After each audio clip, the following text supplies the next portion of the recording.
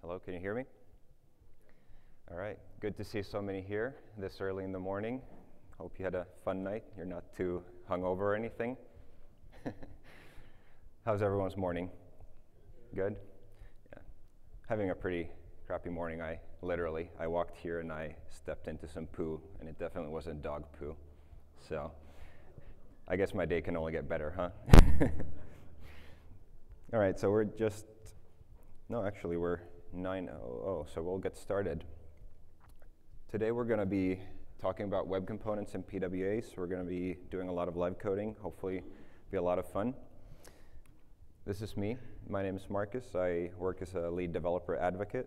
I'm focusing on kind of modern web technologies, everything that's kind of new and exciting. I work for a company called Vaden. How many of you have been to our booth downstairs already? Okay, almost half. To the other half, welcome down. We have some Vaden t-shirts like this. We'd love to give you some.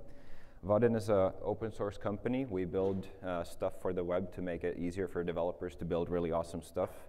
Vaden itself is a Finnish word for reindeer, so that's where the t-shirts come from, and that's where the logo comes from, if you're wondering.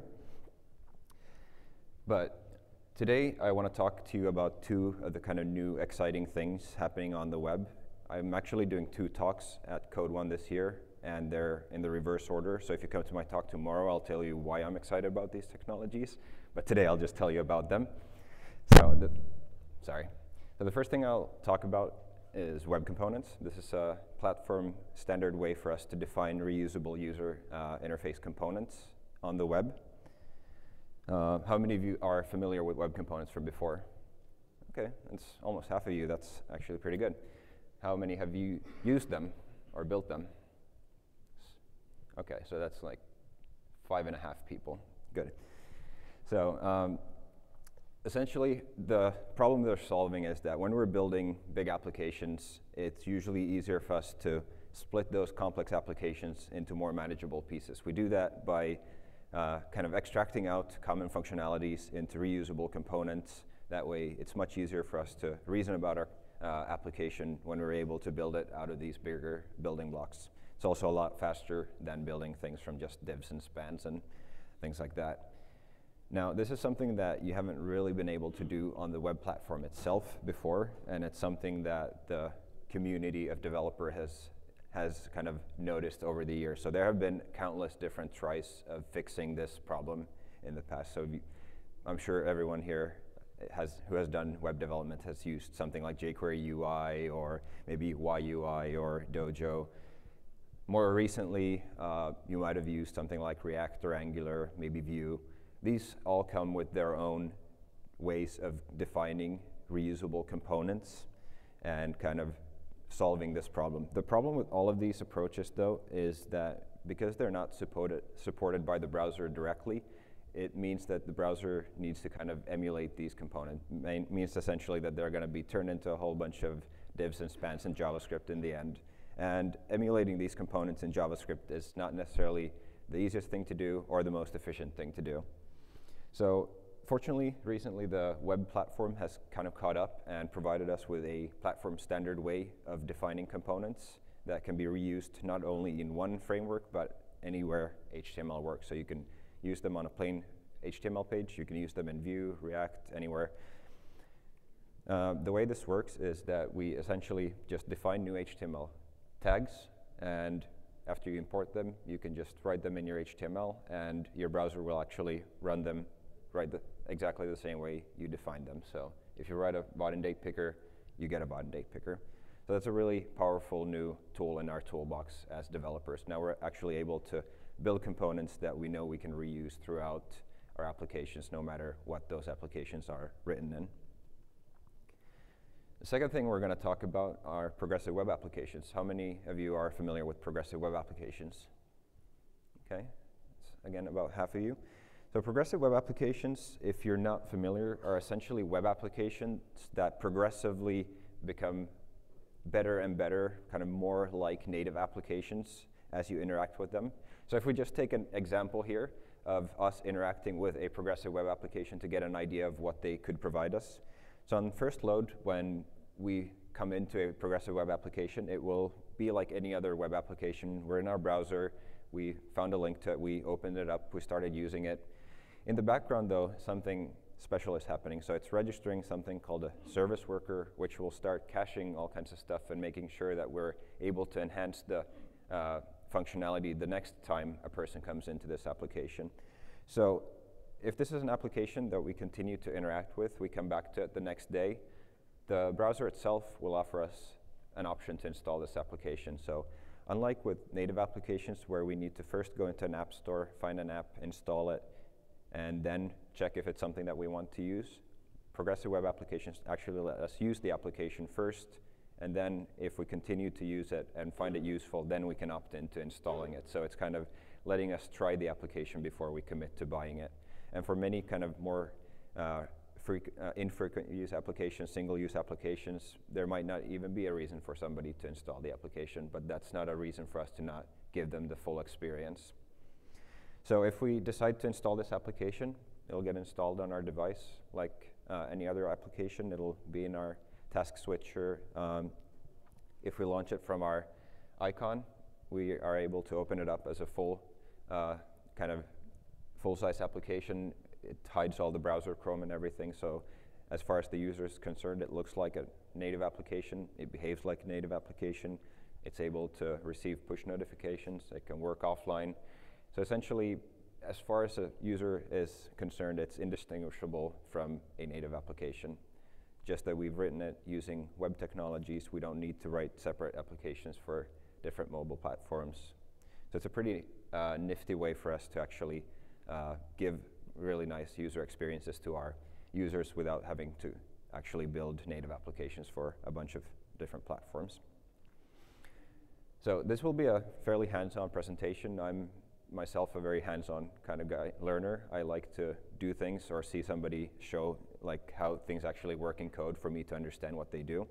So instead of me showing you a lot of diagrams and kind of pseudocode of how this works, we're actually going to build an application using web components, and then we're going to take that application and turn it into a progressive web application, hopefully.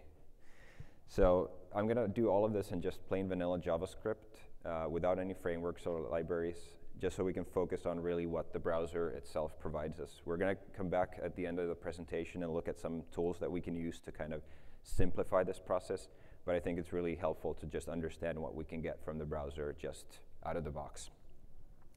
I will be sharing the link to the code after this, so you don't need to take a lot of notes if you don't want to. Just try to understand more the general flow of things, what I'm doing, and just understand the concepts, okay? So let's get coding.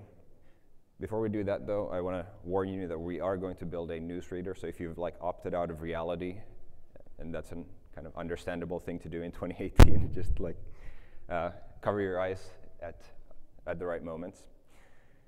All right, so we'll jump into the code here. Let's see. How's the font size for you in the back? Are you okay with it? All right, good. So I'll open up a browser. Let's do a demo window here. Okay, so the application I have a very small kind of stub that we're starting from. We have an index file here that just has a header section with a header tag. We're loading an index file. We're loading a style sheet, and that's pretty much what we have. The index file itself is completely empty, and I've extracted an API address into a separate JavaScript module so that I don't have to type out the whole URL during the demo. So let's start by first building the application itself, and once we have a working just plain web application, then we're going to take and turn that into a progressive web application, walking through the different steps that we need. So the first thing I want to do in any application that's using JavaScript is add a event listener on the window object for load. So typically when we're kind of enhancing an application in JavaScript, we want to make sure that we let the browser render everything first. That way the user gets a really nice experience. Even if the fetching the actual news might take a couple hundred milliseconds, they already get something very quickly. So once the window has loaded, we'll fetch news. And this is That's not what I wanted to do. This will be an async function. Everyone here familiar with an async function? So async functions are essentially just a more human-readable way of dealing with promises and asynchronous coding. So instead of having to have these long chains of dot then, we can just have some code that looks more like imperative code, but it actually doesn't block. The first thing we want to do is get a result from calling the API. So we'll do a fetch. The URL, like I mentioned, I have in this other file, so I'll just do an import for that. And this is just a normal JavaScript ES module import from newsapi.js. Here I'm not even using any like Webpack or any other bundler, so I need to specify the actual JavaScript file name here so the browser is able to load this. Here we're going to get the top headlines URL export, and that's the URL that we want to fetch. And that will give us the result itself. From that result, when that comes in, we want to get the JSON value. So we want to convert it to JSON. Again, that's an asynchronous operation, so we will wait for it to complete. And with that, we'll have the actual JSON. Now what I want to do is, this JSON will contain an array of the different news articles. And for each of those articles, I want to create one new web component, a news article component, and we're going to put them all into this main section of our web page. So I will do a document query selector for the main section. That's where we want to put things. Let's extract that to a constant. Let's call it main. And then what we do is we take the array of articles that we have in the JSON, equals dot for each. So we just go through all the articles, and for each of them, we'll create a new component. So here I'll just do it imperatively. Again, like we're not using any framework that would do this for us, so we're just going to do an element which will be document dot create element, and the tag name that we will be creating is news article. Once we've created the element, we're going to pass it in the actual JavaScript object for the article, so we can pull in all the headline and the image information and everything. So we'll create a little API for our component. So we'll do just element.article equals this article from our for each. Finally, we're just going to take the main area, the main tag, and we'll append a child to it, which will be this element. Okay, so that's a lot of coding without checking if it's actually running. So what we'll do here is open up the console, type in serve, so just a plain HTTP server. This will kick up a server on port 5000, I think. Yep.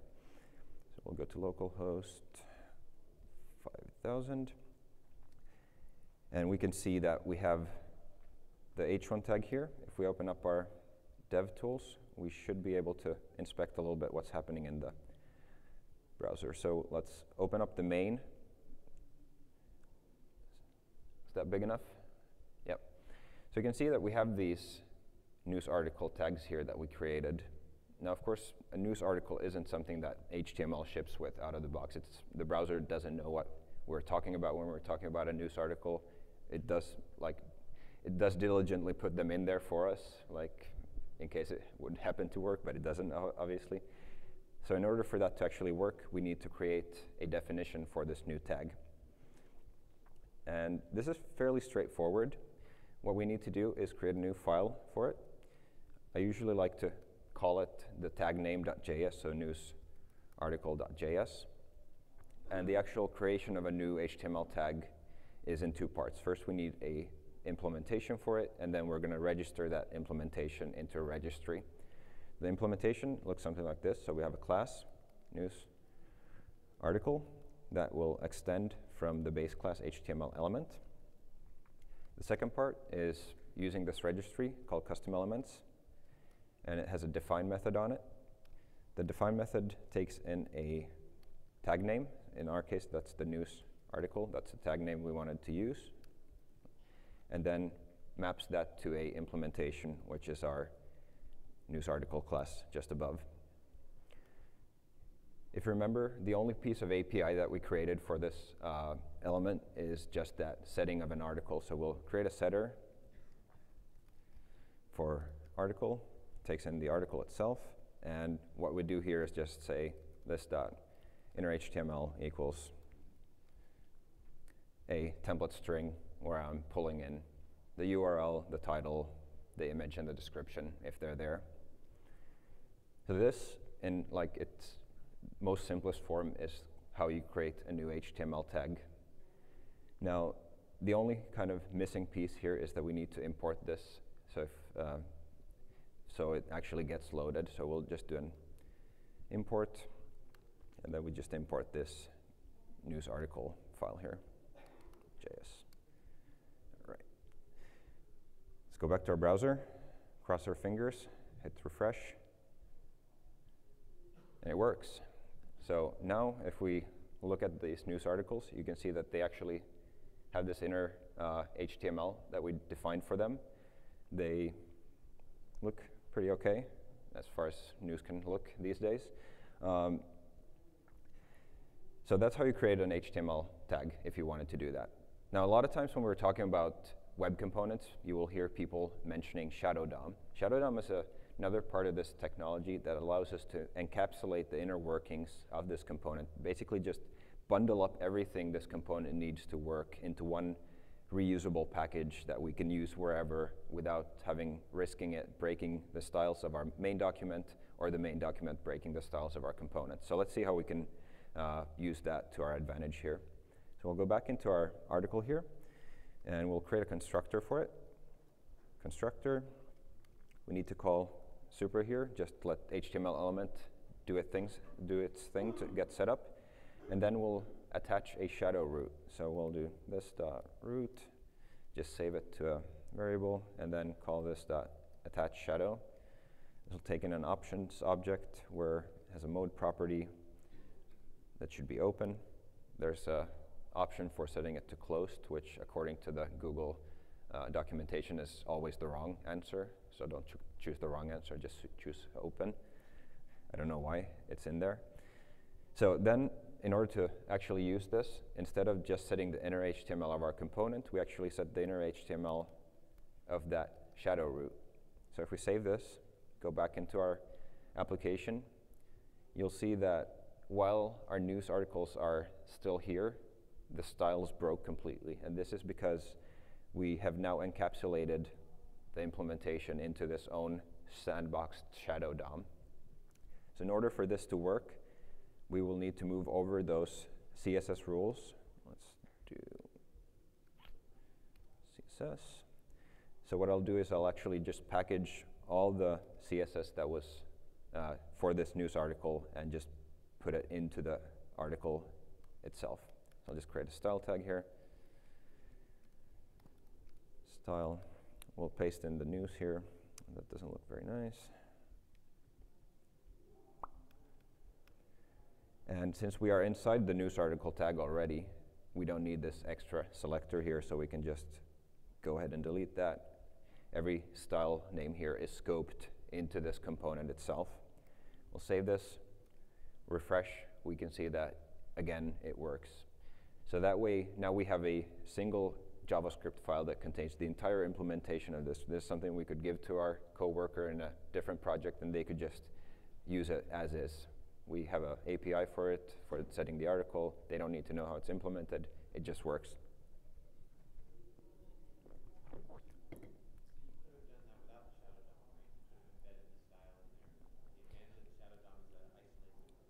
So the question is, like, I could have done it without the shadow DOM and embedded the styles in there, and it would have worked anyway.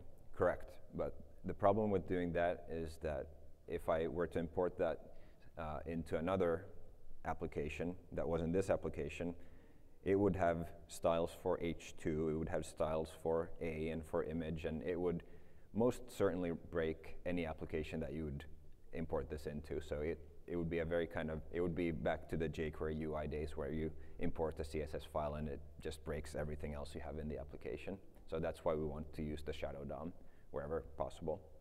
All right, so we've built our application.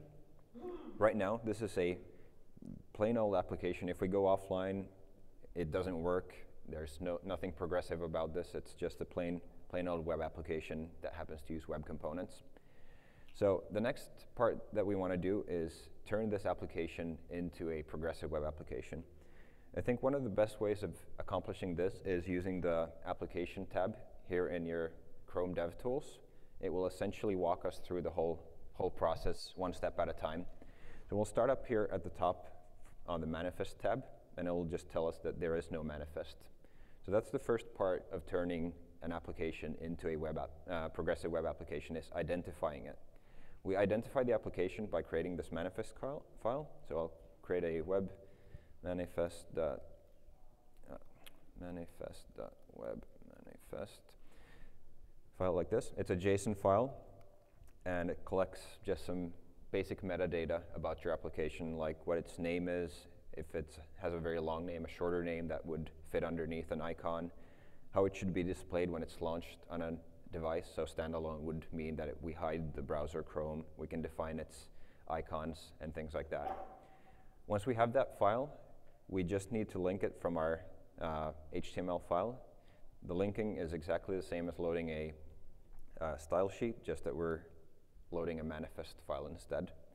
We save this, go back to our browser here. You'll see that it got picked up here, and it will actually allow us to try to add this to our home screen. So if you remember with progressive web applications, that's one of the main things we can do. We can add it to our home screen. So we can try to add this to our home screen now, and it will tell us here that it's not able to install it because we do not have a service worker.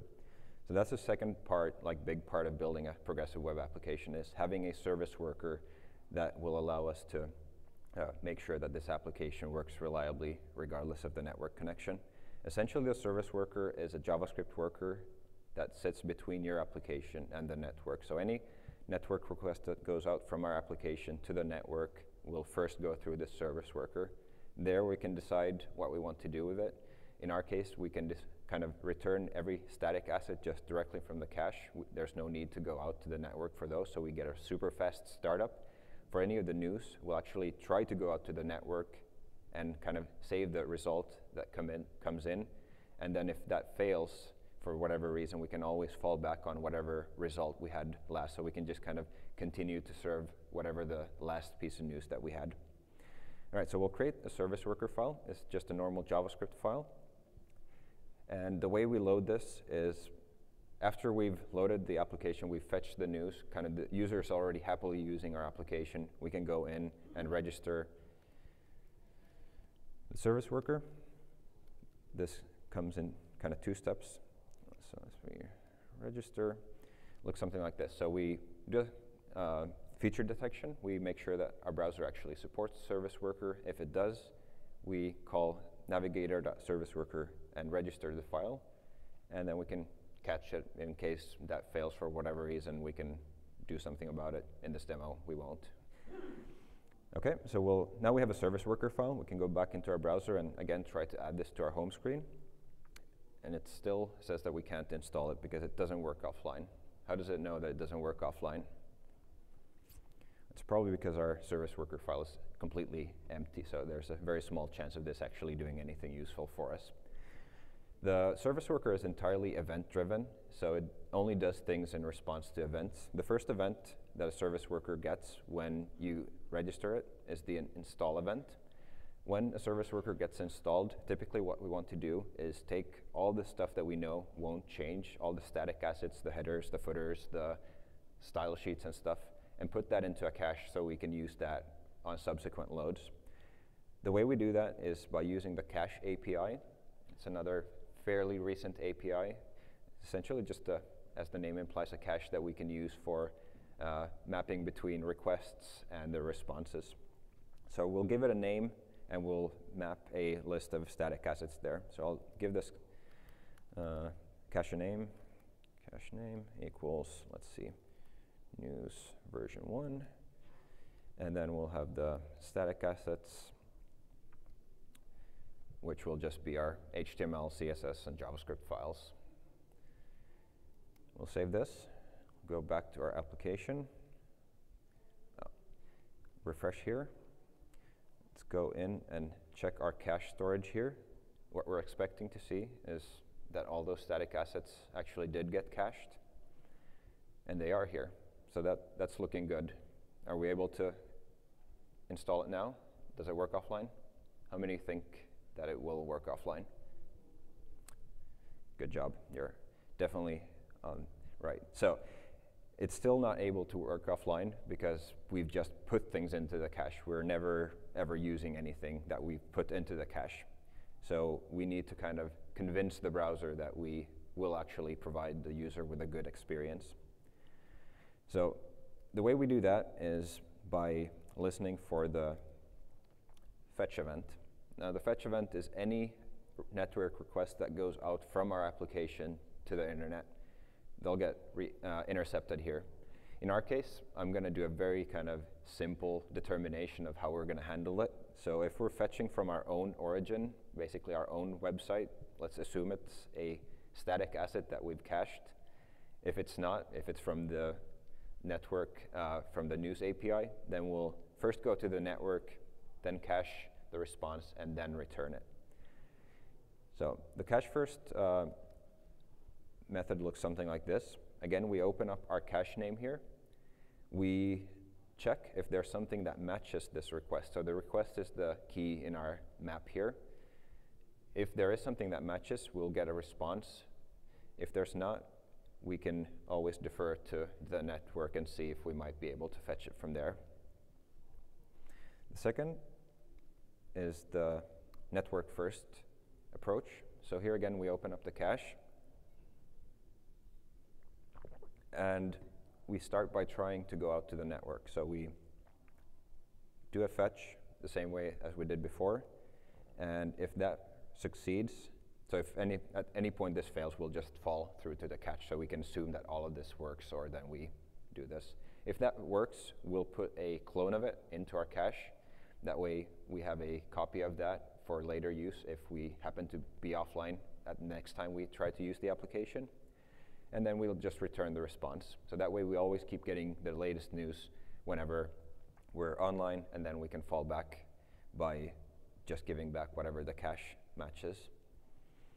All right, let's go back to our news here. One thing that you want to have checked here when you're doing development is this update on reload, because normally a service worker is very conservative. The way it works is it will load the next time a user comes in. It will go into that install phase, but it won't actually activate until the next time they come to the site. The idea being that we don't want to potentially swap out the running JavaScript midstream in a running application. That may or may not be what you want to do. So having this update on reload will make sure that anytime you reload the page, you actually force the browser to reload the service worker screen now. 2 people. All right, let's see.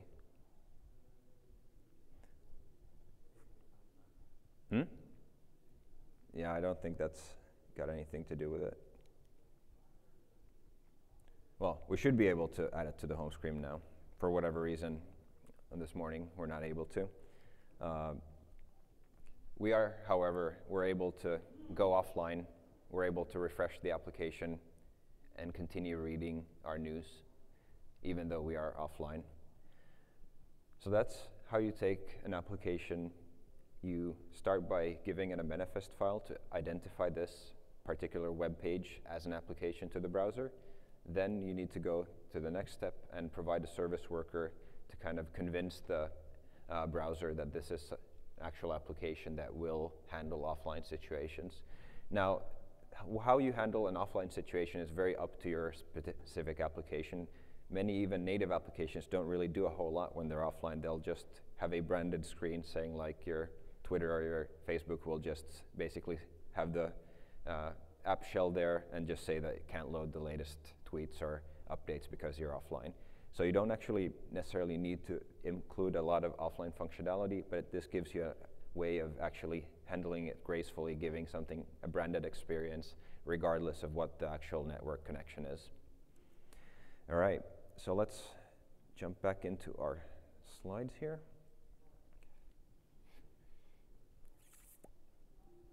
Where are we? Here. So if you're interested in poking around the code, you can find it up on my GitHub.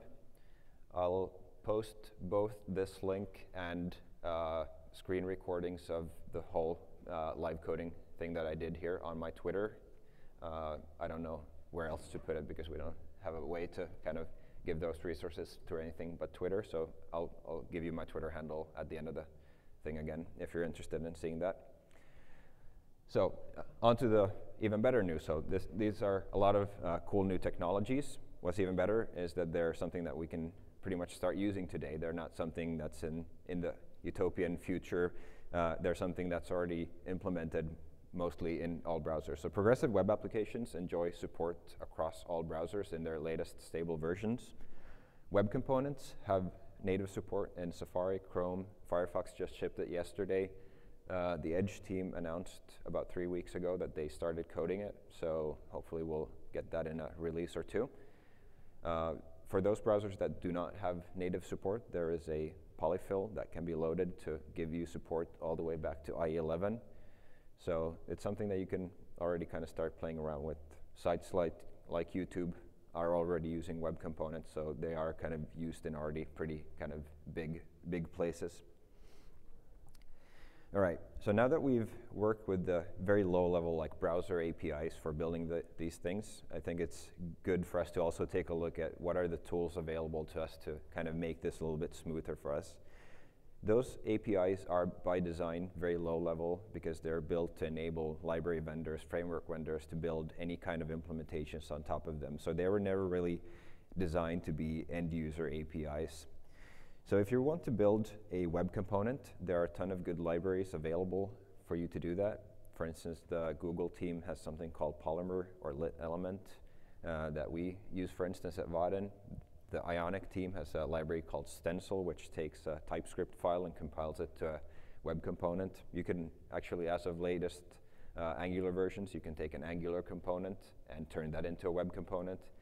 The nice thing is that you have like this whole variety of different ways of building a component, but the end result will be interoperable with any other way of building the component. So that's the beauty of having standards that we can all base on.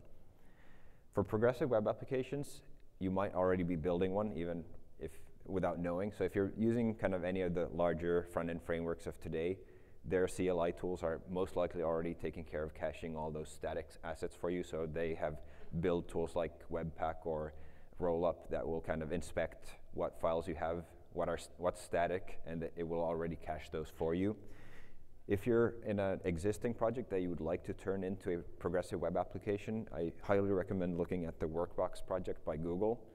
It's essentially a service worker library that gives you all of these like cache first and network first and all kinds of strategies just as ready-made solutions that you can just map to regular expressions. So you can just say like, for this regular expression, I want to do cache first. For this, I want to cache like up to 30 images, but expire them after 3 days, or cache up to 100 megs. So you can have a lot of kind of fine-grained control over what you actually want to cache and how long you want to cache it for.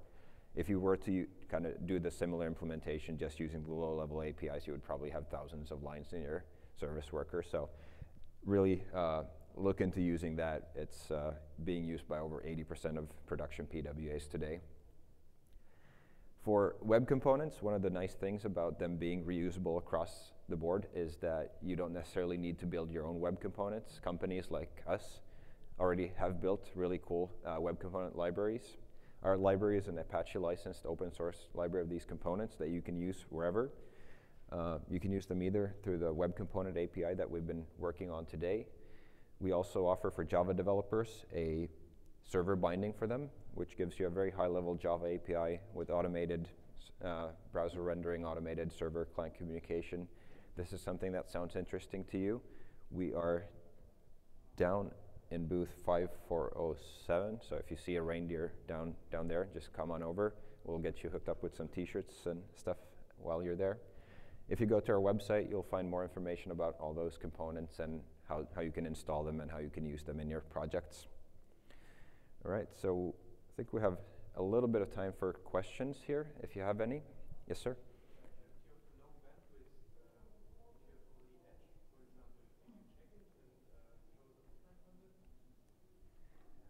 So if you only have edge. Yes, okay, so the question is like, what if we're not entirely offline, but our network is really slow? Like in PWA circles, we call this Li-Fi. It's like you're on Wi-Fi, but it's actually just a filthy lie. Nothing happens when you're on it. So in these situations, a library like Workbox will allow you to define like what's a timeout, like how long are you willing to wait for this particular thing to happen. If it takes longer than that, just like forget about it and just return something else. All right, so if you have any questions that you kind of come up with later on, you feel like you get a good question, just ping me on Twitter. Like I said, I'll post both the link to the code itself and to screencasts of both the coding parts, both the web components and the PWA, up on my Twitter after this. So with that, thanks for coming. I hope you learned something. Thanks.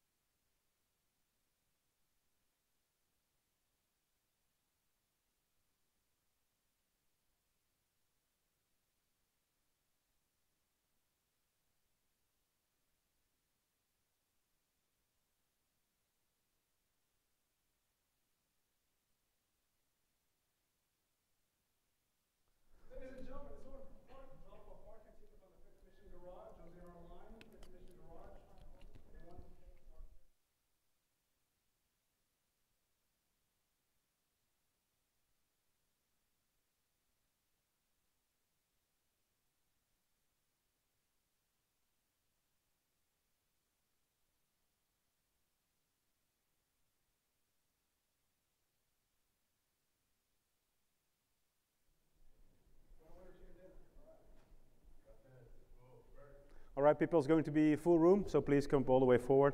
I won't bite yet. There's room here. Please also move into the middle so that we can keep some seats open for the people still coming in.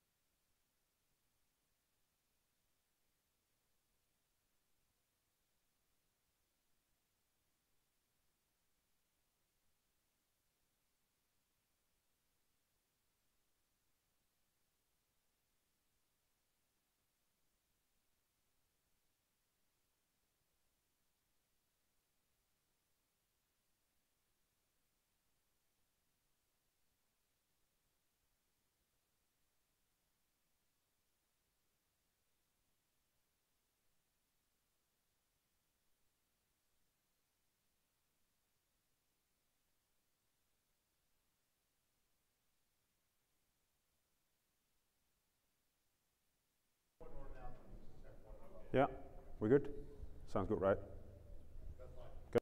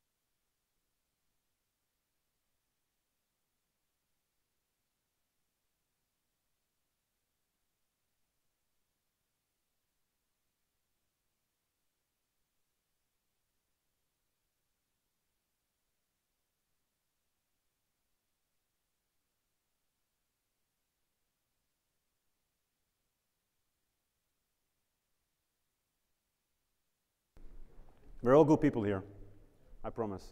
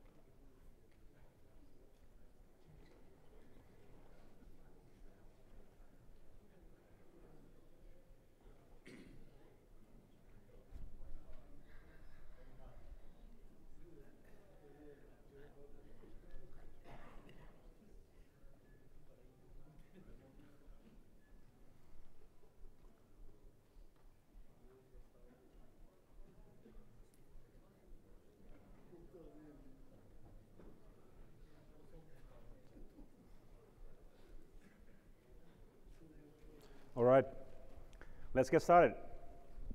Good morning and thank you all for joining me and filling up the room nicely. It's good to see some familiar faces in here. We got a Dutch crowd up front. I saw Barry from the Dublin Jug come in, Roy from NL Jug, and my good friend Matt is here. And Matt had the courage to wear the most awesome outfit of the entire conference. So can you show him, Matt? All right, let's give a round of applause to Matt. All right, so I'm going to start with a question for you. A question you probably might not be expecting, but how many of you likes karaoke? Don't worry, I'm not going to make you sing. Any of you into karaoke? Okay, almost nobody. So I went to a karaoke bar the other day for the first time in my life. It was fun, but it did take its toll on my voice a little, so hopefully I won't bother you too much with it. So welcome to Angular for Java developers. My name is Bert-Jan Schrijver. I'm from the Netherlands. I work at Open Value and at JPoint. I'm currently doing an assignment at the Dutch police, where I learn everything about Angular. And I also run the NL Jug, the Netherlands Java User Group. Any members in here of the NL Jug? All right, a couple, welcome. So for the next 45 minutes or so, we're going to start with an introduction into Angular. I'll tell you all about Angular and why I like it. There'll be some live coding, some demoing, some more live coding, some more demo, some more live coding, and probably you won't have time for questions. We'll see about it. About the slides and the materials, I'm publishing everything on my Twitter account. So if you want to check out the material, you can just go into my Twitter. There'll be a link there in a bit. So why am I talking about Angular? I'm a Java dude. I spent a fair amount of time with it. I think the past year or so at Dutch Police. And I started with the early betas until the current version 7, which was released somewhere last week. I enjoyed it. This was actually the first time that I really enjoyed front-end development. And I think it's the ideal front-end framework for Java developers. So how many of you are Java developers? Oh wow, no surprises there. So what is special about Angular? It forces you to work and think in components and to modularization, which are concepts that we know from the Java world, right? It has dependency injection, which is awesome. It has TypeScript. And TypeScript is, well, I was thinking, how can I describe TypeScript in one sentence? It's like the good parts of JavaScript combined with, well, everything we know and good stuff from Java. So TypeScript is a language which transpiles to JavaScript. So in the end, you just run JavaScript in your browser. But it has so much more than JavaScript because you have typing, you have inheritance, you have object orientation, you have stuff that's comparable to generics. So for me, it was a fairly natural way of working with, almost working like with Java code. You'll see this in a bit. There's ArcsJS, which is the JavaScript implementation of reactive extensions. So if you've ever worked with ArcsJava or maybe the reactive API, that's working out fairly well, and it's a good way to handle all the asynchronous stuff that is going on in applications like calls to a backend, stuff like that.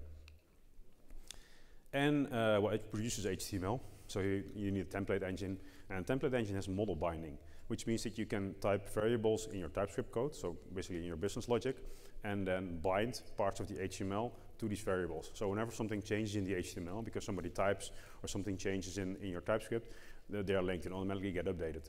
And that's a big step forward compared to if you're used to working with jQuery, where you need to submit a form, you're typing in the form, then you need to copy all the fields to your AJAX request, send it to the backend, get it back in. In Angular, this is all handled automatically. And there's a powerful CLI and command line interface that you can use to generate apps, generate part of apps, update your application to the latest version. I really like working with the CLI. So I'm going to plot the Angular world to the Java world a bit. So I'm going to mention a topic, then tell you its counterpart in the Java world, and then what's used in the Angular world for this. So dependency management, we typically do with Maven, Ride, or Gradle. In Angular we have npm, which is the node package manager you can use to fetch packages from the internet. To build stuff, we typically also use Maven. Angular uses Webpack, which is a tool that builds your application to kind of like a minified, compressed tarball or zip. So libraries, typically fetched in Maven Central. We have npm js.org, where tons of libraries are that you can get for free. Projects are described in a POM. In Angular, we have the package.json file that basically describes your dependencies and a couple of scripts. So in Java, we program typically in Java. In Angular, it's TypeScript and HTML. Well, TypeScript is optional. You can also do it with JavaScript, but I would advise you to stick with TypeScript. There are a couple of chairs here up front if you'd like to sit, guys. What do we run on? The JVM. In Angular, our platform is either a browser or Node.js. So in a browser, we're running JavaScript. You can also use Node.js, which is a JavaScript engine for the console. What do we use to generate apps? Matt? Yes. In Angular, we have the Angular CLI. Unit testing, JUnit. In Angular, we have Karma and Jasmine, which is a spec framework and a test runner. Well, if you're building web applications with Java, typically you don't bother in struggling with CSS too much. So there's tools like Bootstrap that can help. In the Angular world, obviously you can write the CSS yourself, but I like to stick with front-end frameworks that help me make responsive layouts. So you can either use Bootstrap or Angular Material. Angular Material is an implementation of material design. You can use to easily generate all kinds of components. I'll demo lots of that in a bit. Reactive programming, RxJava and its counterpart RxJS. Testing, end-to-end testing in a browser, typically use something like Selenium or WebDriver. In Angular we have Protector, which is like a layer on top of Selenium. So it uses, you can write tests that control your browser to fetch a page, click on buttons and verify the outcome. What we do is check our code, Sonar. In Angular you have TSLint, which is a linter for TypeScript, but obviously you can also check your applications in Sonar. So, version control, build automation, artifact repository, metrics. Typical setup is Git, Jenkins, Nexus, Sonar. Make a guess what this is for the JavaScript world and the Angular world. Exactly the same, right? You can also use Git, you can use Jenkins. In the end, it doesn't matter whether you're building a Java application or an Angular application, it's just a shell command you fire off. You can store your jars in Nexus, but you can also store your NPM modules in Nexus. Sonar knows about TypeScript too. So, time to code. As I said, all the code that I'm going to show you is on GitHub. You can go to, if you want to look along, you go to github.com/Bertjan. And there's a repository called A4JD, Angular for Java developers. There's links there to the slide, to a backend I'm using to connect to, and to all the front-end code. So I'm going to build up the demo in steps. Every step I'm showing is a single commit in this repository. And as a guideline, I'm using the README there. Is this readable in the back? Better? I'm using this README. I'm basically going to follow the steps that are in this README. So first thing to do is grab the Angular CLI. So you need to have npm installed, the node package manager, and you can use this to install the Angular CLI in on your machine, and generate a new application. And this will ask you a couple of questions. I'm going to show you.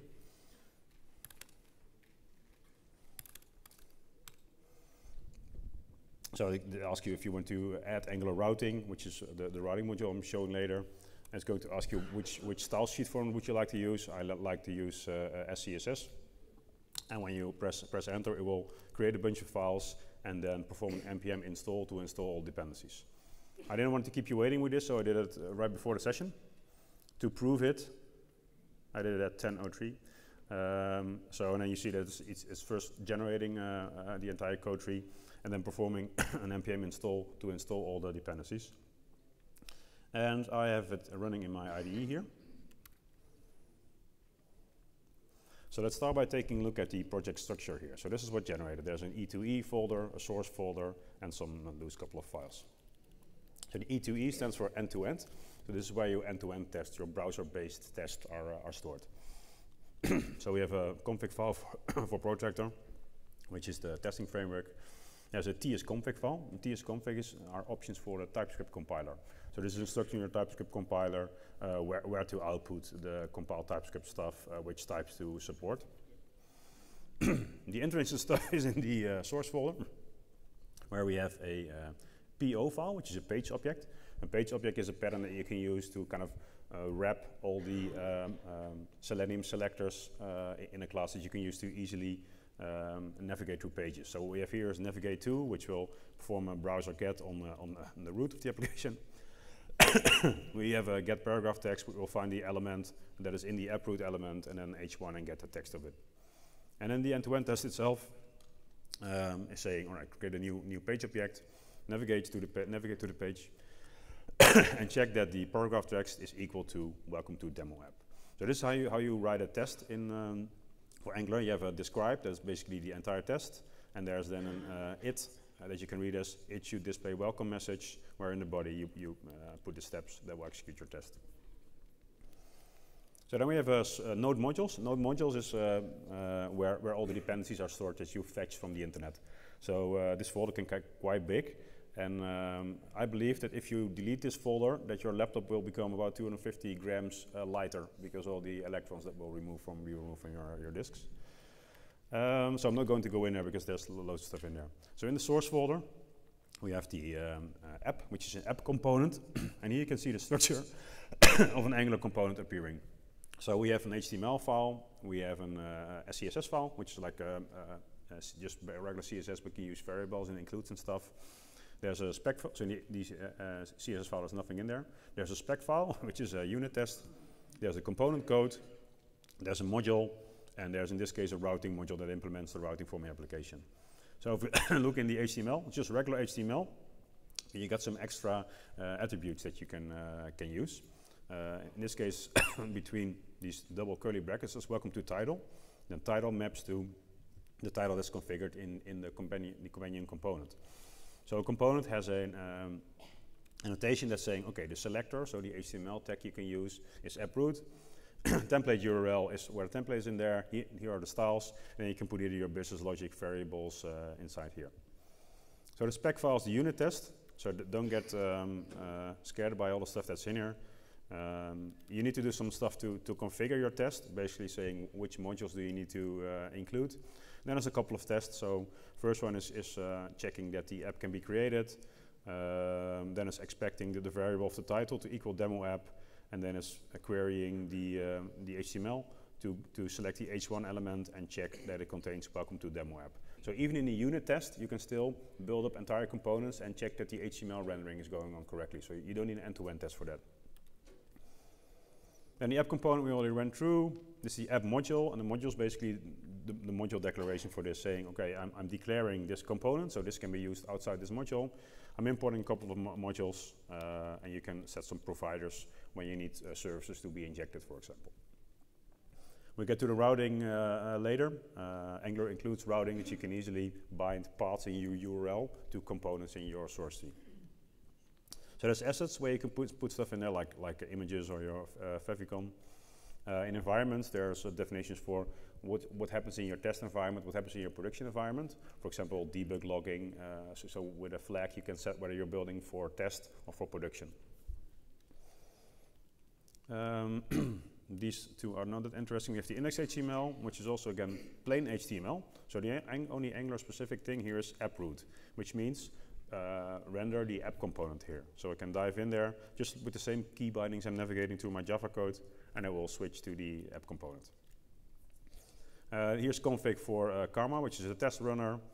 The main.ts kind of bootstraps the application. You can see here that if environment production, enable production mode.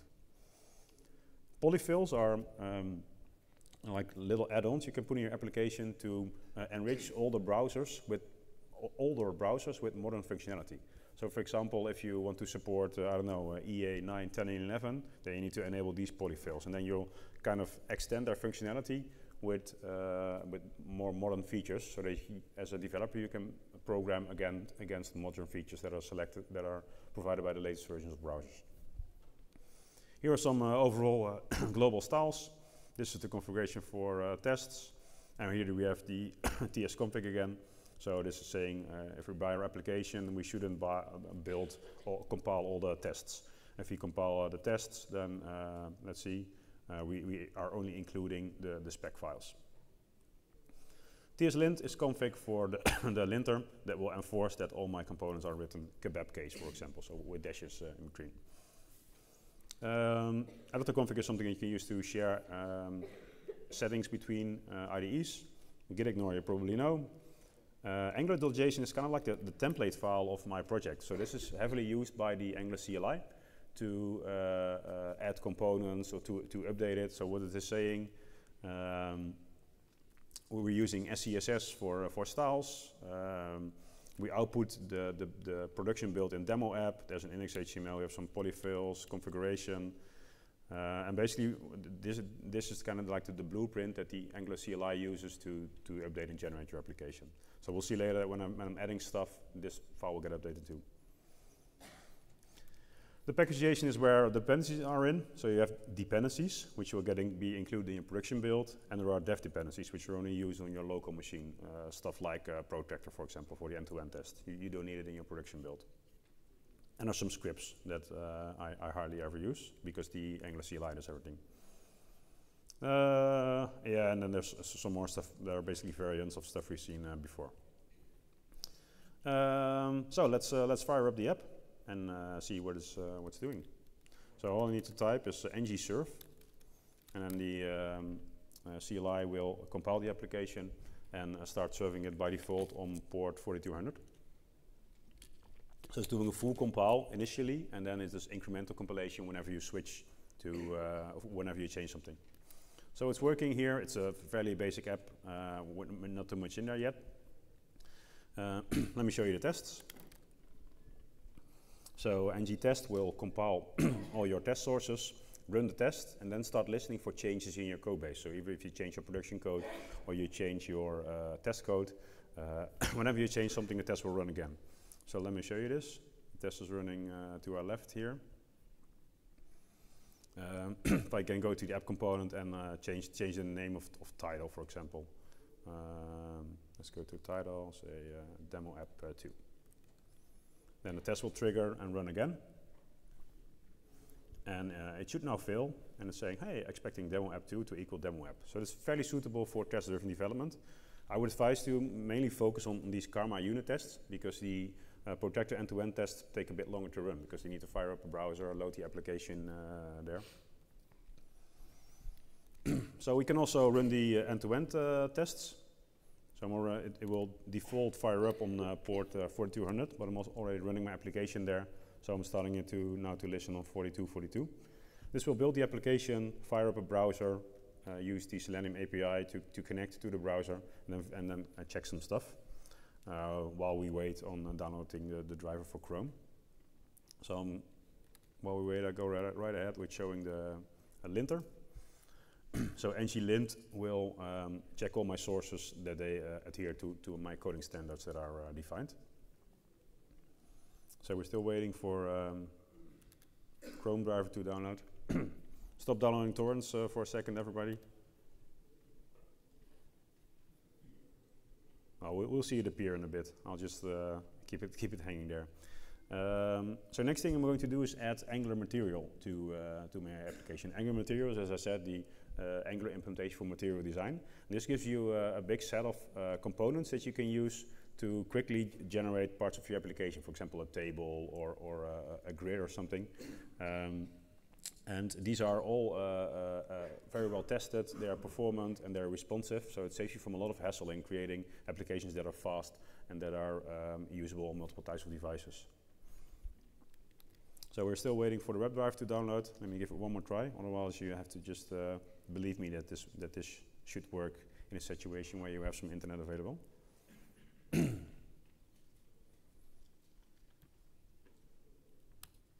I'm going to add material. And obviously I need internet for that too, so let's just see how this is working out for us. So far so good.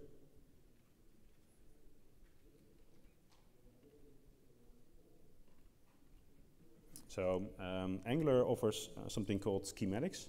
And what schematics are is like if you install a module, it has some definitions about extra stuff that should happen. For example, change angular.json, change the app module. So I've now added Angular material, and that's the end-to-end test. So that was quick, but what I did is fire up the application and verify some stuff using the Protector API. So now, I think since Angular 6 or 7, the CLI is also can ask you questions, whether in this case which theme I would like to include. So I'm going for the default Indigo Pink theme. I don't need gesture recognition on my Mac, and I want to set up animations. And now it's going to install a bunch of stuff to add material to my application. So let's see if it's already done something. No, probably this is only Angular. It's Angular material. Yeah, so it added Angular material to my package.json. But once this is done installing, it will also change some of the stuff. For example, the Angular.json file. So I'm going to give this a little time before I switch to my hotspot. Oh, we're almost done, I guess.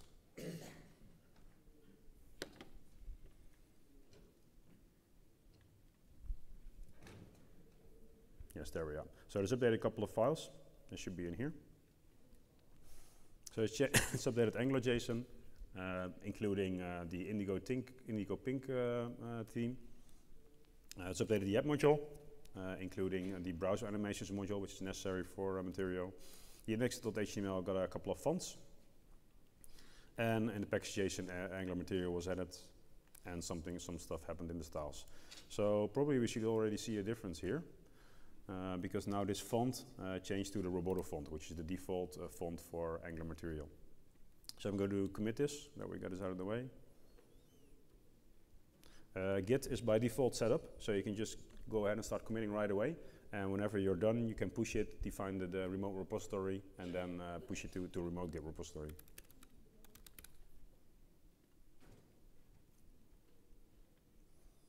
So material is in. Next step is generating a navigation component. So you probably want like a menu bar navigation in your application. So you can use the Angular CLI to generate a navigation component.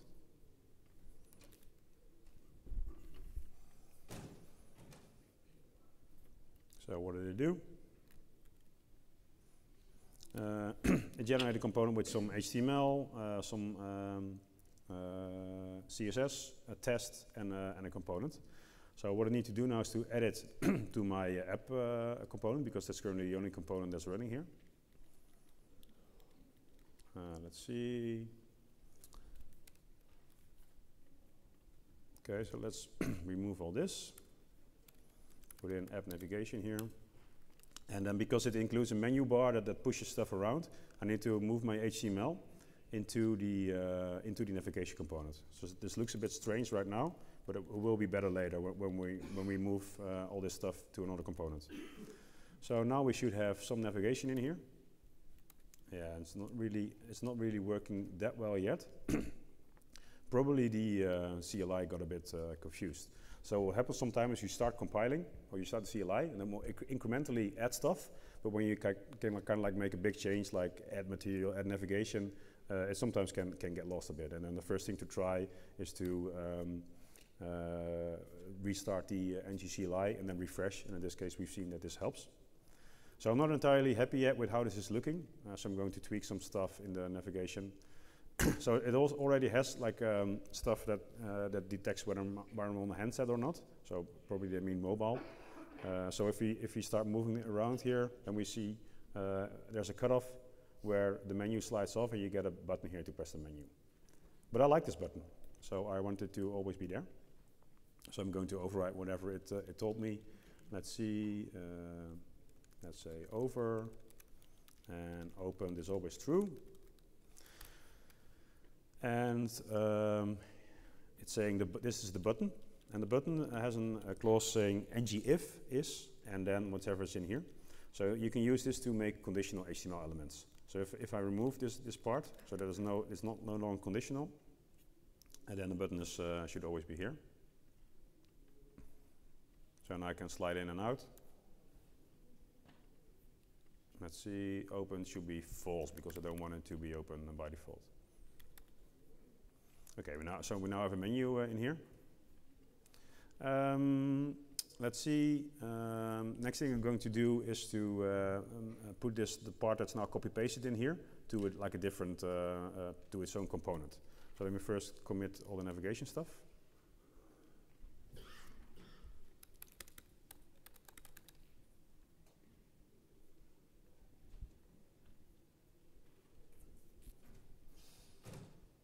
Now I'm going to generate a home component.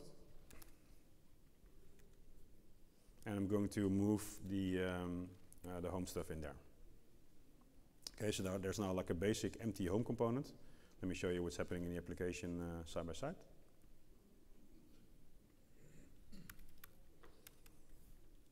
Okay, so I'm going to move everything what's in here. No, let's say only this.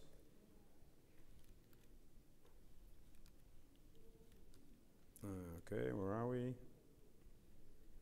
My mouse is kind of bugging me at the moment. Okay, there we are. And say app home in here. And you immediately see it changing. And now it says home works because that's the default content of the home component.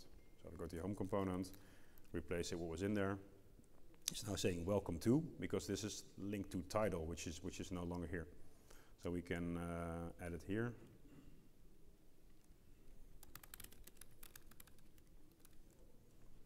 And now we're back.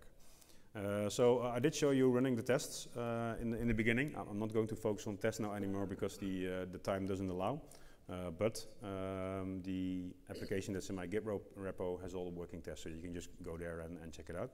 So we have now moved the home screen to the home component. Let me get rid of the stuff below here. So I want it to be a bit clean. And next thing we're going to do is add routing to the application. So routing means that you can navigate through your application. But to be able to demo it, I'm going to first generate another component so that we have two menu items to choose from.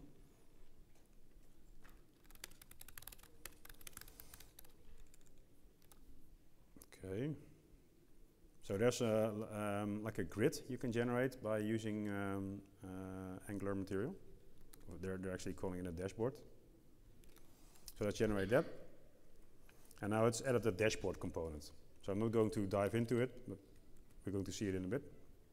So I now want to add routing and change the menu so that you can click through this. So in order to set it up, there's a routing module. And this defines a list of routes. It's over here. So it says routes is empty array. So let's dive into there, and routes actually an array of route, and route has a path and a component. So we can add them here. Path is, well, the root path component is home component. And then add the dashboard. Path is dashboard component, dashboard component. Okay, so the routes are now defined. We're now doubling up because in the navigation we still have the home component, which should be gone here, right? So now only the router outlet is in there, and the router outlet basically says, okay, put in here whatever matches to the current route. So all I need to do now is update the menu, because these are just like plain links here. These link 1, 2, and 3. So I can say make it a router link, and this instructs the router to switch to the route as defined here.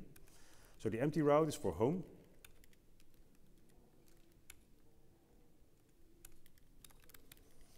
And then we have the dashboard route configured for the dashboard.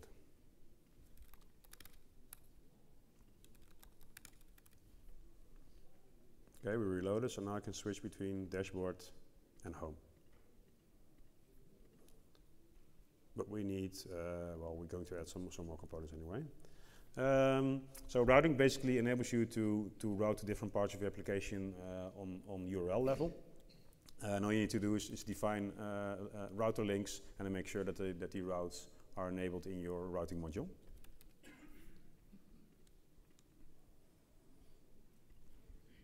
Add dashboard, add routing. So next thing we're going to do is try to do actually something useful with this application. So far it's only been kind of playing around. So I'm going to generate a material table, which is a material implementation for a table. And you get all sorts of stuff like sorting and stuff for free. So let's generate it. So it's added the component stuff and a data source. And data source is basically the backing store you need to connect to a backend. And by default, it only has stub data, so you need to link it to a backend yourself. So let's take a look at it with the talk component, and all this is doing is basically setting up a data source. There's some HTML in there, which we'll be going through shortly. So it basically has like a block for every column in the table. Let me show you the table first, that might make some more sense. Add it to routing.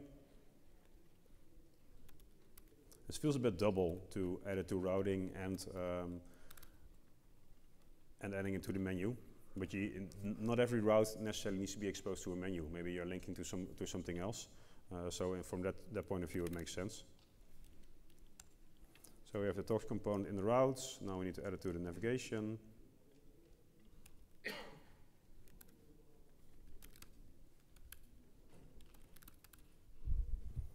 Okay, now we should be able to go through it. So here we are. So this is like a table with some elements in there. So there are a couple of things that I don't like.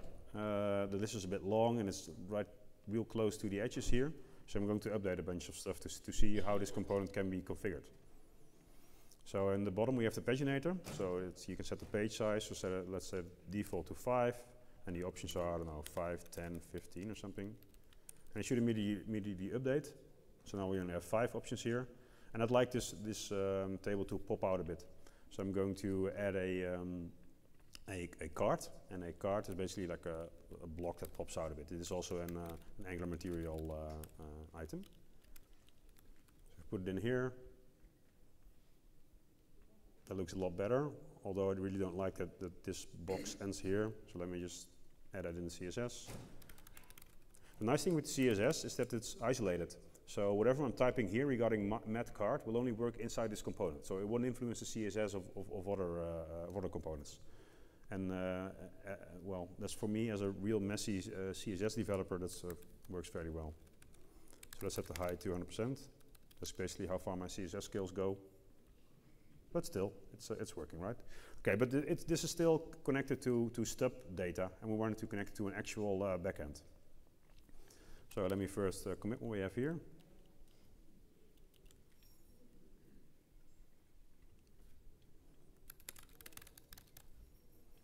Going to fire up the backend. The backend is a simple Spring Boot 2 application that shows a list of talks for some conference I was once.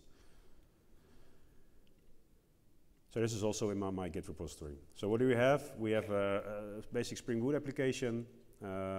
It has an endpoint that will serve a list of talks using the talk server. So we have get talks there. And what get talks does is basically builds a list of a talk. A talk has an ID, a name, and a list of speakers. So how does this look? Okay, so we have a list of speakers and talks in here. This is actually the schedule for JSpring earlier this year. So now I need to connect my application to this backend. So what do we need to do? Let's first start by generating a service. A service is a concept fairly similar to a service in the Java world that you can use to connect to a backend. So we have a service. And in a service, we're defining a method called getTalks. and this will return an observable. So observable is kind of like a future. So it will hold the result of an asynchronous call you do. So calling a backend is an asynchronous call. And it will return an observable of, what do we have? Let's check the data source. We have talks item here, which is a name I don't really like, but let's change this later. So it will return a list of talks item. If you're experienced with RxJava, you can dispute whether this should be an array of talks item or maybe like an observable with a stream of talks, but I'm going to keep it simple. I need to return here well, I first need an HTTP client, so I can inject it using the constructor. As a private HTTP client, and this is the Angular HTTP client. So I probably need to import it. Yeah, so it's the Angular common HTTP client. And I'm going to say this.http.get, and the result, so this is also typed, is an array of talks items. And I'm going to fetch this at HTTP localhost 8080 talks.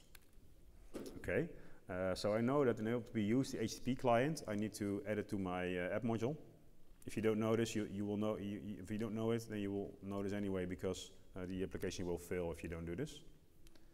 So I need to import the HTTP client module so that Angular has the HTTP client. And then let's first fix the data type. So we have the data source here and it's saying talks item, which I don't really like. So it's basically an array of talks, right? So talk. And then this is defined kind of like an inner class here. So let's move this away to a separate file. Talk.ts. Put it in there. Now we need to import it here because it can't find it anymore. Okay. But we're not done here yet because we also have speakers. So let's copy it. And the speaker has only a name, right? Speakers are not numbers. So, and then go to talk and say speakers. There's an array of speaker. Need to import it. And importing also works fairly the same as when you're editing Java code. So now we have a problem here because it's now saying, and just to make it short, this means this type doesn't map because the mandatory field speakers is missing. So I can either change this test data or kind of find my way through a bit shorter. I'm going to make it optional. So with a question mark, you're making types optional. So now this does compile. So I'm fairly happy that I can now throw this away because I don't need it anymore. But still, you've learned the optional stuff, right? So now we need, in the connect method, is where it connects to whatever data source you have. So it was using this stub data, which is called this.data. I'm just going to make it empty, and I can drop this too. So instead of, I need to call the backend now. So I can say this.talk service, which I don't have here, so I need to inject it. So let's add private talks service talks service. Okay. So this should be handled by injection from Angular, but in this case it doesn't because the talks data source is created by hand here. So I need to add it here too. This.talk service, and then I can add a constructor here to get it injected by Angular anyway. Talks service. So the only thing you need to do to inject it is add it as a private constructor field. Okay, so let's go back to the data source. So now we should have an instance here of the talk service. So I can say this talk service get talks. And this will provide me with an observable of talk, which is actually what I need here. Talks. Okay. So now I can replace the stub data here with my observable. And there's some things not going right because it's setting the paginator length here based on the data that's like as a synchronous variable in here. Well, this is a asynchronous thing. So observable talk will be filled with the result of the call to the talk service whenever this is ready. So I'm going to take a shortcut here. Please don't quote me on this, but I'm going to punch my way through. So I'm saying pipe, where you can pipe more operations to the stream. I need a map operation. I'm going to go from data to need to return the data in the end. And I'm going to break all the reactive rules, but I'm just going to say this.data is data and put this in here. So there's only a shortcut. What you actually should do is make sure that things are processed in a nice asynchronous way. So why are we wrong here? Talk is not assignable to type talk. Probably there's something going wrong with imports here, I guess. Data, talk, is talk, that's interesting. Map, data. Okay, let's just see what's going on. Talks, observable talk. That should work, I guess. Let me just see what the compiler is thinking of this, if it agrees. No, but let me give the compiler a hand. Let's just continue here because I think that my IDE is making error about this. We'll see whether this works or not. So the app is okay. It's saying talks data source is no export member talk. So probably we're fetching it from the wrong part because we replaced it. Yeah, saying here the import isn't working. So let's just get it away. So obviously my idea was smarter than I was, which is fine. And now we have the talks that are being fetched from the backend. So to prove this,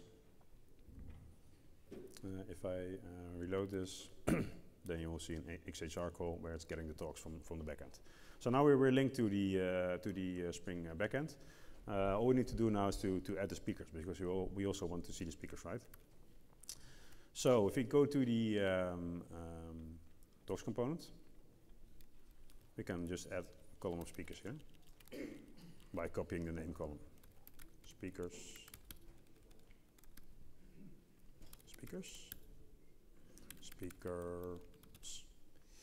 And this is row.speakers.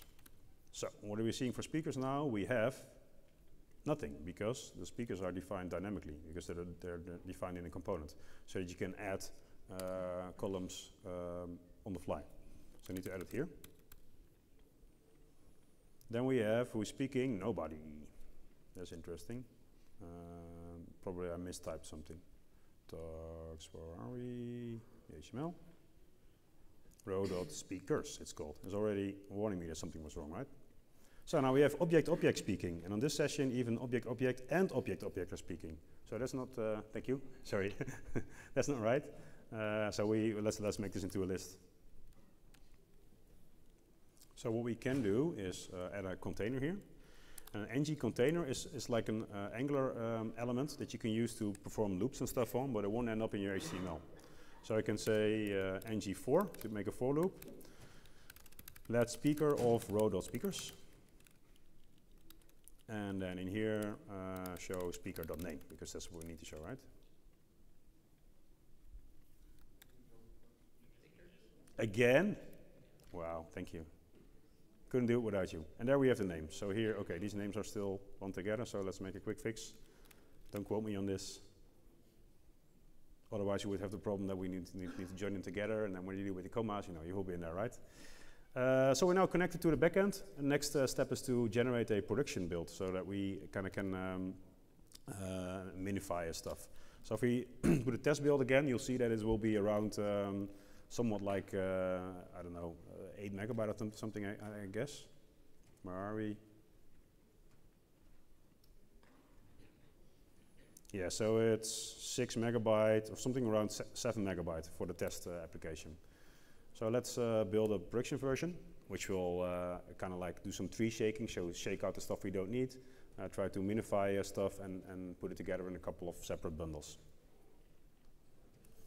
And I'm going to start up a Docker container with Nginx that's mapped to the directory where the package application is in. So this will be in demo app and then in dist. which isn't there yet because it's still building. So this takes a while because it needs to go to tons and tons of JavaScript code to filter only the good parts. And this can, typically this will take anywhere between a couple of seconds to maybe a minute or so. Okay, so it's built and it's now in the dist folder. Go to dist demo app. So what do we have here? A main.js polyfills runtime styles. So if I fire up a Docker container here with Nginx, a web server that binds its web root to this folder, and I should have the same thing in here on my localhost port. We see the HTTP request coming on here, and the app should still be working here. So let's see. Oh, it's waiting to load the font from Google probably. Okay, we're loaded, and the talks are already still working. And the size of this is a 64K. So that's about what you need for Angular, a basic material implementation to get it out the door. I would say it's fairly big, but there's lots of stuff going on for you that you don't need to yourself. So we have 1 minute left, which should be enough, I guess. To summarize, we've seen components, modules not really. When you're making an app a bit bigger, then it's likely to divide it up into modules. These modules can also be lazy loaded. So for example, the talks part won't get loaded until you click the talks menu item. We have dependency injection. TypeScript is awesome, I think. We saw a bit of ArcGIS, but I kind of cheated there. We saw the template engine a little and the CLI. So we probably won't have time for questions, but if you have questions, I'll be happy to take them right after the talk. Find me outside in the hallway. Reach out on Twitter to me. I'll be here still for a couple of days, so I'll be happy to chat. Everything I showed you is on github.com/bertjan/a4jd. The slides are there, all the code is there, and even the tests work there. Thanks a lot for your time.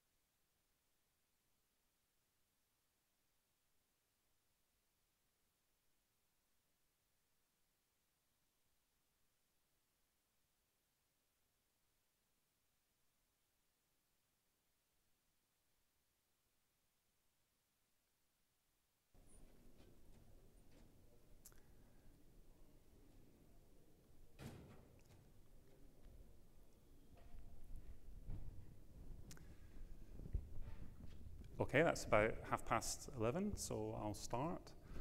First of all, I'm very aware that I'm in between you and lunch, and I haven't started late, but I'll be careful not to overrun, and if I can overachieve, I'll try and send you out a minute early so you don't join the back of the lunch queue, because it's been a bit of a monster recently.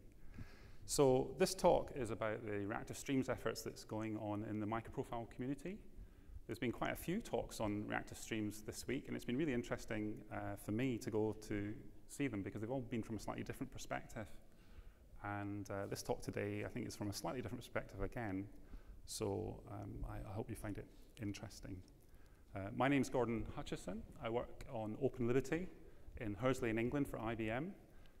Open Liberty, I've seen a few other people give talks this week who've used Open Liberty, some people hacking on it. It's a great platform for doing microprofile or JEE work, and I really love it. So if you haven't tried it out, give it a go. So my involvement with the microprofile reactive streams effort, it's really been from the beginning. I go to the Hangouts and we discuss what's going to be in the spec and review pull requests and raise issues and things like that. My background is as a systems programmer.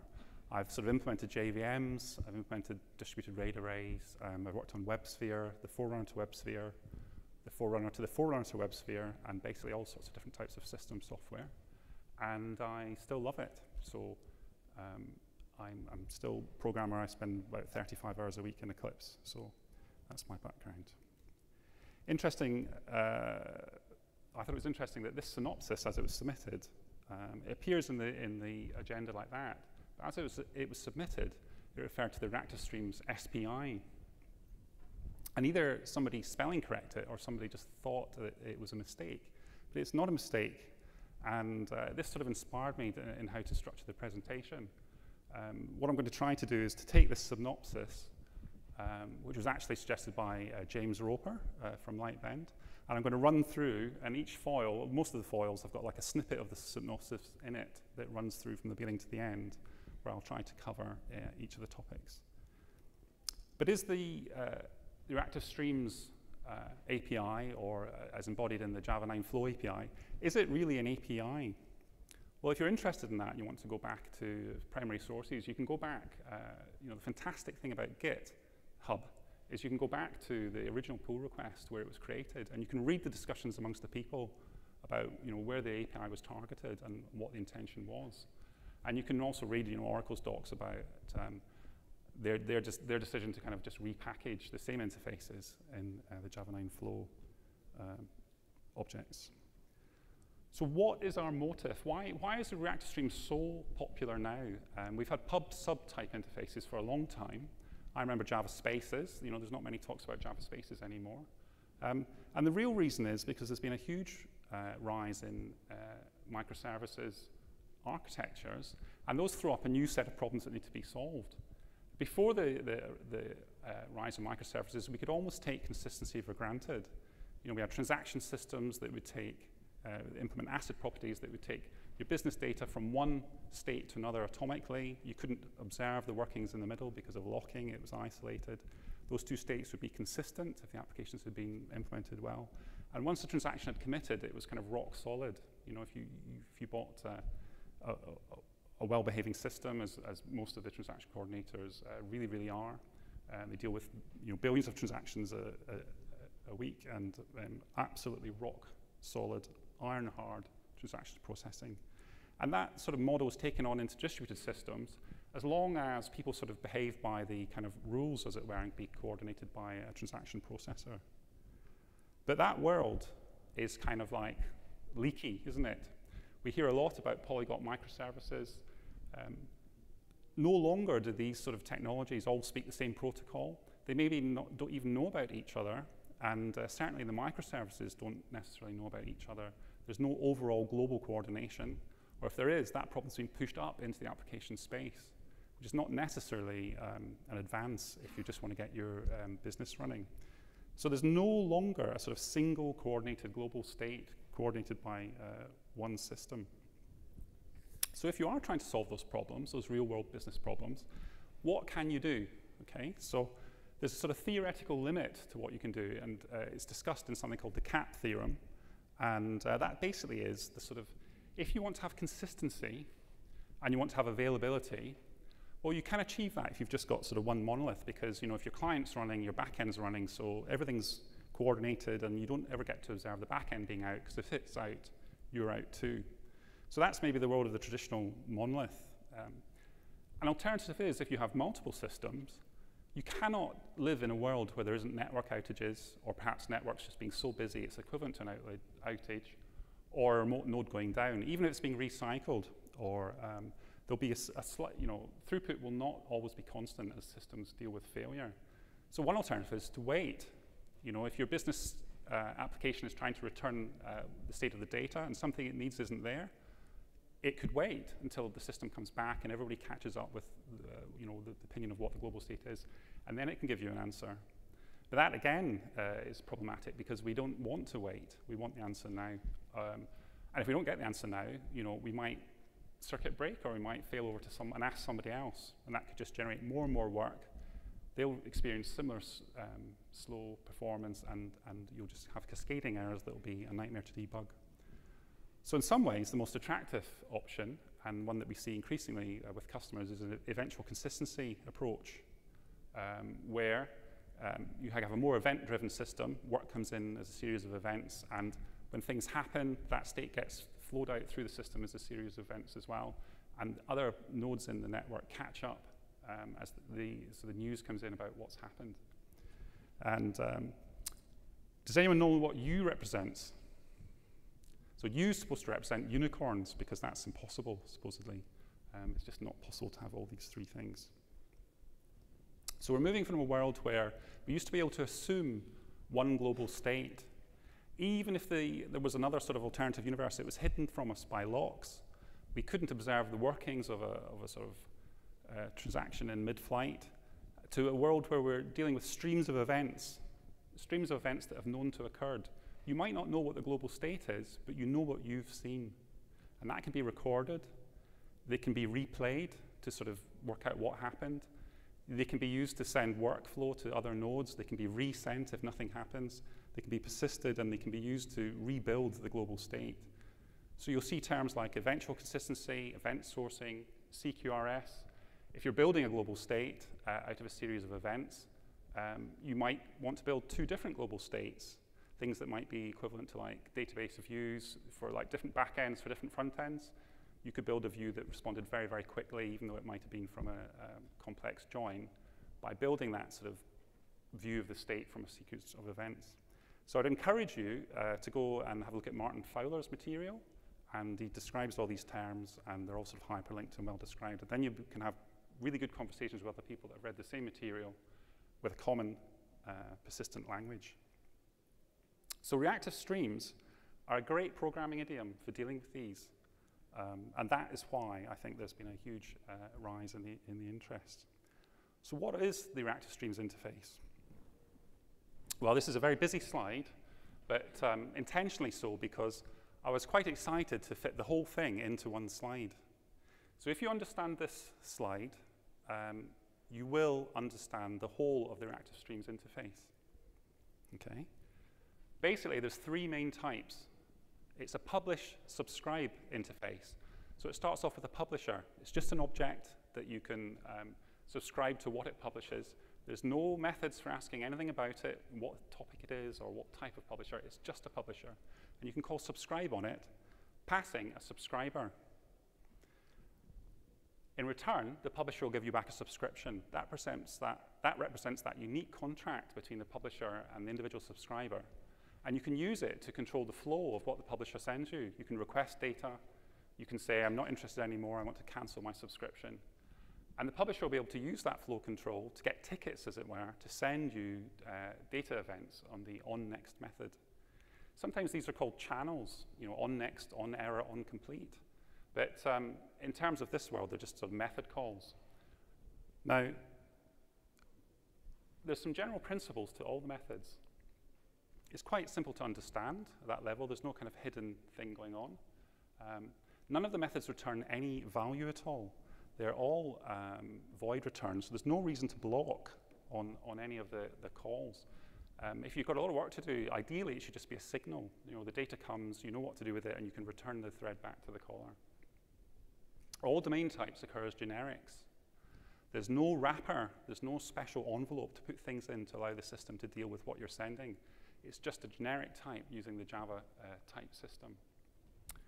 And an interesting thing to think about is that flow control is now down at an individual client level. Because there's this unique subscription, individual clients can control the flow individually.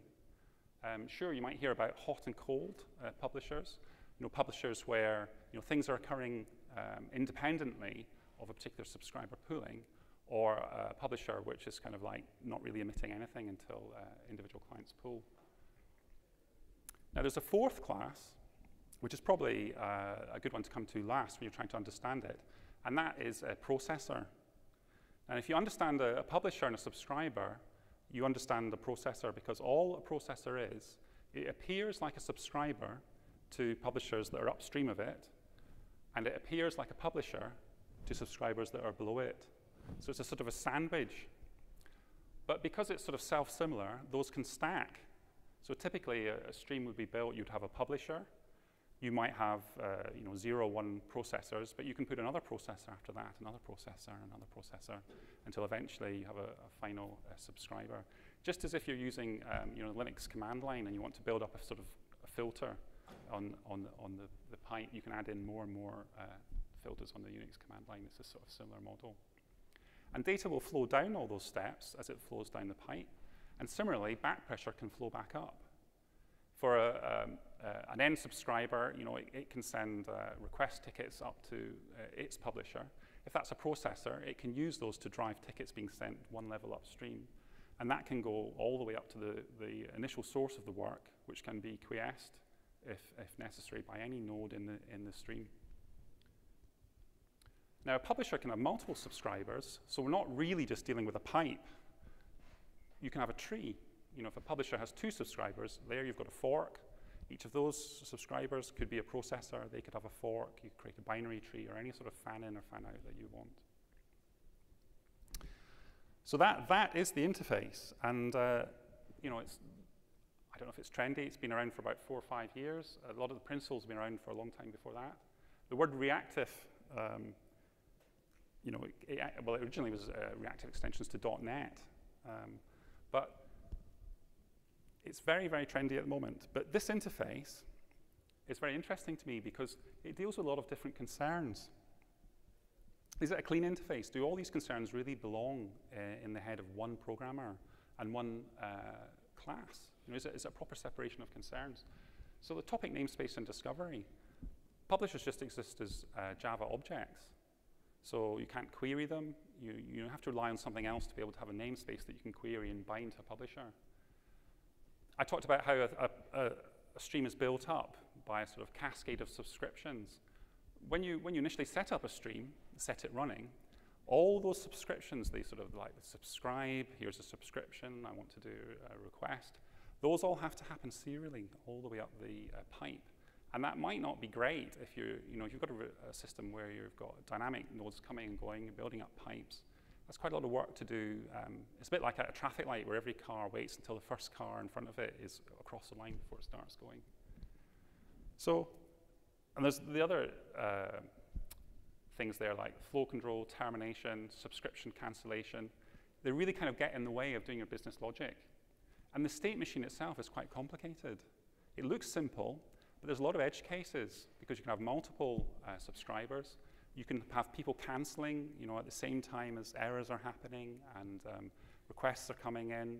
And there's 43 different rules that you have to support to be able to pass a TCK, and the TCK is quite thorough. So there's a lot of work there to implement, and only a small part of it will be really what the business concern is, which I think, in a way, is the business logic, what happens in on-next typically, or what's delegated on from there, and the error handling.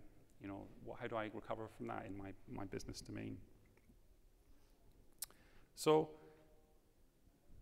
if you do go to the work to implement all that, will that give you a reactive system? Is that sufficient? Well, what is a reactive system? What is a reactive architecture? Well, the touch point to go back to is the reactive streams manifesto, the reactive manifesto.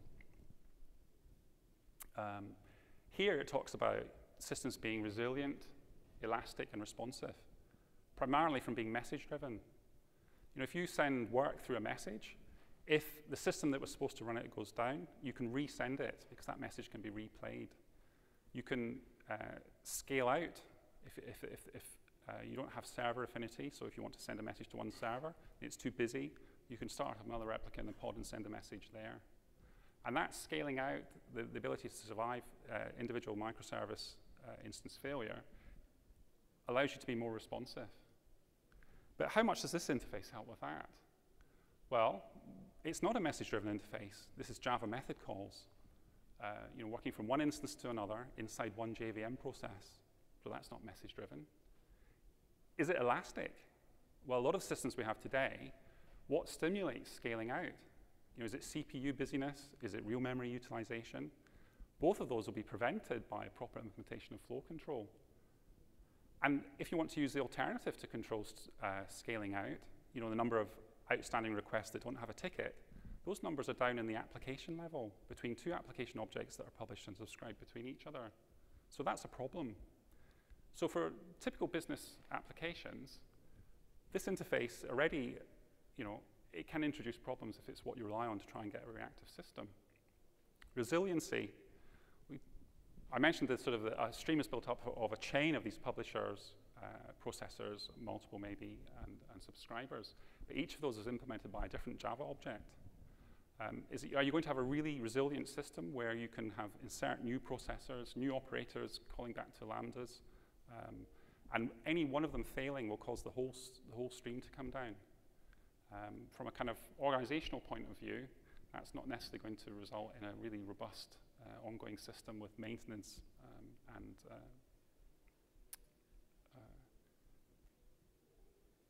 is it going to be responsive? So there's a mechanism to stop an individual subscriber being kind of overwhelmed, but there's nothing to stop more subscribers subscribing to an individual publisher. You know, you've got kind of vertical flow control, but there's no horizontal flow control to limit the amount of fan out. And there's nothing to stop individual subscribers having vastly different rates at which they can handle the work. You know, if you've got a publisher that's maybe has work coming into it, and you've got a very fast subscriber that's saying, give me more, give me more, give me more, in order to get the data that it can send to that subscriber, that individual processor, it has to request data and do work from what's feeding it upstream. But there might be another subscriber that can't deal with data that fast. So what does the layer in the middle do? It starts to buffer. Is it buffering it persistently? Is it buffering, you know, what it has and hasn't sent to the slow subscribers persistently as well? What happens if that node goes? Is all that stayed away so that the right events can be replayed to the right subscribers? And where's the record of who the subscribers were if you've just got a Java object-to-object interface?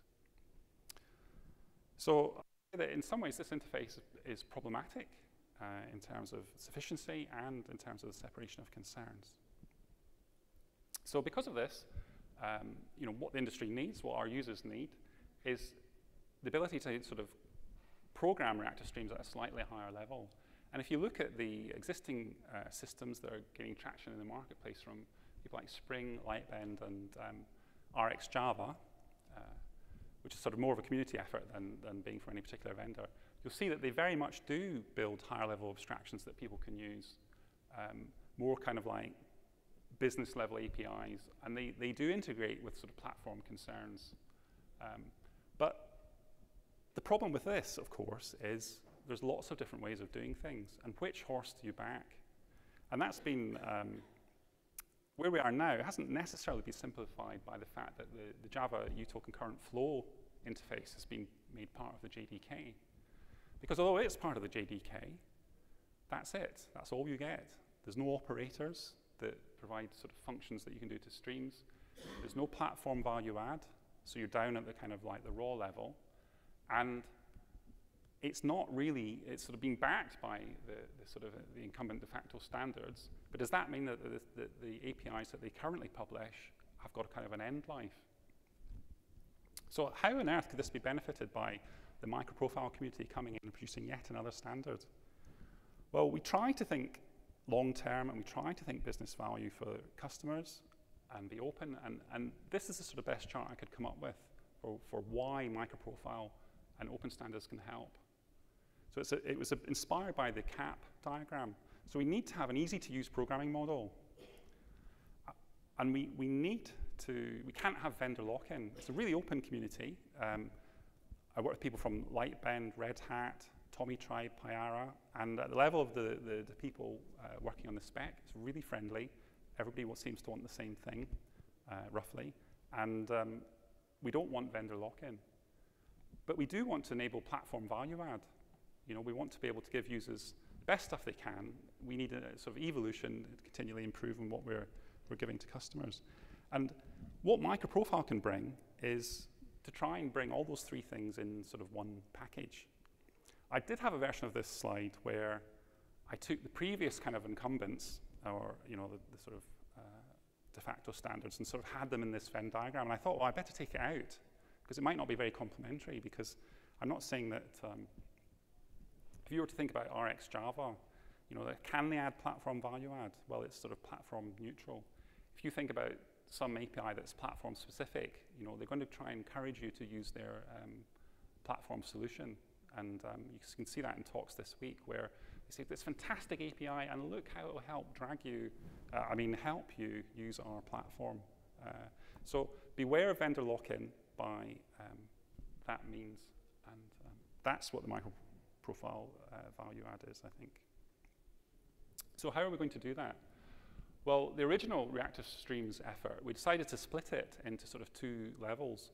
A lower level, which is kind of just about to be delivered, called reactive streams operators, where we take the underlying flow or org reactive streams API, add on a set of operators, which is not very controversial, and provide a sort of easier to use API, a builder API that's fluent, that you can use to compose a stream without having to go down at the individual sort of subscribe object to object type level.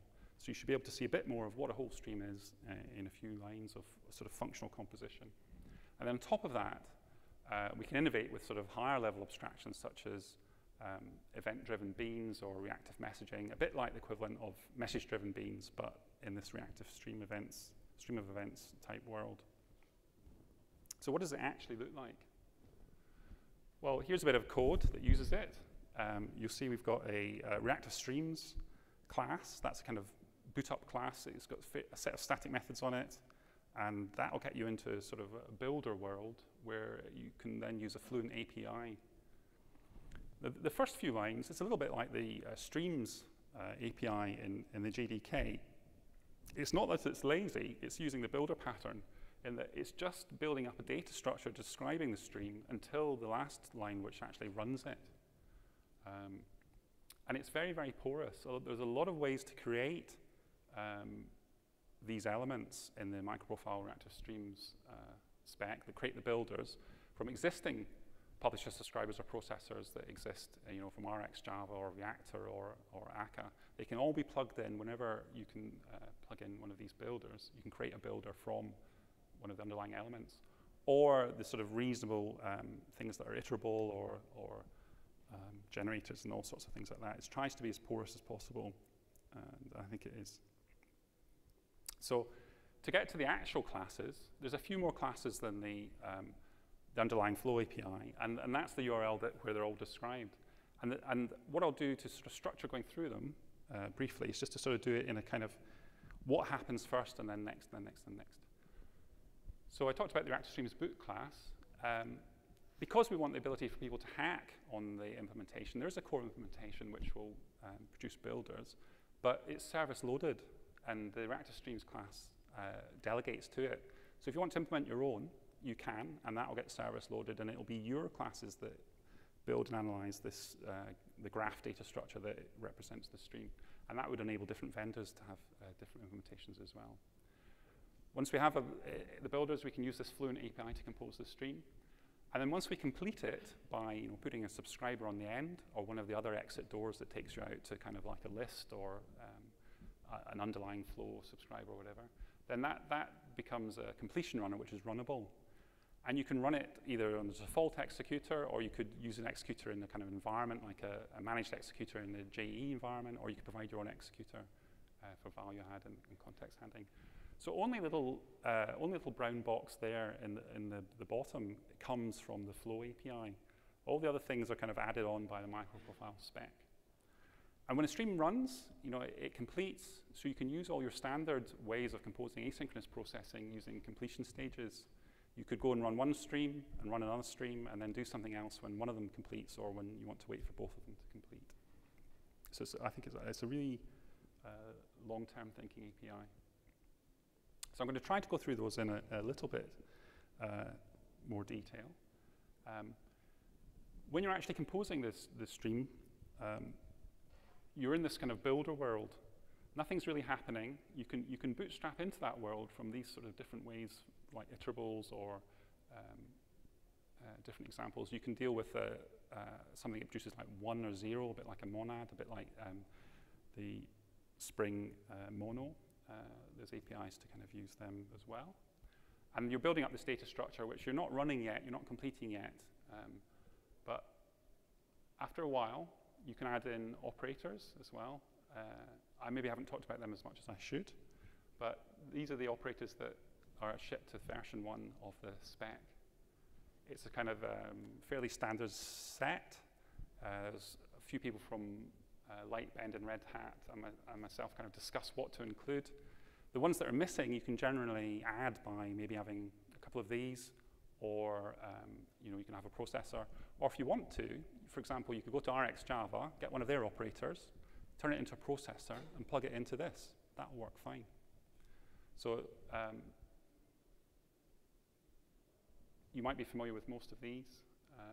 The other thing I would point out is that here, where we have a namespace for the methods that has an RS in it, that's because those are for the reactive streams types.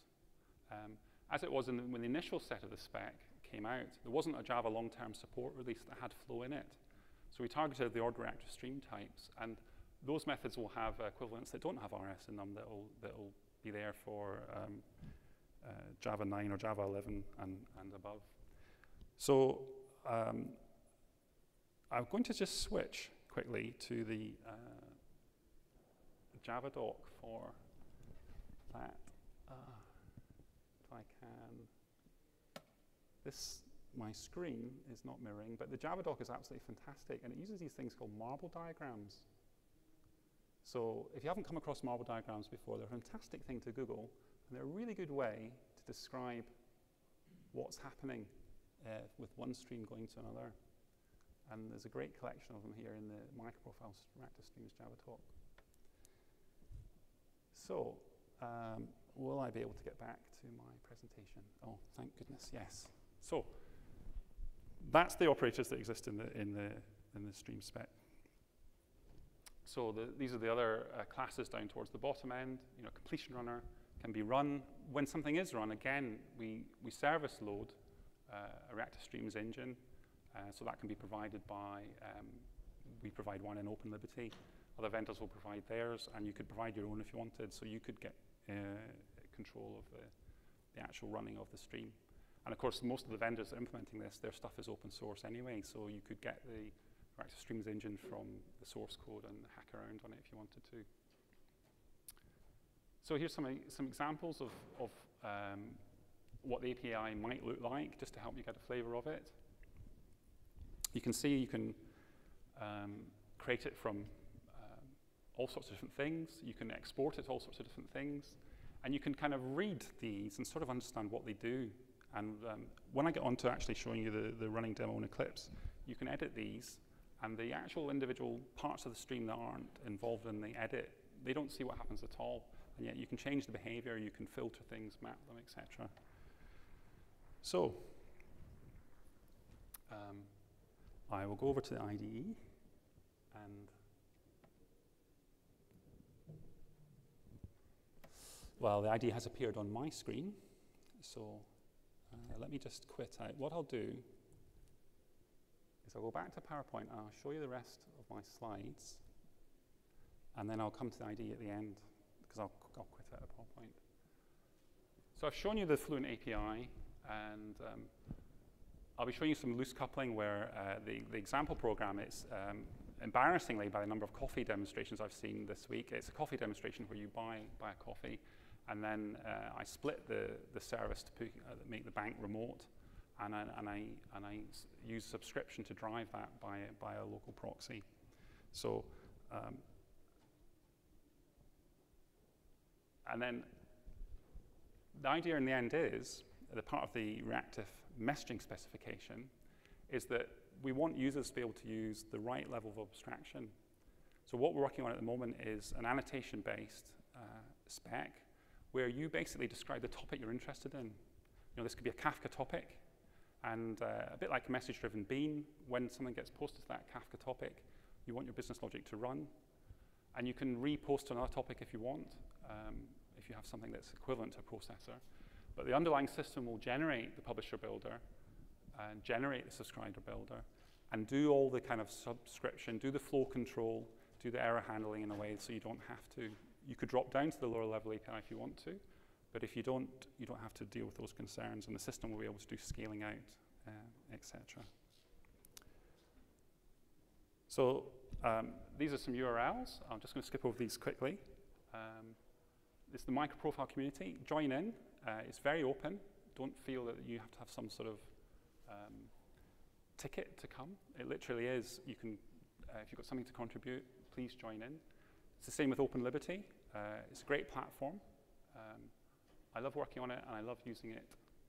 And these are some of the people that have been involved in the specification. I've learned so much from speaking to people from Lightbend, Red Hat, and Tommy Tribe and Para, who've all helped to make this happen.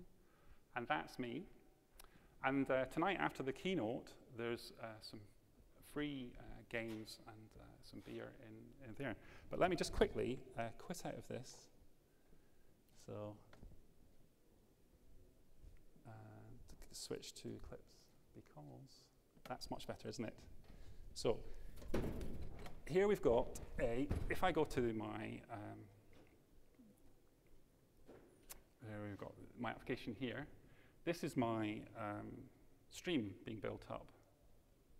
Okay, so here I just did a bit of playing around earlier on. So if I comment out that example and I introduce this simple one here. Okay, so if I run this demo, what you'll see is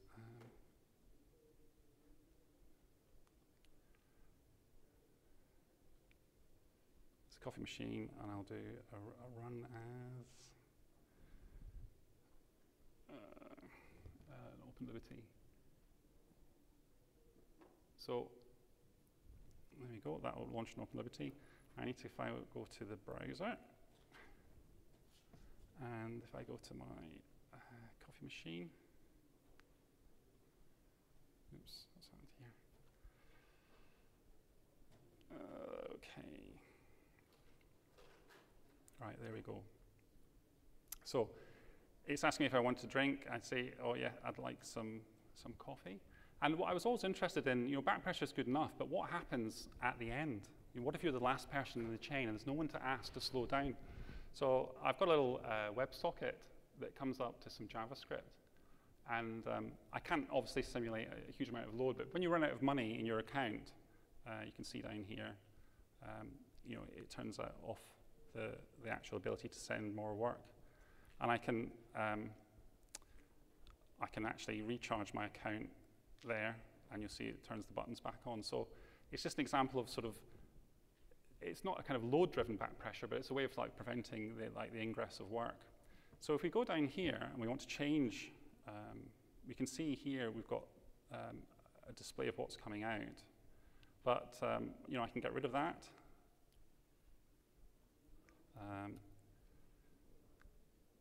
You see that Open Liberty redeploys the application in 1/10 of a second, and we can go back to the browser, and we can keep buying more tea. So, all right, because it's restarted, let me just restart the WebSocket. Okay, so that's still working. So What if I want to make the system remote? Well, see here, I've got a remote bank. So it's literally as simple as, if I just change that here with a functional composition, I can just change it to the remote bank. The rest of the system doesn't need to know. And let me start up the bank server. So the bank itself, if I go to the Project Explorer, the remote bank is just a really simple REST API that has the ability to sort of deposit and withdraw cache. So I can run that.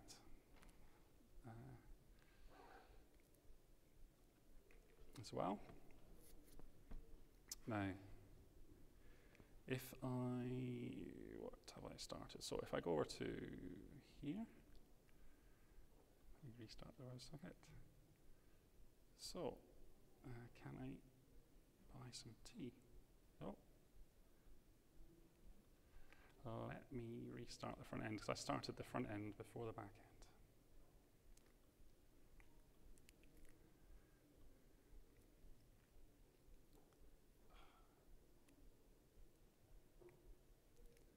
If I go back to my application,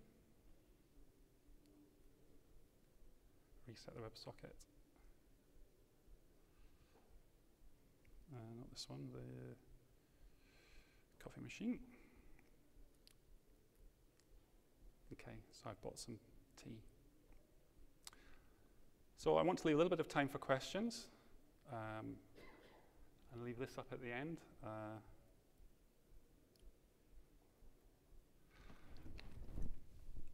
Would anyone have any questions? Yes? It's not very obvious to me how the implementations are done. This is just the API, right? So Yes. you like to use Akka strings underneath. Yes.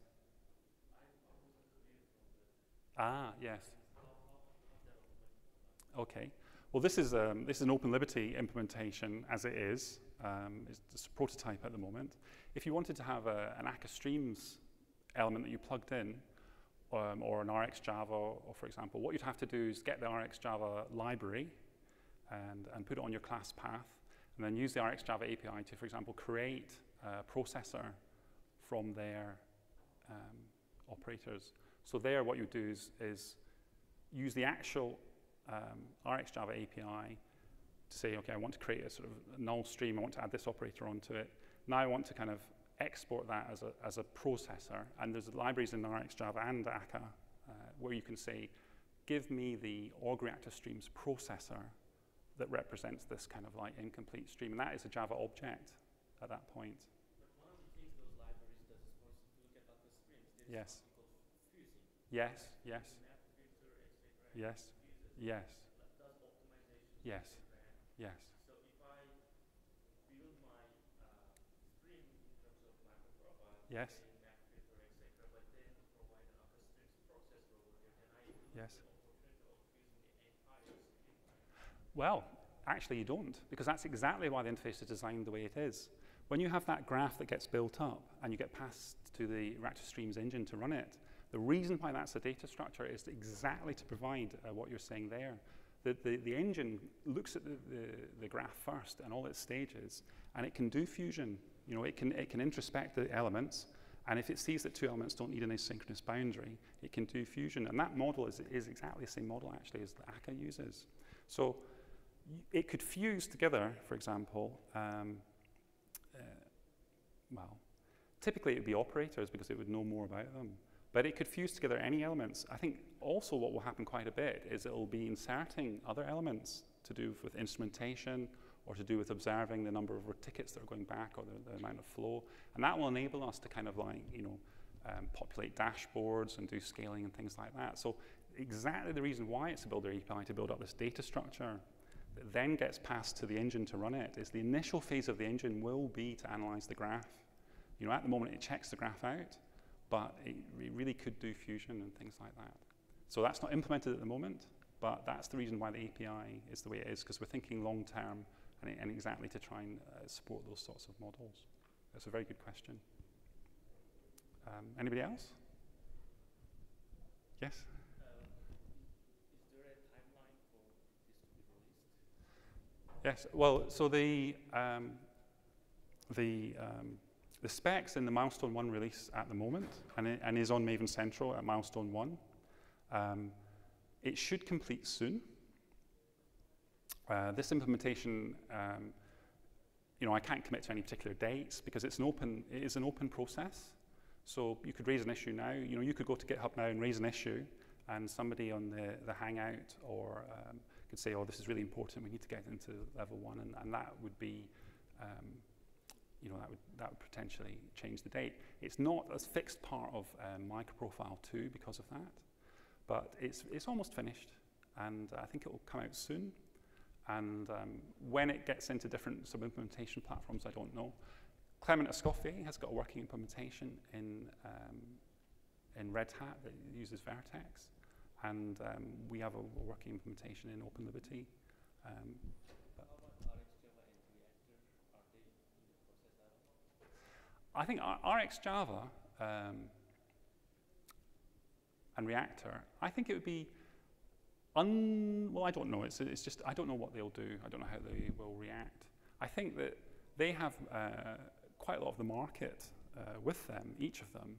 So we would sort of be a small share of the market to begin with. So whether they would adopt this or not, I don't know. I think when Flow went into the JDK, they both adopted Flow. If this became a way to kind of go in the center of that kind of like vendor neutrality versus enabling things by maybe going into Java or the JDK or perhaps Jakarta, that would be a strong reason for those sort of de facto standards to adopt these things. I'm not sure how much it would be in their interests to kind of adopt this sort of vendor neutral platform that allows for kind of open, an open world. But it's an interesting question.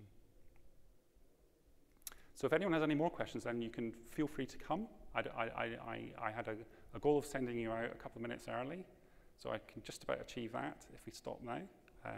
But feel free to come up and grab me either now, or if you see me walking around any time at all, just come up and speak to me. I'd be more than happy to chat about this stuff, or OpenLiberty, or anything else.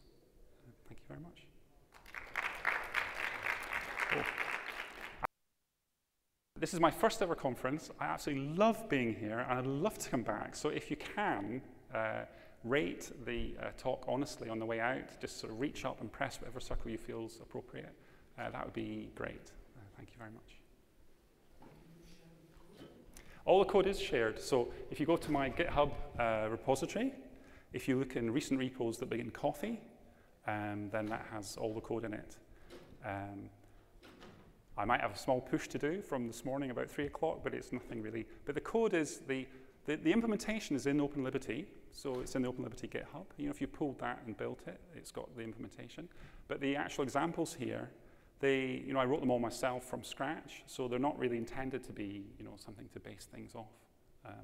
Implementing the actual kind of protocol is very interesting because I think there really is a need for writing a vanilla, publisher and subscriber where everything's done properly with atomic locks and atomic compare and swaps and things like that. And I couldn't find an easy to lift off one. And I didn't want to spend all the time writing them and putting through the TCK for the talk, but I think that'd be an interesting thing to do. All right, thank you.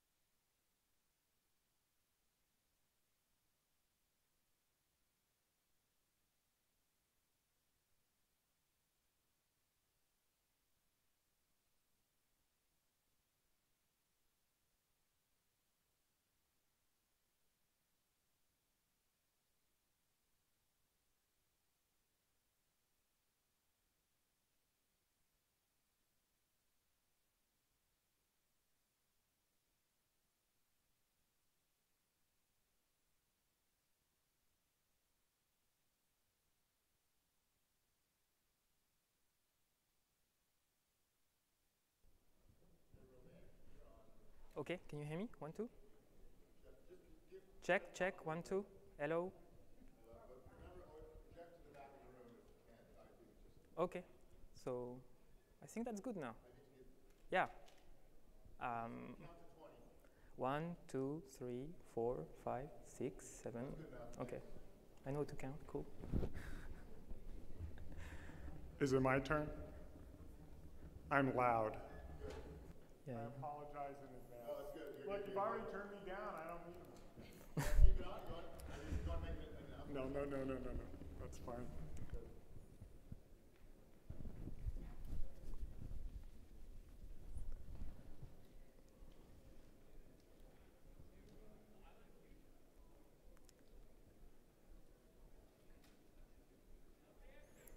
Do you want to do a screen check? What?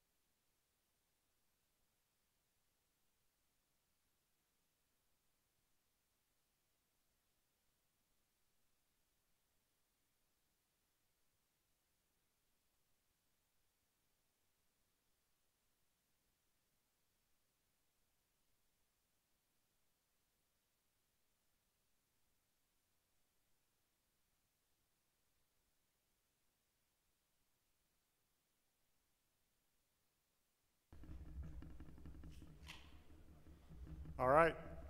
Hello, everyone. Thanks for joining us today. I know there's a lot of good talks out there, so we appreciate your time. My name is Joe DePaul. I'm joined by Romain Greycourt, and we work on Project Helidon. And so our agenda today is pretty simple. I'm going to give you a brief overview of what the project is, what it's about. Then we'll go into a little demo. We're just going to show you our quick starts and kind of to see how easy it is to get going with our libraries. And then we'll switch over. We'll do a laptop switch to Romain, who's just going to look at some code so you see a little bit of what coding in Helidon looks like. Okay, so what is this project? We're pretty new. We just released in September. We're open sourced. And simply put, we're a set of Java libraries for writing microservices. So it's as simple as that.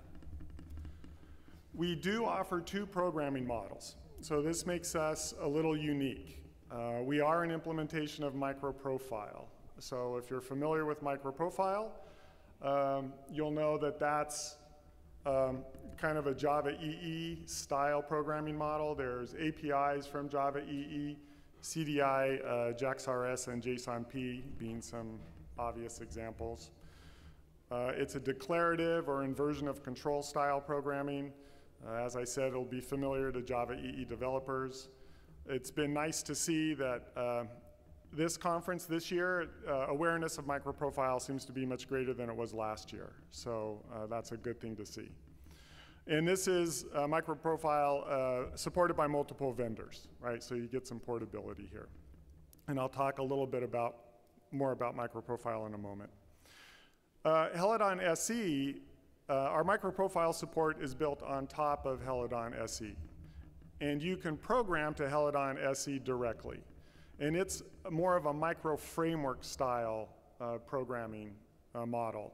So a little more functional, less declarative, no inversion of control. Everything's kind of explicit and simple, a little more like Node.js programming might be. And in Helidon SE, we have some reactive features. And then we're really big on simplicity and transparency. So especially if you program in Helidon SE, no magic, right? We minimize magic. We try to be simple and transparent.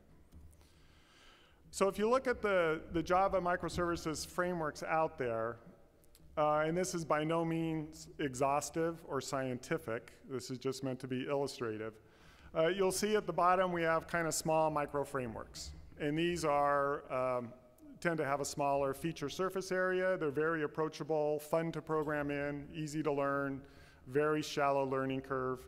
And you'll see a couple listed there. Kind of moving up, then we have a MicroProfile based. So we have OpenLiberty from IBM, and Pyara MicroProfile, Thorntail from Red Hat, and that's where Helidon MP fits in.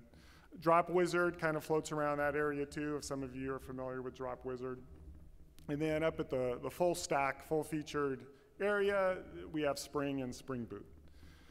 So again, this is not scientific, but just to give you a little orientation about where Helidon SE and Helidon MP fit.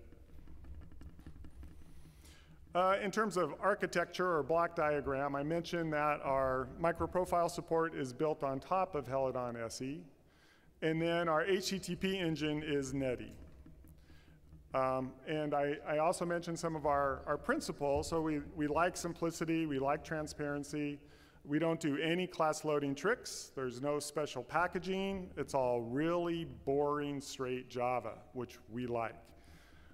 So your application is just a Java SE application. That's it.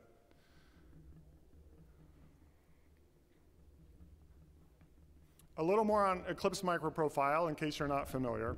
It was proposed in 2016. That's when it was announced by these fine companies. And it was a reaction to kind of the pace at which Java EE was moving or not moving, right?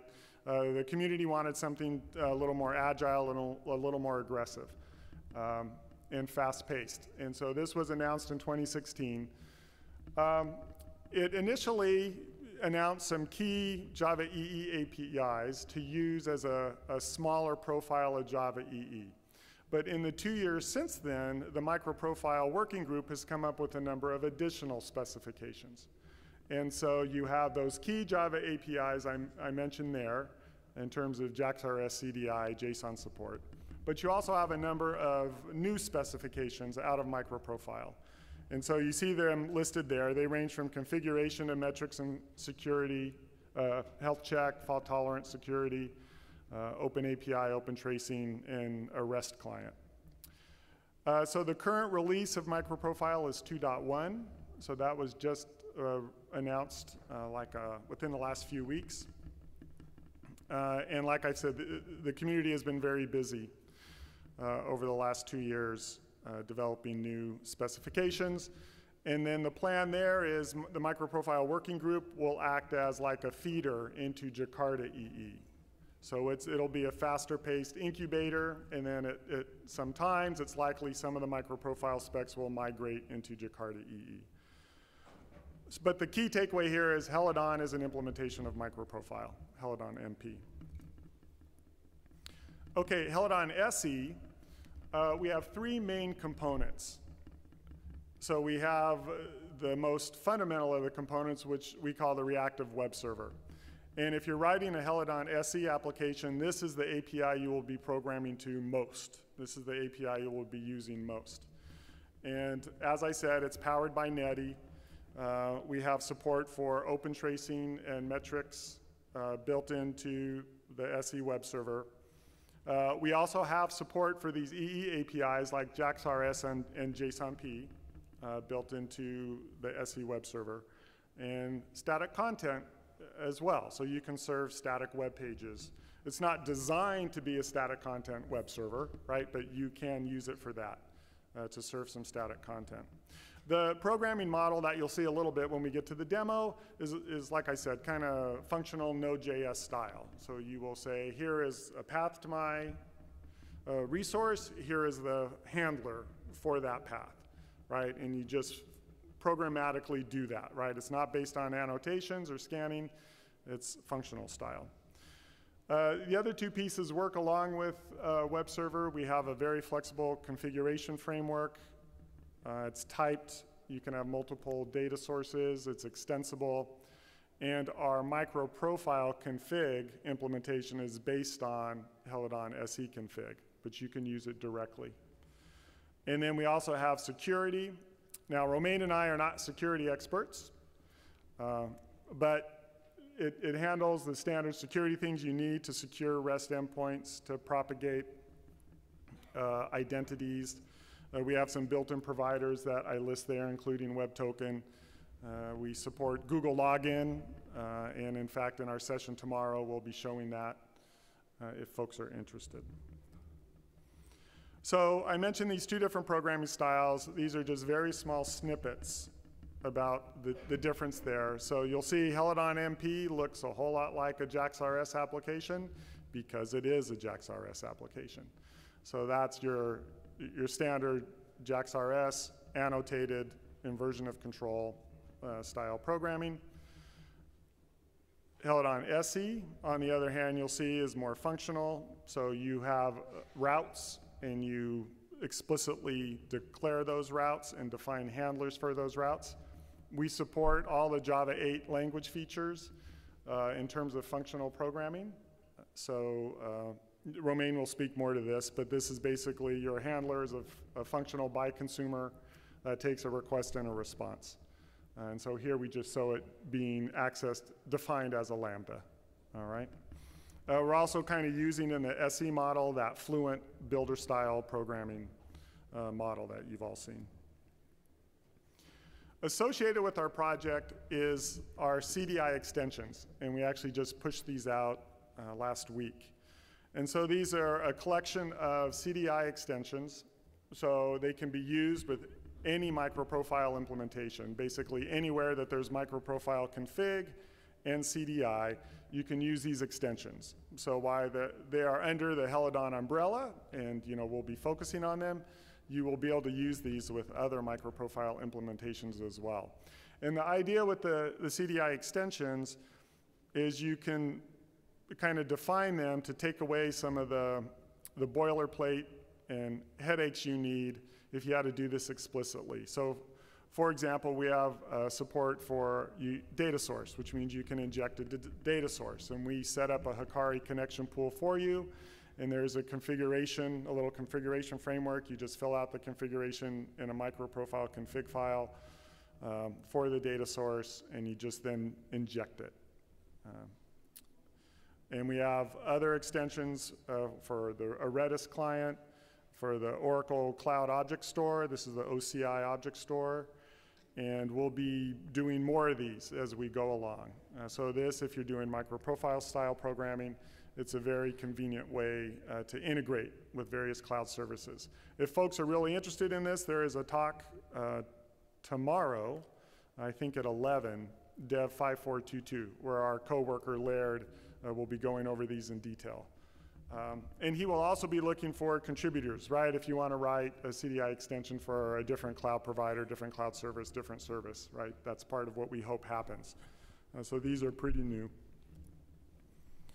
Okay, in terms of the project status, we just released 0.10.4 before code 1. For our microprofile support, we are at about 1.2. So we're 1.2 minus JWT support. We have JWT support, it's just not microprofile compliant right now. Plus the newer versions of the Java EE APIs. But we have health, we have metrics, we have fault tolerance. Those are all new microprofile specs that we have implemented. For Helidon SE, we have the stuff I mentioned. We also have some experimental support for HTTP2. So we're working on that implementation. Netty has some early support for HTTP2, and we need to integrate with that. And then we, as I mentioned, the CDI extensions. Some things on our backlog. Getting to microprofile 2, we're looking at HTTP clients. So obviously that's important. If you're writing microservices, there's a number of options out there. And we have to decide what we want to recommend or what we want to do in the HTTP client area. Microprofile 2.1 does define an HTTP client, so we will be implementing that. But with Helidon SE, then what is the recommended client there? And so that's something we have to figure out. GraalVM integration, if you guys haven't heard about GraalVM, Google it. There have been a couple sessions at the conference on that. It's a kind of a polyglot, what is it, the substrate VM can run multiple different languages. Java is one of them. One of the features they have is compiling your Java bytecodes into a native binary, which means you can then run in a container without a Java runtime. So it's pretty interesting technology, but there are limitations and things you need to do. So we're working with the GraalVM team on that. And then we have some other things. We're looking at doing a project starter UI, reactive storage. Open API is upcoming in microprofile, and so on. We are an open source project. Those are our various contact points. Go check us out, try us. You'll see how easy it is. If you want to join us on Slack, if you go to our GitHub repo, the top level README has an invitation link for Slack. So you just click on that link and you can join Helidon users. We are Apache 2, yay. We were very happy about that. Just before you switch to the demo, a couple upcoming sessions. So we are on the second one there. Our friend Laird is doing one later today. Doesn't have anything to do with Helidon, but it has to do with Kubernetes controllers and Java SE and CDI. So that's kind of an intriguing combination. So that's this afternoon at 4. Tomorrow at 11, we have Laird's talk on the CDI extensions I mentioned, if you're interested in that. Romain and I will be doing a deep dive on the APIs at 12. So we'll repeat a little bit of this talk for context, but then we'll spend a lot more time looking at code. And then I'm just highlighting one GraalVM talk I happened to notice. So if you guys are intrigued by that, go check that out. Okay, so now it's time for the demo. I'm going to do the first half of the demo. We're going to show the Helidon quick starts. which are just an easy way to get going. Write your first Helidon application, have it running in Docker and Kubernetes in mere moments. And then I'll hand it over to Romain, who'll show you some code, because he's much better at showing code than I am. All right. So let's see. The first thing I'll show is helidon.io is our website. We have a getting started section, yada, yada. When you go to the getting started, takes you to our documentation. One thing we're really trying to do hard as an open source project is trying to do this right and in a friendly fashion. So we actually have documentation. We have pretty complete Java docs. And so we have a getting started guide. As you would expect, we have 2 programming models. And right now our getting started, how you do that is you run a Maven archetype. Every time I say that, someone says, what about Gradle? And so we need to document our Gradle support, but if you use Gradle, you can go to our GitHub repo, and the quick start examples in the source code contain Gradle build files. So you just can clone that and get started using Gradle. But for now, we're using Maven, and so for this talk, I'm going to be focusing on Helidon SE. That's not because I don't like MP. I love MP, but there's a lot of sessions on microprofile here. There's no other sessions on SE except our 2 sessions. So we'll be showing you Helidon SE in our demo. So I'm just copying this, and I'm just going to run. Let's make sure that I'm in the right place and everything looks good, and I'll run the archetype. And as long as the network cooperates, it creates a project. So let's go look at the project.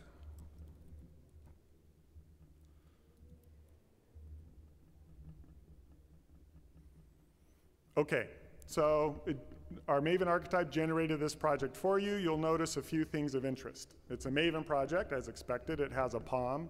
The POM has everything you need to build and run Helidon microservice. We have source code, yay, one would expect that. We also have a Docker file, all right, that's kind of cool. And we have a Kubernetes deployment YAML file.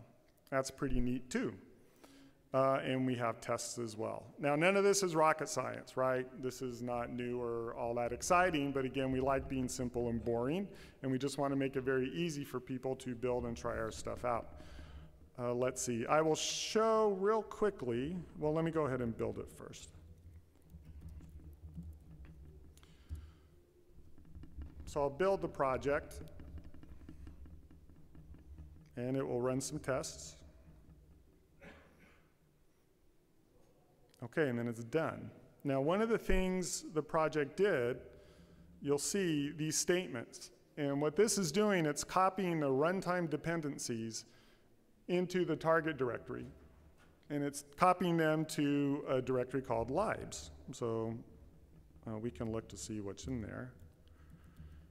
Again, we're all about simplicity and transparency. So this is all the runtime dependencies for this Java SE program that is a Helidon SE application. Okay, gee, Joe, that's great. What about my application? So we also generate for you a jar file, obviously. That is the application code, and actually let's see how big it is. If I could type. Oops.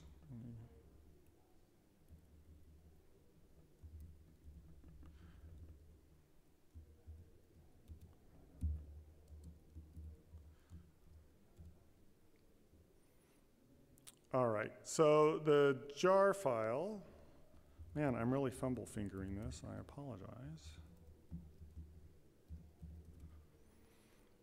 All right, is pretty small.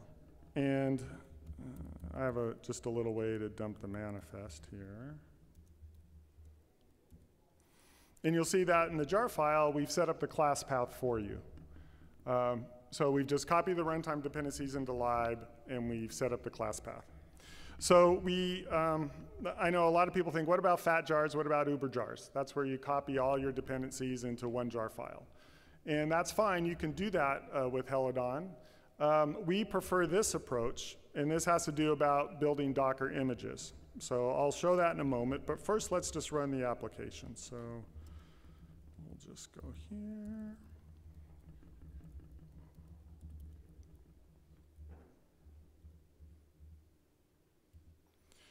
Okay, so our server's up. This is a real simple application, so I'll just curl it, and it just returns hello world on the greet. There's a couple other endpoints, so I can greet Jose, and we say hello Jose. I can do a put to update the greeting if we want, and Romain will show you this code, put hola. We've updated the greeting to hola, so now if I do hola Jose. Okay, so a real simple application, it works. Nothing too exciting there. So I've run it natively on my desktop. I'll now do a Docker build.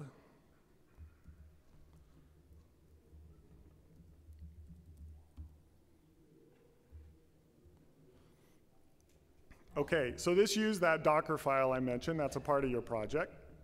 So it happens easily. You'll also see here in the Docker file, when it's copying the runtime dependencies into the Docker image, it says using cache. And why is that? Well, that's because I've run this demo a bunch of times on my laptop, and my Docker registry, my local one, already has that layer of runtime dependencies.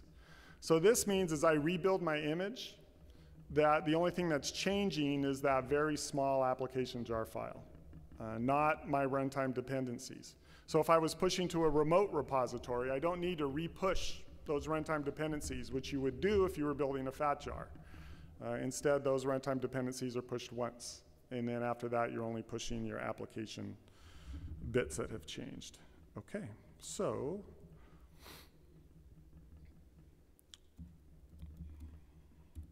now just to show you, I'm running the Docker image, and we'll do a curl command. And you'll see it works, as one would expect. So I'm going to quit that. And we're going to just run it in Kubernetes real fast. So let's do a git pods. So no resources. We'll do git node. So nothing's running. So I'm running Docker for desktop Kubernetes. And so you'll see nothing's running on it. So using the app YAML that's included with the project, I'll deploy it to Kubernetes, and then we'll do a git pods. And it's up and running very quickly. And so if I get services, then I'll be able to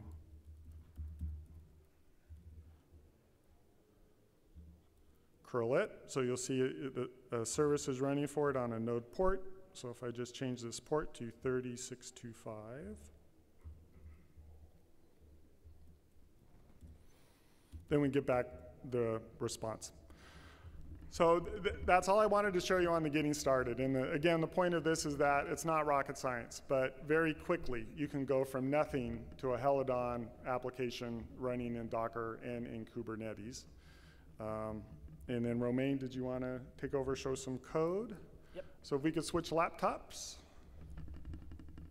Okay. Beautiful.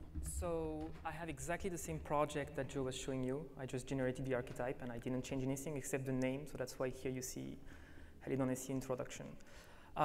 Before I show you some code, I want to make a point with the packaging. So there's nothing fancy. It's just a Maven dependency plugin. And we are fetching the dependency with the scope runtime and putting them in the lib directory, right?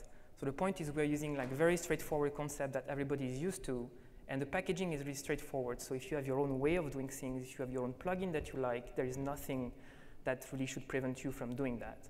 So in the case of UberJar, the only thing you need to be aware of is, like every time you make an UberJar, is you need to merge the files that are inside the jars that you would have to flatten, right? So talking about the meta-inf services files, if you have many services that are involved, these need to be merged properly. If you just flatten them without taking care of these things, then obviously it won't work. So our approach is very simple, and we were basically kind of saying is, if you want to do fancy packaging, it's really up to you. It's just plain straightforward Java. And here you see the way we actually create the class path in the manifest is just, sorry? Yes, my bad. It's okay now? Yep. So we just used the Maven jar plugin. This is a very old technology nowadays. You could just find a lot of documentation of that in Stack Overflow, whatever. So that's it, that's straightforward. And then you can just invoke java-jar in your jar. As long as the lib directory is next to it, it's gonna work. So since it's just a Java SE application, the only thing you have to do really is write a main class. So that's what I'm going to show you. In the main class, we invoke a method called startServer, and I'm going to just focus on that for a bit. We do basically two things in that method. We create an instance of the config. Config is one of the 3 libraries that we provide in Helidon.se. Here we are basically creating it with the default static factory method, and that will just pick up by default a file called application.yaml from your class path. So as long as inside your application jar or in your exploded directory, if you're doing a class path from the directory, you have a file called application.yaml. That file will be loaded, and there will be a DOM-like object here, the config object, that will be the root of your config, and then you could navigate through it. So for instance, here, I'm getting a key from the config file, the key server. So if I show you that file that we have, make it bigger. Yes. So we don't have much there. We only have a key for server that I was just showing you, where we define the host and port we want to listen on for the server. And then we have a kind of a application-centric configuration that drives the default value for the greeting. So let's go back to the main method. So here what we are doing is we get the config node for server where we had the host and port. We feed that to a method from server configuration, which will, it's kind of a little bit magic, but it's going to know that you have a config object. It's going to look up the keys, host, and port in there. If you don't want to do that, you could simply use so this is also a builder. You could use this builder, and then programmatically, you would basically say .host, .port. You could get the config values yourself, right? This is a little bit more lean and clear for us. So once you set up your web server configuration, then you can create the web server instance. And here is the most interesting part. So what you have to do to create a web server instance is you have to provide the config, so basically the host and port, and then you have to tell it what you want to run in there. And so here, this code will look familiar to you. It's basically what we were showing you on the main slide. So here, what you feed to the web server is something we call routing. Routing is like a registry of basically path and handler. A handler is nothing more than a method that accepts a request and a response and does some processing. It may or may not return a response. So you're going to define your handlers in a specific order, and this will make a chain. Whenever a request comes into the server, we are going to match that chain to find the right handlers that match it. And so several handlers might be called for one request. Some may prepare the work, deserialize some JSON object, for instance, and then there will be a terminal one that will basically send a response. So here, the simple example is basically you could use .get, you pass a path here, /health, and then you define a lambda, which is a by consumer of request and response. So it's very simple. We have a interface called handler, which is a functional interface that is a by consumer of request response. So that simply means that you could either implement it the old-fashioned way, or you could just define it inline with a nice lambda, like we are doing here. And so there is nothing else involved in our chain here, so the only thing we need to do is return a response. So in that case, if you would curl for /health, it would return OK. So the thing we need to look at here now is we provide you a way to organize your handlers in a recursive fashion. So you could define something called a service. And the way you define a service into the route registry is using the method called the register. If you want to define a handler, you would use an HTTP verb here on the routing method. There is HTTP verb, all the HTTP verbs are present as methods, so you could use .get, .post, .delete, or you could also use .any if you really don't care about the HTTP method that's going to be useful here. So a service is, again, a functional interface because it only has one method, and the one method we have is, oh, sorry, I can't show you here. Let's try like this. The only thing it has is one method, which is update, where, again, you're going to define your routes. So this means that from the very top level routing, you could define web service. This service itself could define a bunch of handlers, could define other services, and then recursively, you could basically organize your handlers and your path that way. So let's go back to our application. And the code that we exercised before with Joe is basically implemented in the grid service. Oops, my bad. Bigger, bigger, bigger. OK, so let's focus on the update method. So here, as you can see, we are using the method that take a handler. And instead of using a lambda, we are doing the method reference using the double colon. So that means that we can just define private methods in that class, just accept return void, accept 2 parameters, server request, server response, and then you could just reference them nicely from the one method that you have to implement for that interface. So let's see. We have to show you the JSON support. So like I said before, there is this thing called the handler chain. So the way we provide support for, let's say, JSON is by giving you a service that you will register very early in the chain.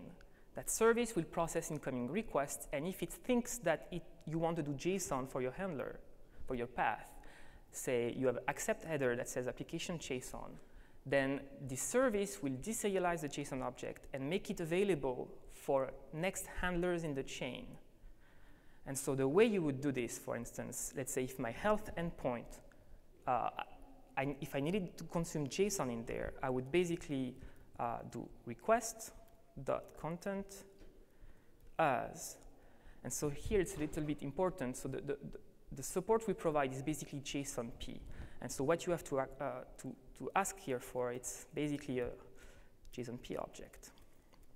And so since we claim we are reactive and everything, this has to be asynchronous. So what this returns you is a completion stage of an object of the type you're asking for, right? So here it's a class T. Obviously, I'm passing a JSON object, so it's going to bind the type. And then I can type then accept. It's a lambda, so it's a consumer of JSON. I will call it JSON. Let's see, what did I do wrong here? Nothing.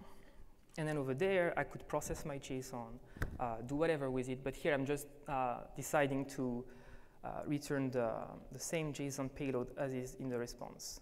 So I would do response.send of JSON. So I said that the JSON support service that we registered earlier was able to deserialize the JSON object for us and make it available through that method. If you want to return payload, it's the same thing, but through the send method. So here we are sending an entity of type JSON object. And the JSON support service basically told the response in the chain, in the handler chain, that it knows how to serialize JSON back. OK. Not quite sure. Is there anything else I need to show, Joe? Forgot. I think that's the main stuff we wanted to show. Right. So here you have a few examples. For instance, we support path param, which is pretty standard. So if we look up, you see there is this little template here where you do .get / in curly braces, you put your path param, and then inside your handler, you could do a request path param, you pass the name, you get the value.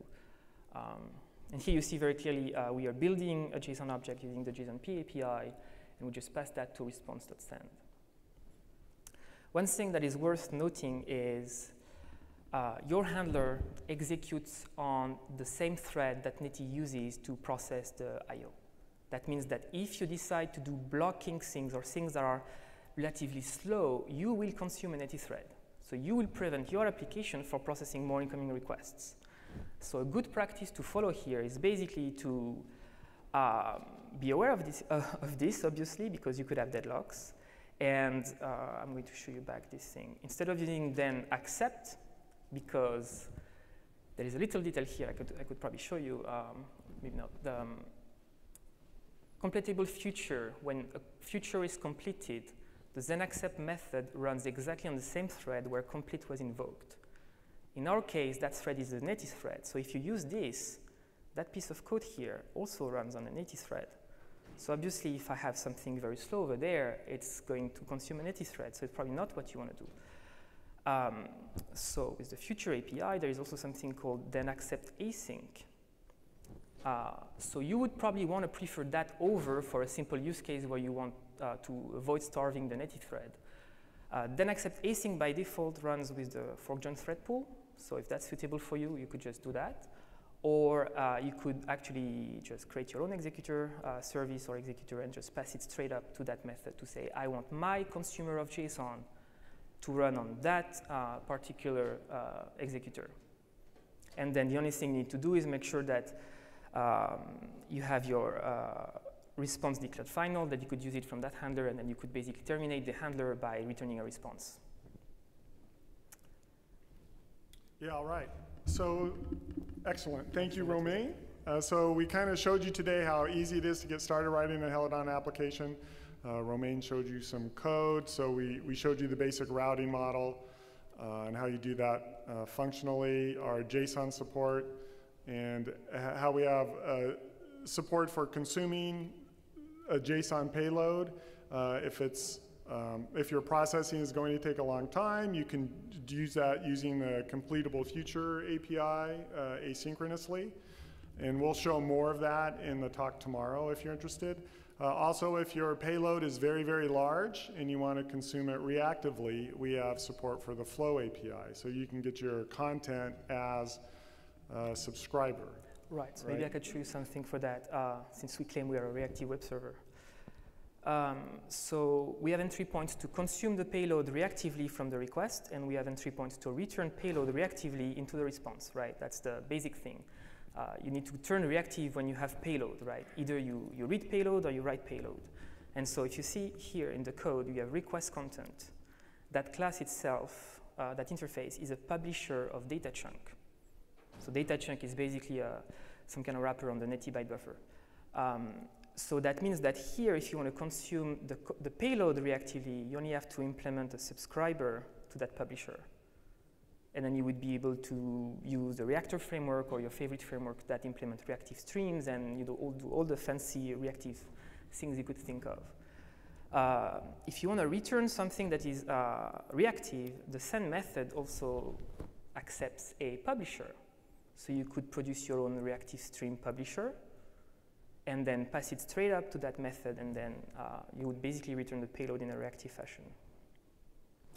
Note that these are for some kind of compatibility reason. This is not the reactive stream API. It's our own copy of the Java JDK 9 Flow API. So we did that simply because we want to support Java 8.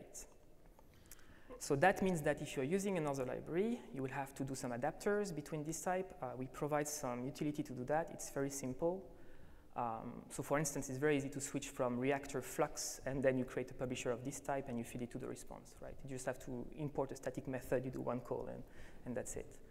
Right, so it's probably worth repeating. So we support Java 8 as well as Java 9 or 11. Right. So you can use our stuff with all the features with Java 8. The Helidon jar are valid Java 9 modules.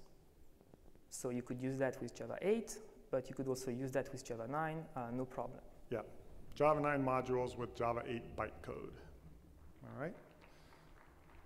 Okay, and with that, that's done with our prepared content. Any questions? All right, we'll be here for a few minutes. We have stickers. If anyone didn't get a sticker, you're welcome to come up and get a sticker. All right, thank you. What did we do? 108. 108. 7 minutes.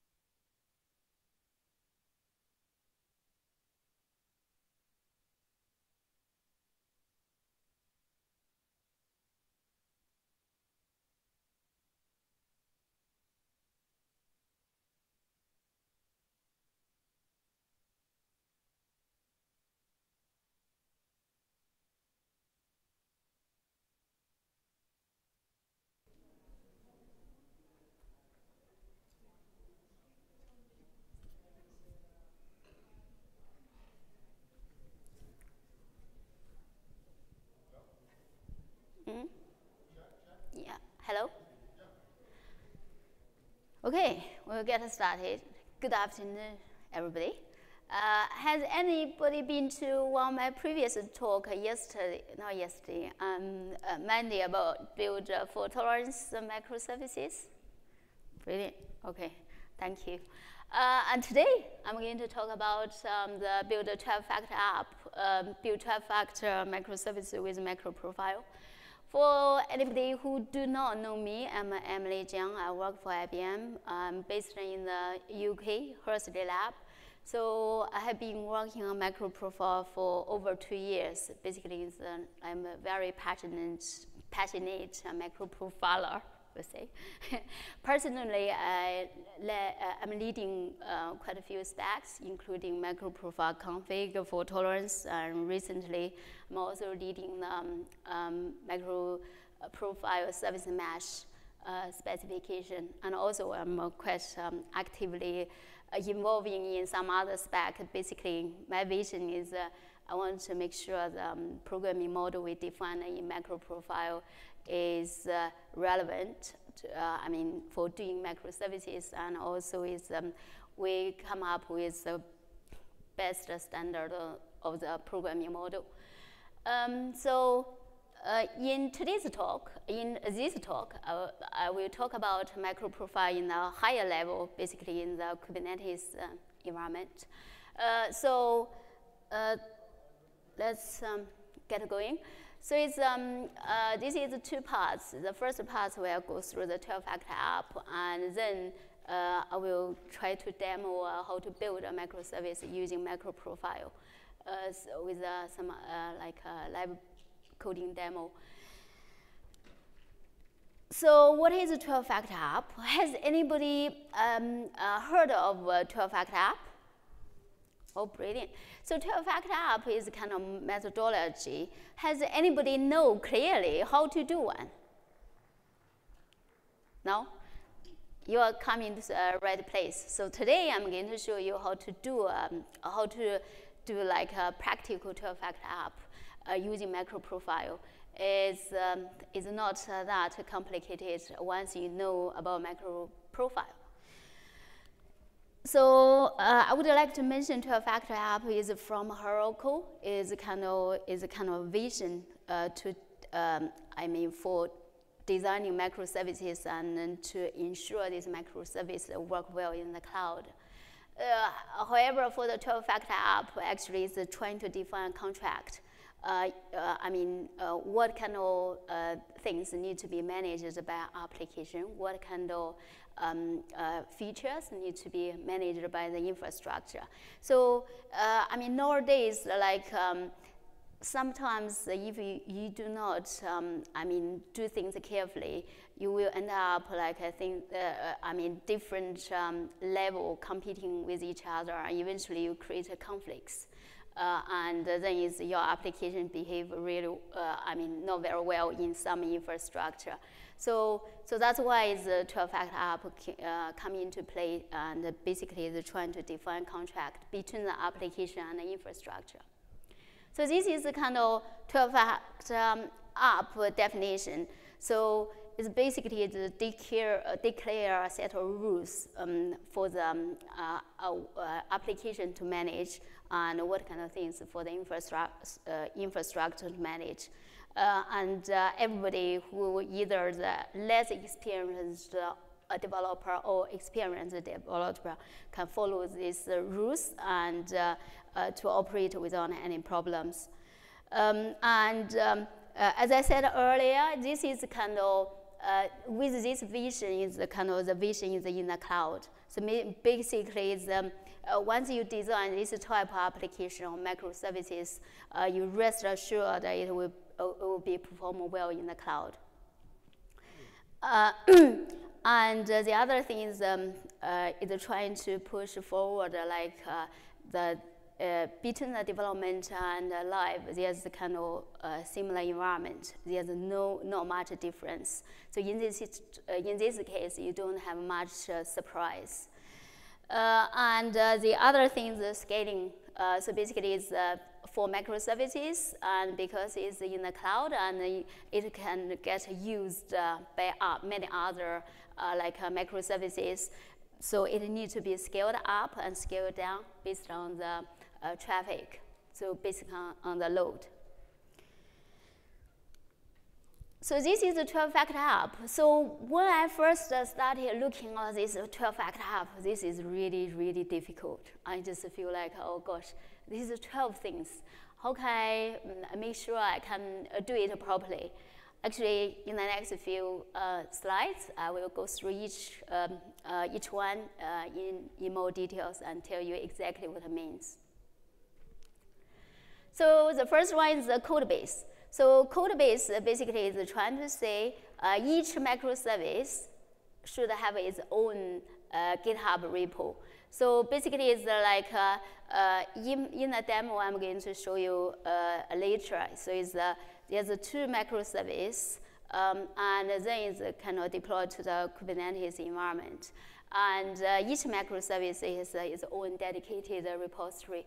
So in this case, like if you have one team, maybe 4 or 5 people, and work on 2 microservices, and then a couple people manage. I mean, we work on the one GitHub repository, and then there's less merging to do, so people don't trap each other tools. The other good advantage to have a dedicated code base for per specified microservices is that it can go through its own maintenance. So basically, some microservice needs to change all the time, and other microservice doesn't need to be updated that frequently. In this case, like you can easily maintain the life cycle of the microservices.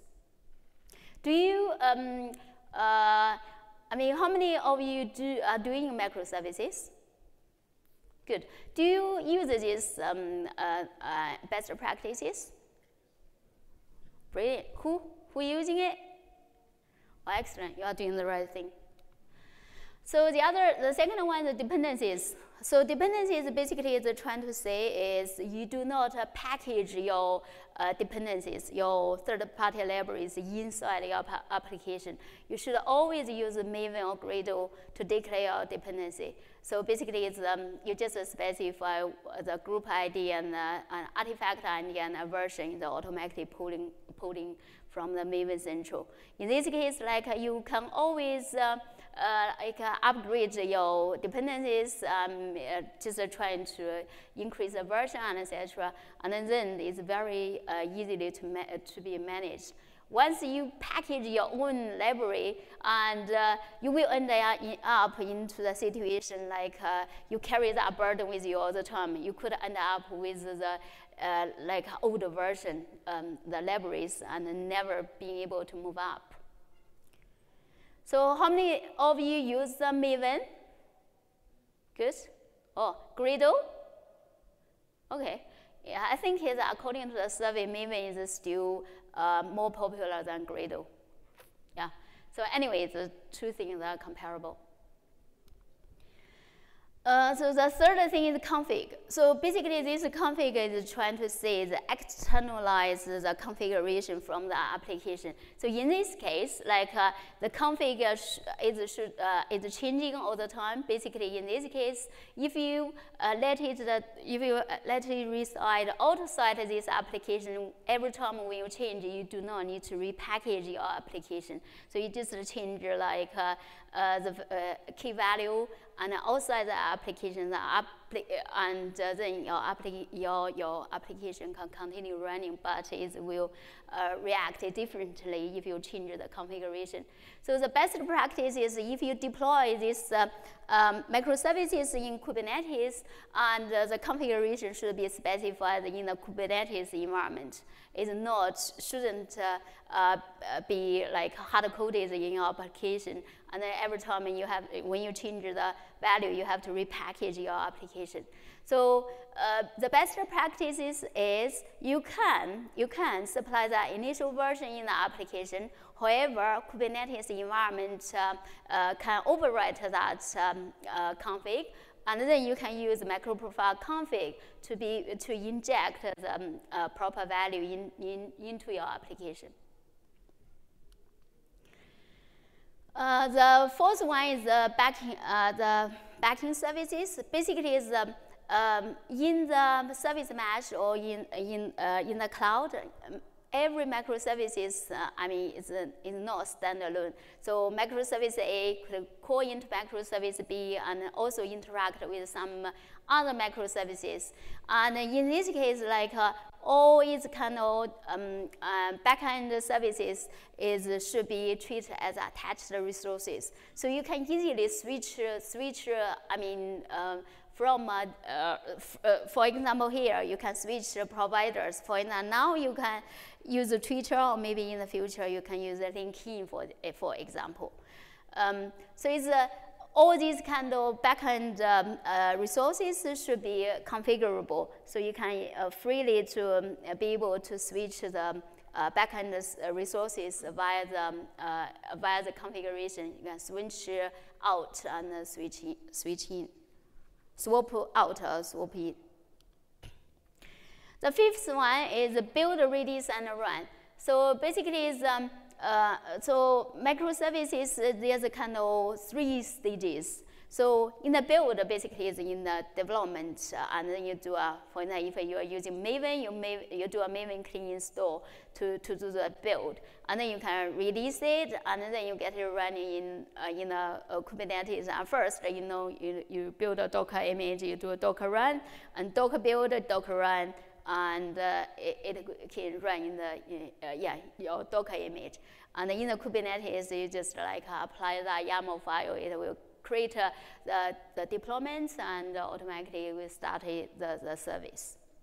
So this is some like in the microservices world, because each microservices could change, very frequently. So you need to like build, release, run. Probably you each day you might need to push up different version releases. And you do need some tooling like a CI/CD pipeline. So you change the code, automatically kick off the build, and then push it to the Docker Hub, and automatically pulling by using pulling to the Kubernetes environment. And this 6th one is the processes. So this is really, really important. So in this 12-factor app, it says these processes should be stateless. So basically, why it should be stateless? Why shouldn't it contain the state? It's because this is microservices that could be destroyed or could be restarted by Kubernetes at any moment. If the microservice, for instance, is not responding, Kubernetes will kill it and start up a new instance.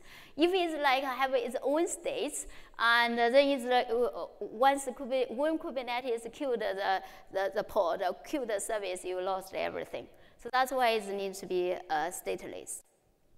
So to build the stateless microservices and or processes, one of the available technologies to use JAX-RS, so RESTful API. So the 7th is port binding. So for this port binding, if you think about microservice A call into microservice B, when you locally deploy the microservice B, and you can manually bind to for example 9080, and the microservice A knows, okay, your microservice B is on the port 9080. However, when you deploy it into the Minikube to Kubernetes, Kubernetes manages the port, and you cannot many Kubernetes. Assign you the port. Basically, you specify in the YAML file. You said, okay, this is port. You will be banned. And also, is in Kubernetes by default, your port is not available to the externally. So your port is visible inside that cluster. That port is only exposed when you tell it to be exposed. So in this case, you cannot force to hard code your port and then have that port forever, because because it's in Kubernetes and a YAML file, I could specify completely different value. If you hard code the port, your service A always trying to invoke service B by using port 80. And once it's deployed, DevOps team change the value, change the port value of the service B, and your service A will stop working. This one is the concurrency. This concurrency is like when you look at the concurrency, you will think, oh, okay, this is about multi-threading. But this is kind of infrastructure concurrency. So basically, it's trying to say is like Kubernetes will say, actually, this is the kind of service is under heavy load. I want to scale up. So in this case, like one service can be scaled up to 2 instances or 3 instances. If it's very quiet, can scale down to like 1 instance, for example. This factor is disposability. So this disposability is trying to say actually you always should treat your microservice as a cattle, not as pet. And basically, it's trying to say you shouldn't put any special feeding towards one particular instance or microservice.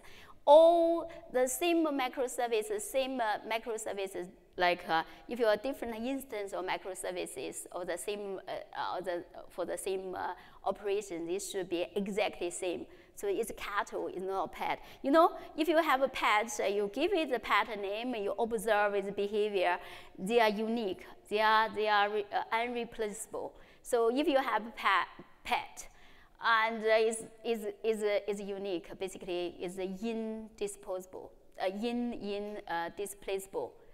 For cattle, if one cattle is not doing well, and you can easily replace with another cattle. So this is the other thing is you always should bear in mind this is your microservice should be a fast startup and a gracefully shut down. That's because that's because Kubernetes could kill this microservice at any point in time. If it takes ages to start up, like you cannot serve the response, you cannot serve the request. So it's not going well. And also, you should always bear in mind that your microservice is kind of bulletproof, is resilient. So it's basically it can survive under all kinds of circumstances. This is one thing. The other thing is like it can start up, restart it very fast, and also can be shut down very gracefully. Basically, it's elegant. Just see that. So you can use even use a health check to tell Kubernetes when this service is not healthy, and Kubernetes can destroy it. Or you can use the micro-profile programming model like fault tolerance to say actually this is to make it very fault tolerant. So the next one is dev prod parity. So basically, it's trying to say is keep your development and also the production as similar as possible. I think it's 10 years ago, we have a different even team infrastructure. It's a team. Okay, you have a development team, and then you have a testing team. You even have a different manager, like development manager and testing manager. Basically, different people doing different work. Basically, development just writing the code, and tester the development. You often a tester reads a bug and say, oh, it's not working. And developer say, no, it works on my machine. Why is it not working? So this is trying to say, make sure it's even the same people to do the testing, to do the development, and even to maintain the production. So basically make this kind of people and the process and the environment as simple, close as possible. And also is the other the best practices. You know, anybody heard of Helm charts? Very good. So the other best practice, you know, when you write a YAML file, deployment YAML file, that's very error prone. And it's a Helm chart. So basically, you have a template. It's very easy to maintain, and is less error prone. So very easy. You can deploy the microservices like using the Helm. The next one is logs. So it's this best practice is you treat logs as streams, as event streams. Why is the kind of saying you should treat logs as an event stream? This is because in the distributed system, and if you write like logs in the file, you have to correlate it. You don't know where the file is written to, and etc. So if you stream out, and at real time, and you can use Elasticsearch, Kavana, and etc. to kind of to look at the logs and etc. Yeah, okay. So the next one is admin processes. So admin processes this is kind of important. However, you shouldn't this admin process like a database migration and like some other one-off tasks. So this is 12-factor app methodology is saying actually for these one-off processes, you should not put together with your application business logic. It should be one-off. It should be executed using kubectl exec. So it's doing this job. It's like database migration and etc. You can do the. You shouldn't put the database migration inside together with your business logic. You should have you should have a dedicated job to do so.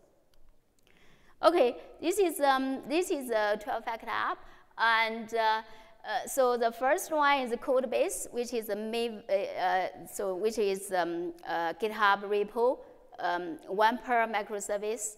The other one is dependencies. You use POM Maven or Gradle to specify the dependencies. The third one, the config, you use macro-profile config to specify the configuration. The fourth one is backing services, so you can use macro-profile config to configure the backing services. And the fifth one is process. Basically, it's build, release, and run. It's kind of 3 different stages. And also the processes, you can use JAX-RS to create the RESTful processes using these RESTful APIs. And port binding, you can use macro-profile config to do so. Concurrency, you can use Kubernetes scale, basically a replica. So how many versions per service you want. And disposition, you can use fault tolerance, and you can use a health check and to make sure your microservice can tell Kubernetes whether they're healthy or not, and to make sure your microservice is resilient. And the 10th one, the dev prod parity. Again, this is kind of best practice. This is a process, and the logs is also process. Admin processes basically is another process. Basically, is one-off processes should be just created as a standalone job. I mentioned quite a lot about macro profile already and all the different technologies inside a macro profile. I said config, I said fault tolerance, I said the health check. So macro profile, anybody know macro profile? Yeah, great. So yeah, so for the ones who doesn't know MacroProfile is an open source community, is completely open source and very friendly community as well. So IBM is one of the biggest supporters in MacroProfile. It has IBM, Red Hat, Piara, and London Java community, and Oracle and also Microsoft. They all support macro profile. And macro profile is a kind of established programming model for developing microservices. You can see on the right-hand side, there's a lot of application server for you to choose from. Like IBM has Open Liberty. Open Liberty, anybody know Open Liberty? Ah, great. For the one who doesn't know Open Liberty is a completely open source. The Liberty, open source Liberty, who has the Java EE8 and the macro profile implementation. And also, if you want, it's completely suitable for the production user as well. It has a support model if you want to support a service. And also WebSphere Liberty, and also the Red Hat has recently rebranded Songtail, and TomEE. Anybody know TomEE? Yeah, TomEE also supports macro profile 1.3, just recently started. And Halliday, so Oracle recently released Halliday. Halliday also started supporting macro profile. Currently, it's support macro profile 1.1, which has a config. So for the whole package of macro profile specification, this is 8 new ones: config, fault tolerance, and health check, and metrics, JWT, open tracing, open API, and REST client. If you want to participate in this community, you are welcome to check out macroprofile.org. Click on the join discussions. You can share your ideas and get involved in any specifications if you want. So I quickly have go through the macro profile config. So config, this is kind of externalize your configuration from your microservices, and it provides API for you to inject the configure properties. So in the example here on the right-hand side, so you can see that this one is kind of SPI. You can directly get hold of all the configuration. If you wanted to know the myprop value, you can use the get value. And this one is the kind of CDI version. So this is much easier. You just do an inject and can directly inject the my.string.property into the myprop. The fault tolerance is very, very nice and sleek. Basically, it just have this, just has these annotations. So you can see, so this is retry. So basically, it's kind of fix all the like network glitches is for retry, and also circuit breaker. This is prevent from the repeatable errors or timeouts, and also it is a bulkhead to like isolate the microservices with limited resources. Basically, this prevent from one microservice using up all the underlying resources. And timeout is like if your one backend doesn't respond, you can specify if within this like a few minutes, if a few seconds or a few milliseconds, if it doesn't respond, I want to return back with error, timeout error. So you can deal with it. You can either fall back to do some other things. And this is very powerful, the fallback. So, you know, all these kind of things is trying to recover, trying to try the best, trying to get a successful a result. However, is under some circumstances, and you might still get a failure. And this is a backup, so you should always have a contingency plan. So this is fallback. So the next one is the health check. So health check is the provider way for machine-to-machine communication. So basically, for your microservice, tell the underlying Kubernetes is saying, okay, I'm not healthy. So the implementation is directly, you can annotate, it automatically come up with the endpoint. You can annotate with the add health, and then you can implement a health check API. And it will automatically display and the health check response. So Kubernetes has a way to poke this health check endpoint and frequently to see whether you're healthy or not.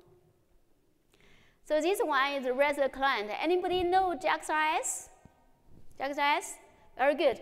So JAX-RS, for creating a client is quite clunky, right? You have to specify URL and do it. And if you make a mistake, okay, it's not working, but you do not know. You have to figure it out. It's not very nice. And the REST client, the microprofile REST client creates the type-safe way to directly to bind into your client.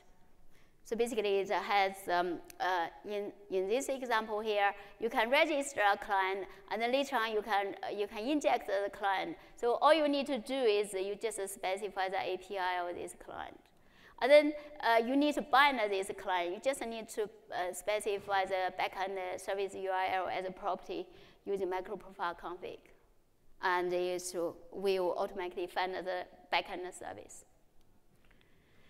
Okay, I will use a few minutes and try to do a quick demo. So in this demo, I will try to create a microservice and service A trying to talk to service B and demonstrate to use config for tolerance and health check, and the REST client and using OpenLiberty.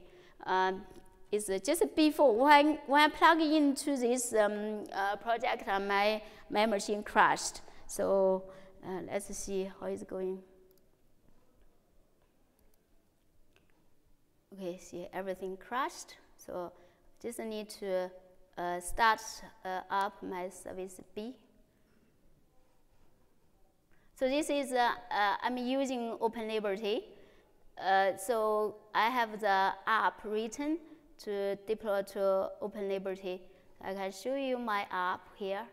So it's, you can see okay? Yeah?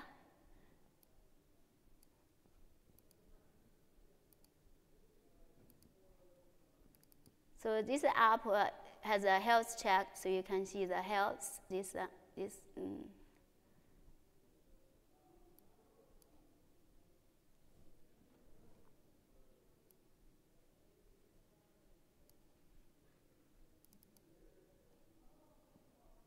So you can see this health, you can tell the health check response and put this, can do a build, and this is kind of data, is a payload, and this is, you can say, okay, I'm up, and this is not healthy, I'm down, etc. So this is service B, and then service B is JAX-RS. You can just say service application extends application, and you can see service B, hello, and in here there's sometimes it doesn't work, did on purpose. Now it's ready to start. Let me see it.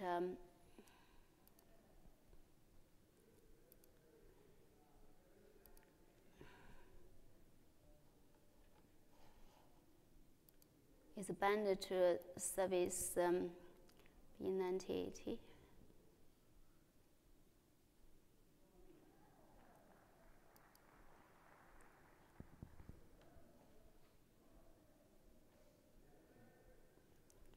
Yeah, you can see it's trying to do things quite slow. It will, and later on it will fail. This one not fail, and this one it failed, right? So this is just trying to demonstrate here. Sometimes it doesn't work, and then anyway, it doesn't work. However, I do want to use it, and okay, I can see what kind of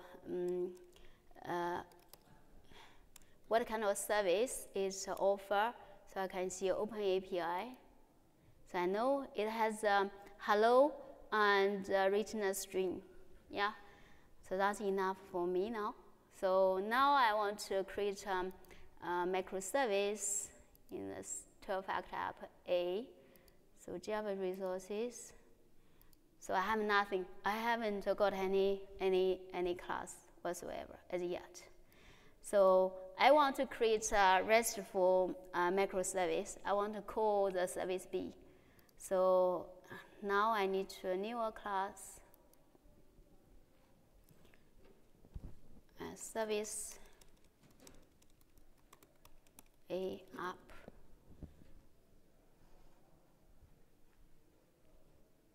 Oh, this is really odd.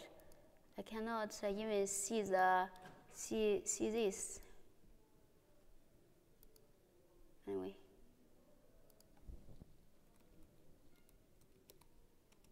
This project is not very good.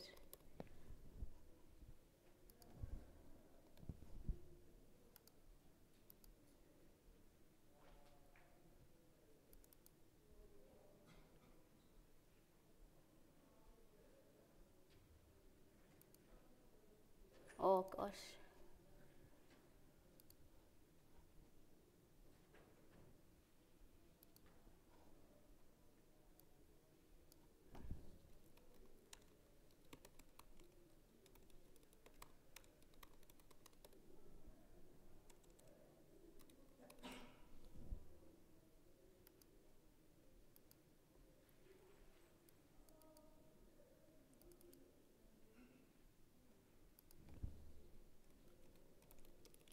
So I do an application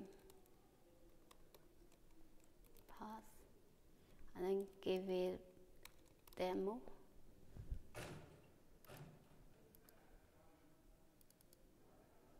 Okay, manager create one, and then I create endpoint.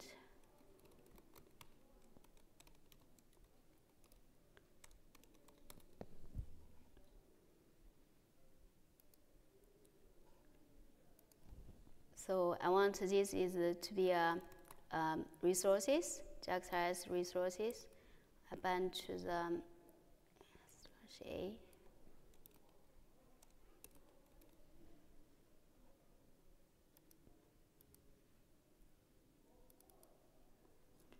And also I want to create an endpoint.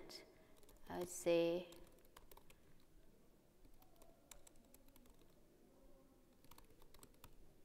core service.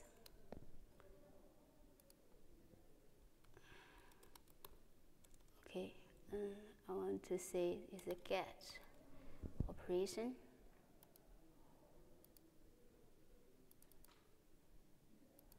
Okay.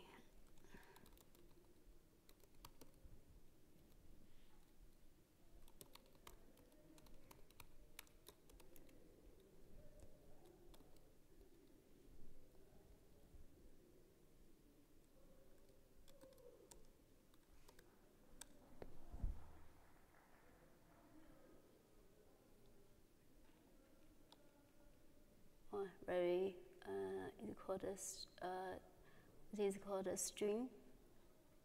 I want a string version. Can you see it? It's a no string. Simple. Can't remember the. Okay, quickly. What's it called?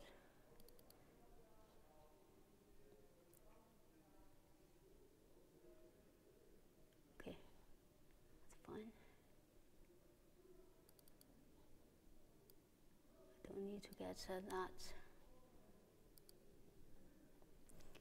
Now I need to call service A, or call service B.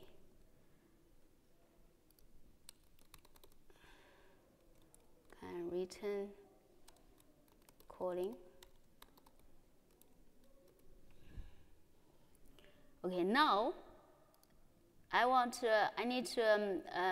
need this one to call service service B. How do I do it? So I only need to do service B endpoint, service B client.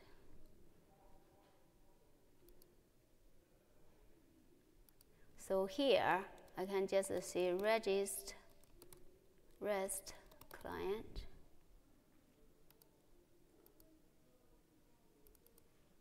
So you know earlier I showed service B has a hello backend.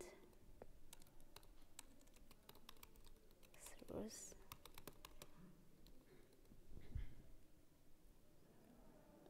Exception. So this is service B.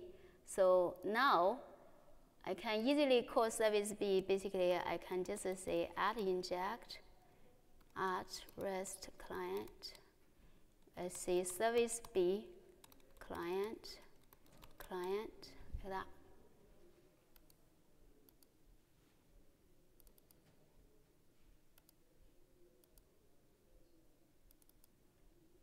Now in here, I can say client dot hello.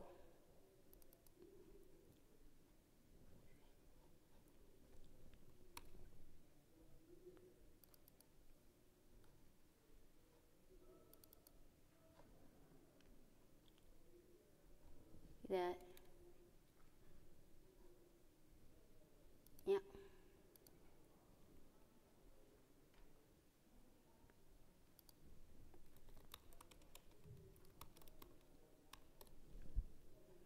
Okay. Okay, so I demonstrate REST client and this one. However, I want to make sure this is kind of has a fault tolerance. Basically, I can do, if something not working, I can do retries. I can say, okay, maximum retries 3 times. Oh, no. Back.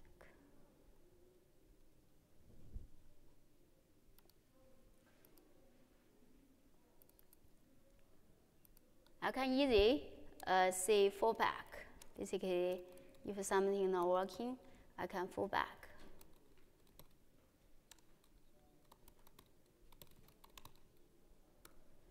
I can specify the method name. Now I just need to create a fallback.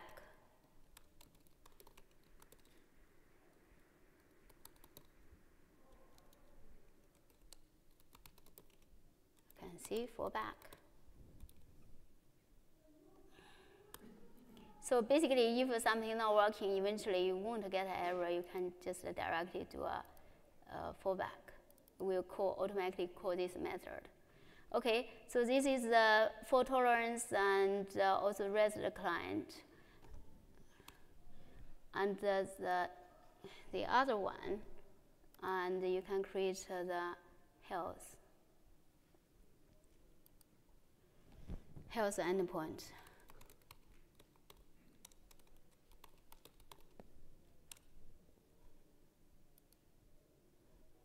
So this is a very easy. You can do a bin. So with that, so this is a health check API. It automatically gather this status for you. Extends health check.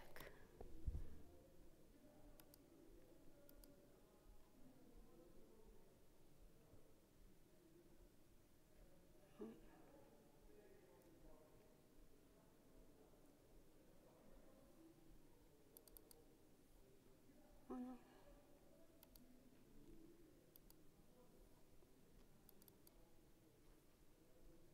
Oh no. Okay. Once I get the health check.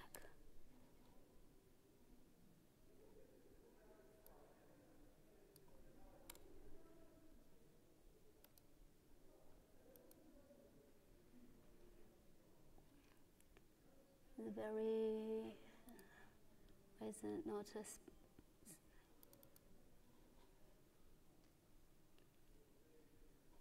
let me copy this one, health check.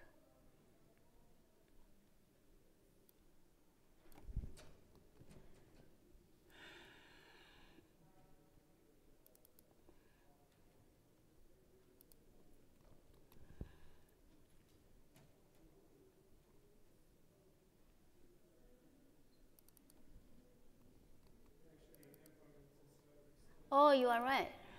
You are so right. Why is it not working?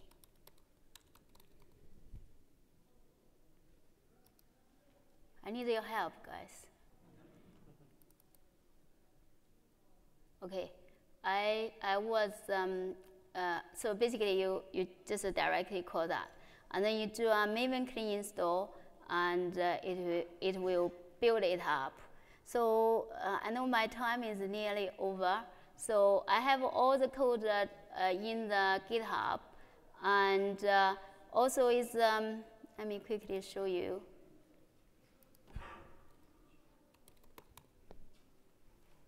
Show the slides here. So all the code is in the GitHub. You can check it out and build it yourself. So I highly recommend it. You go to openliberty.io and to find out micro profile guides. And also we have an IBM booth downstairs. Also there's a quick lab, so you can try out all the quick labs to be able to get the T-shirts. If you have any questions, I will be in the downstairs tomorrow or later today. And yeah, thank you.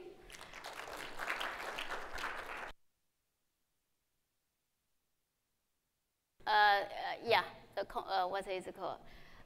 Your feedback.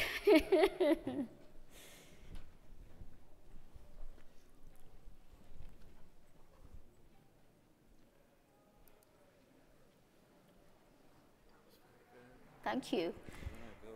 Oh, gosh.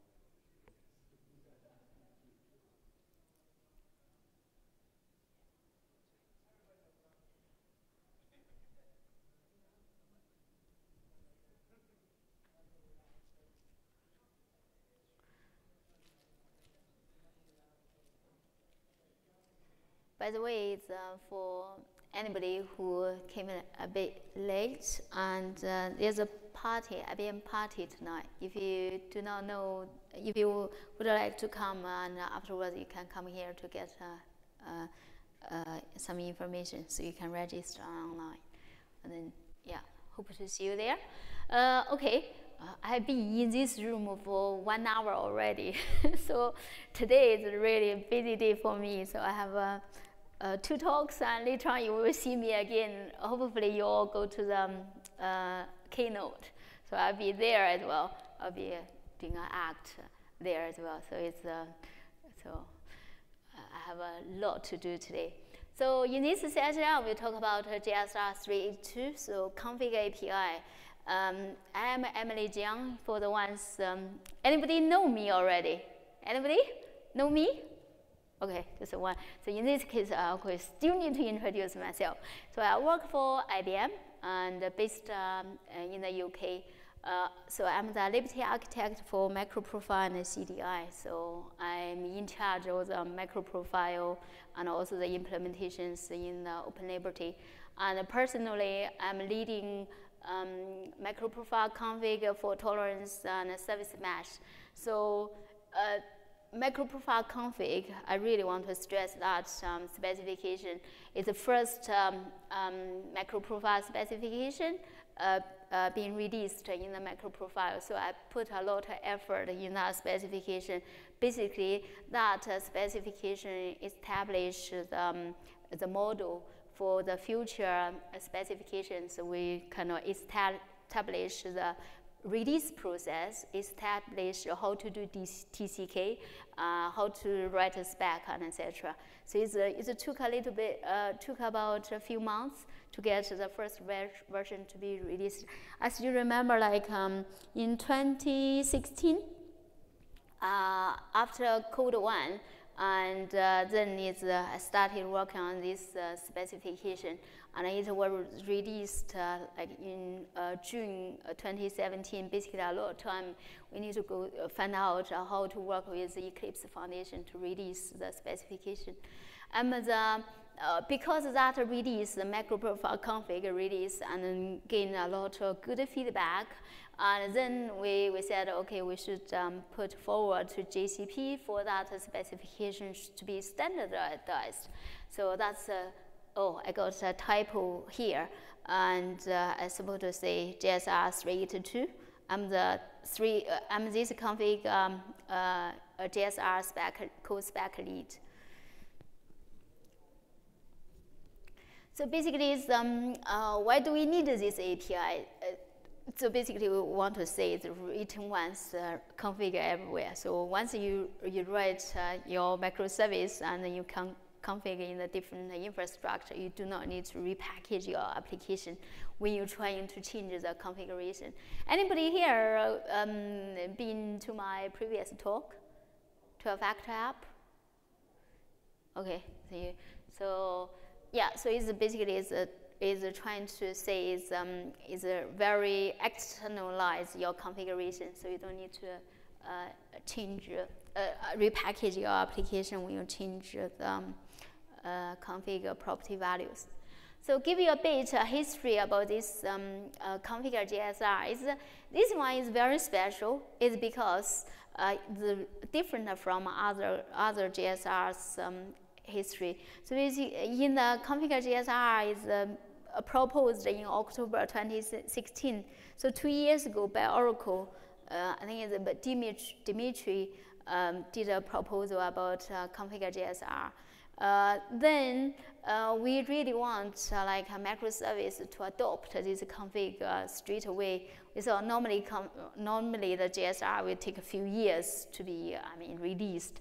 So at that time I said, okay, I will start kind of micro profile config in the micro profile community and trying to sync up with what configure GSR proposal. So that's why I kind of started this effort in October 2016, and then later on, like joined by some other people in the micro profile community, including Mark Struberg. So he's a spec lead together with me. So it's but later on, like configure GSR proposal was withdrawn by Oracle, and then we just went ahead to release macro profile config in June 2017. And after that release, we got really good feedback, as I said earlier. And then this is put forward for the to GCP for the standardization. However, because we did all the work in the Eclipse Foundation, so we cannot put a proposal forward like by IBM. It's because this kind of all the IP and etc. being owned by Eclipse. Actually, this configure GSR is owned by Eclipse Foundation. I just work on behalf of the Eclipse Foundation. So we got the configure GSR accepted. So and we started working on that last year. About August time. So in the next few 40 minutes and etc., I will go through all the APIs to talk about how to use them. So this is all the information here. This configure GSR is all in the open, so you can check out. It has an Apache version 2 license, and also we have the mailing list. You are free to sign up to the mailing list, and also you're free to look at the APIs there. If you have any issues, feel free to raise issues because it's all in the open field. So basically, it's we trying to do open up for discussions. Nothing is done in closing doors. So we have 15 GCP EGs, and actually it grows, and people directly say, "Oh, can I join in to the expert group?" And we still get some requests to join in. So this is a diagram for the whole configure, the configuration design. So basically, we have a configure source, so specify the name value pair. So you can have many configure sources. Some configure source, like in the database, some configure source maybe for the file. They all contribute towards a big object called config. So config, if you think about this config, it's just a name value pairs, a big map. And then it's, for the config, you can see is okay, string. However, you can do a convert to the different object type, and then you can directly inject that particular configure property into your application with a specified type, and then the converter will convert from a string to that specified type. Okay, so this is the API for the configure source. So, this is this is a configure source. Basically, it represents the name value pair. So if you think about this, you can like a backend, you can either to be a database or to be a file and etc. However, the most important thing is you can say, okay, what's the priority of this configure source? So all the configure sources, they are layered. They have priority. Why do they need a priority? It's because, if the same config property is specified in the multiple configure sources, you want to determine which one will win. So we want to say, okay, the configure source with the highest priority, which is called ordinal, will have the final say. So that is a configure called ordinal.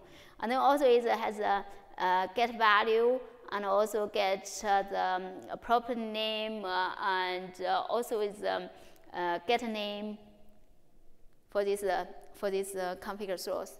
And I also is have another method to get properties. And there is some configure source may be huge. When you say get properties, it won't be able to return everything for that configure source. The most important thing is the configure source is able to tell you, okay, if you say, okay, you query which property, and then you can get a value. And this line, is this is newly added, to this API. This is kind of provide a way for the configure source to tell the consumer this configure source has some changes, so that consumer, which means impacted by the configure object, is saying, okay, you need to reread this configure source so that can pick up the new value. So all these ones on the top is in the macro profile config. So basically, it's, as I explained earlier, macro profile config is kind of prototype of this configure GSR. When the configure GSR project created, we directly forked from macro profile config, and then we trying to add new things. However, we trying to keep both in sync. So whatever we put in the configure GSR, we're trying to bring back to a macro profile config. Like recently, we released the macro profile config 1.3, so it's directly from the configure GSR's work. So basically, it's adding more functionality, and then we release it, get some feedback, and put it back to the configure GSR, and we're trying to keep two in sync. This is a converter. Converter is really simple. This is a functional interface. It's just trying to convert a string to a type. So this is a converter. For the converter is very powerful, and because it's trying to convert from a string to a different type. So underlying implementation needs to provide some some converters. The first type of converter is called built-in converters. So all the Java, like these basic Java types, for example, Boolean, long, float, double byte character. So the underlying implementation is provide this converter. You don't need to. You are free to inject you are free to convert from a string to a different type. And also, you can write your own customer converter, and then you can even overwrite what the built-in converter give you.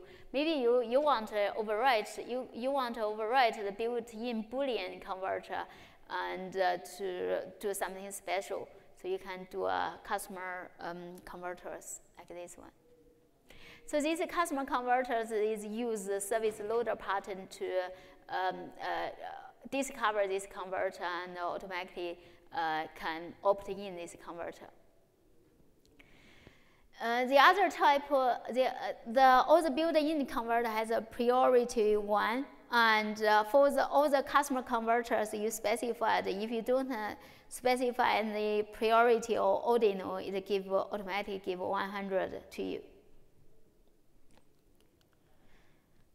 Okay. The third type of converter is called array converters. So array converters basically is if you specify the string, use the comma separated string, and you can automatically convert into array. So basically, in this example, for hina is dog, cat, and this is this one, dog, cats. Oh no. Yeah, dog, cats. If I do like that, I have my pets to be a dog and comma cat, and a dog comma / cat, and I will be able to get an array dog, cat, and dog comma / because / is kind of escape character, like that. So you can convert to an array, you can convert to be a list, or convert to be a set. The fourth type of converter is called an implicit converter. Basically, is when you think about converter, it's basically the convert a string to a type. So it's whatever, if this type can take in a string and automatically come up with that type of object, it will be fine. So that means we are saying, okay, if the class has of, or the taking a string, or of take a char sequence, or value of, or pass, or has a constructor taking string or char sequence, and this class itself is a type. Also, it is a converter. So you don't need to create a converter for that type. It itself is 2-in-1. So if you try to understand this converter, basically is if you want to inject a config and then end up with a type of my object, basically you need to provide a way to convert from a string to one object, my object. If my object already implicitly have this methods, and you can directly call one of them and to be able to get one object. So that's why the runtime automatically can do that. Okay, so this is config API. So this is a config. You can get hold of the get value, and this get values means this config property you specified must be mandatory config. So basically, mandatory property, it must be specified in one of the config sources. If it doesn't, you will get error. So basically, you will get an error straight away. If it's optional, basically it doesn't need to pre-exist. You can do a get optional value and a string, and also this is type, property type. And also is in a config, basically earlier I said is a map. You can say get property names that can hold all the properties known to this application. The config in my previous picture there, config backed up by config sources. So you can query how many config sources you know. So it's a config source.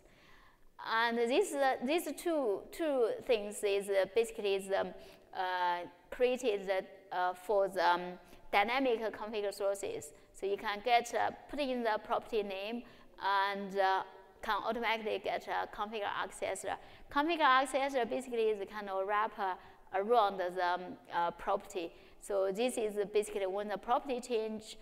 Every time when you get hold of config accessor, and then when you call the config accessor to get value, you can get an up-to-date value. I will go through them in more details in the next few slides. So this is the big API for config accessor. So config accessor basically is a kind of wrapper. So it can say, okay, convert into as list, and convert to as a set, and then you can provide a converter to a different type, and then you can specify the default. And as I say, because it's kind of dynamic, you can cache for some period of time. Basically, you can say, okay, this is a config accessor. I get hold of. I want to cache for 3 minutes. Even within that 3 minutes, if some underlying config changes, and you can still do a config accessor to get value to get a previously value being cached for. And this one evaluates variables. So this is directly created for the circumstances. You have a $, bracket. You know, it's a quite useful thing to do. If you have a config, you have a local, you have a host, you have a port, and then you have a config property. You join up like HTTP : / host name : port, and then you all kind of doing the variable kind of. You have a to a $, bracket kind of. Basically, it's a $, bracket host : colon, dollar bracket port. But actually, when you want to get the URL, you want to get all these variable replacement done for you. So you can do this one, evaluate variables. And then these two things is kind of serve the purpose where the configure property changes, the name changes in a different deployment stage. For example, in the live, it's called something different. And during testing, maybe called .test, .url. And then during production, you do a .prod.url. So you want to look up in a different stage, look up different properties. So this is lookup suffix. So this is get value, so retrieve the value. Basically, the configure accessor is almost like a proxy, and then you can get a value and then can kind of retrieve the nicked value. And then get an optional value, so basically is if the config is a configure property is optional, you can directly do a get option value, you get an optional, and then you can specify with the default. And here is get a property name, and basically is especially when you do like with this add lookup suffix, this one too. So under different phases, you might have a different property name. So that is kind of you need to work out you need to call this method to work out what property name actually you got. Okay. Again, so this one is get resolved property names and also the get default value. Okay. So previously I said everything about API, SPI. However, we also provide a CDI model to simplify the usage of the configure GSR. So we want to support the CDI version of the config, so you can directly inject the configure property. So you can do a at inject at configure property. You can specify the name, and also you can specify default value. And you can say whether you want to evaluate a variable or not. So for this one, evaluate variables, basically it will do a variable replacement if the variable has a dollar bracket. The other thing is cache. So you can specify how long the cache for. So this is cache time unit and cache for. So you can say 3 milliseconds. 3 seconds, you can specify that. In the next few slides, I quickly go through how to use these APIs. So there's 2 ways to use these APIs. One is do the programmatically lookup. So the entry point is the configure provider. So this is very useful for the if you directly work in the for in the Java SE mode. So you don't have much Java EE code, or you don't want to use the CDI. In some you can directly use the configure GSR in the Java SE. You can use the configure provider to get a config, and then you can directly get a configure value for the matprop. So the other thing I want to mention is when I presented this configure GSR to GCP earlier this year in one meeting, and quite a few companies are really interested in this one. And basically, it's very useful for Java SE usage. You could directly have a very serverless client, for example. You directly package this as a library. You can directly use this API to get a hold of your config. So people suggesting maybe split this configure GSI into 2 parts, and even suggest this part.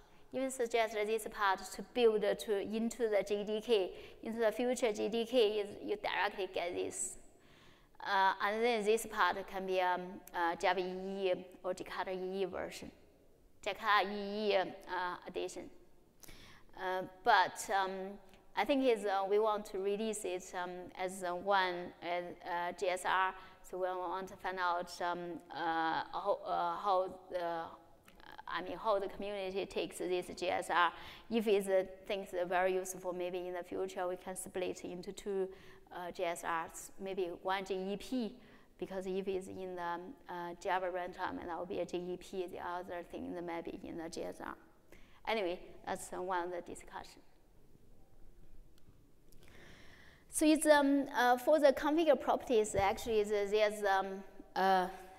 there's two categories. One is static, one is dynamic. For the static ones, mainly it means this configure property doesn't change. You know, CDI is static. Once you inject one value, it won't change. So it doesn't do the re-injection even if the underlying property has changed. So this version is kind of a static version. And however, CDI provides a proxy injection mode, so you can inject a provider. In this case, it's inject a property, didn't inject the raw value. So you get a provider, and then later on you get a value. When you do a dynamic prop to get value, you will get an up-to-date one. So in this diagram here, I want to try to say is, for example, this is Java config properties. So this is a kind of package inside your application. So you can specify this one for your development usage, and then later on, you can overwrite this value using the system properties. System property has a priority of 400, and this config Java config property has ordinal 100. So this one, if you have a same priority, same config property specified in both, and this one wins, can override it. For there's the other type of config is optional config. Why is it called optional? So that means this config may exist, may not exist. So you can directly say, okay, you can say get an optional value, and then if it doesn't exist, you can specify default like that. And also, if you want to use the injection, you directly provide a default value. So if this one doesn't exist, and the blah will be injected into the static probe. And the other version is just you directly inject an optional, so like that. And then you can specify OOS. As I mentioned earlier, we have an array converter. So array converter, you can basically the comma separated strings and automatically pass as an array. For the SPI version, you do this. For the injection model, you can do this. You can even convert to list or convert to set. So this is very, very, very nice. So we added this in the Christmas time last year. I still remember I was busy doing TCK for this one on Christmas Eve. So this one is environment variable mapping. So this is the use case for this one is if you have been to one of my talks previously, has anybody been to one of my fault tolerance talk on Monday? Yeah, so in the REST client, for example here, yeah, I can, like there's a macro profile macro profile REST client can directly specify a property like that, and then you can specify value. However, the slash and hyphen is not a valid character as the environment variable names. Do you know the environment variable names can only take, in some operating system, can only take underscore and numeric alphabet? Anybody know? No? So in some, if you specify the environment variable name with non-underscore or alphanumeric, it doesn't work in some operating systems. So according to the standard and the legal characters, including the alphanumeric or underscore. So that's why we come up with this, like in order for your config to be portable, basically you specify config and make sure it's working in all kind of environment. You have to make sure the environment variable just including the name, just including underscore alphanumeric. Especially in Kubernetes, when you specify some other characters, it will not work like as an environment variable. So that's why we come up with the environment variable mapping. So all the illegal characters, such as the non-alphanumeric or non-underscore, will be replaced with the underscore. So in this case, in this one, if I specify this property name as an environment variable, I can just specify it like that. Yeah? I change this slash, I change this hyphen, or become an underscore. And in my injection here, I can directly do the injection here. But when the lookup in the environment variable, it automatically look up this one, this version. If this version doesn't exist, we will look up this version. If this doesn't exist, it's all capitalized, we will look up that and then can inject that. Okay, here is a kind of picture. So link everything together.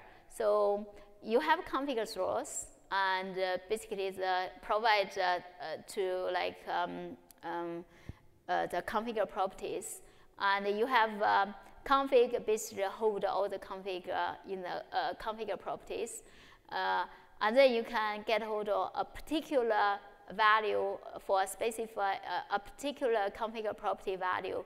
You can do the get value. However, for the dynamic config and the config source need to tell the underlying config, and there's a change. And in the config, it needs to provide a config accessor object, which is proxy, wrap around the config property. And when you try to get a value, you retrieve the value from the config accessor.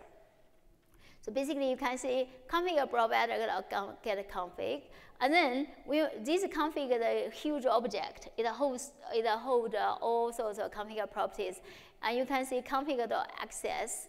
The property name, you can get a config accessor, and then later on you can do a get value and retrieve the up-to-date value. So for the implementation point of view, so I mentioned earlier, so the config source has a way to notify the consumer about config changes. So the consumer in this case can be the config object. So it will notify the config object. That config object, the underlying implementation will invalidate the cache and reread the config sources to rebuild the map again.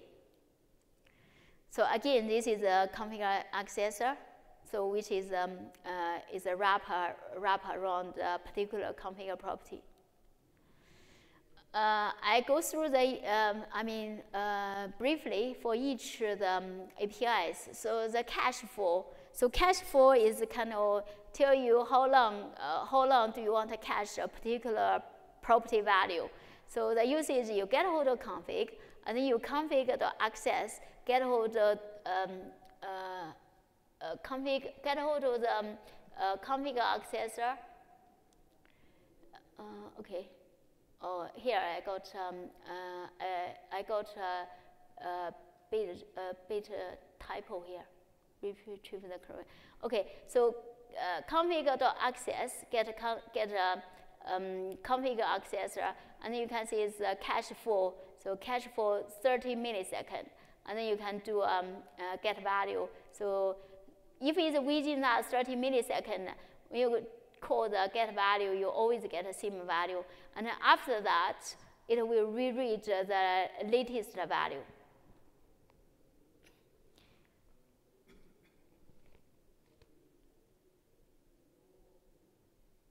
Yeah. Here the typo is a config accessor. Here it should be a config accessor bracket string. Okay, this is add a lookup suffix. So it's here is as I mentioned earlier, like in the different stage, and you might look up a different property name. So this way is you can see actually is in the, for example, in the different tenant environment, you might look up different property name. So in this example here, if it's current tenant is Moscone, so you will look up. So first you can get a config accessor sum.server.url, and then you can add tenant. Tenant is Moscone, and then you can add another one, the project stage. In this time, if it's production, so this one will be look at first. If this one doesn't exist, and we will fall back to look at the URL.Moscone. If this doesn't exist, we'll look up this one. If this doesn't exist, we'll look up this one. So this is quite powerful because without this, like when you look up the configure property, the property name is kind of static, it's fixed, and this is provide a way to change the property name.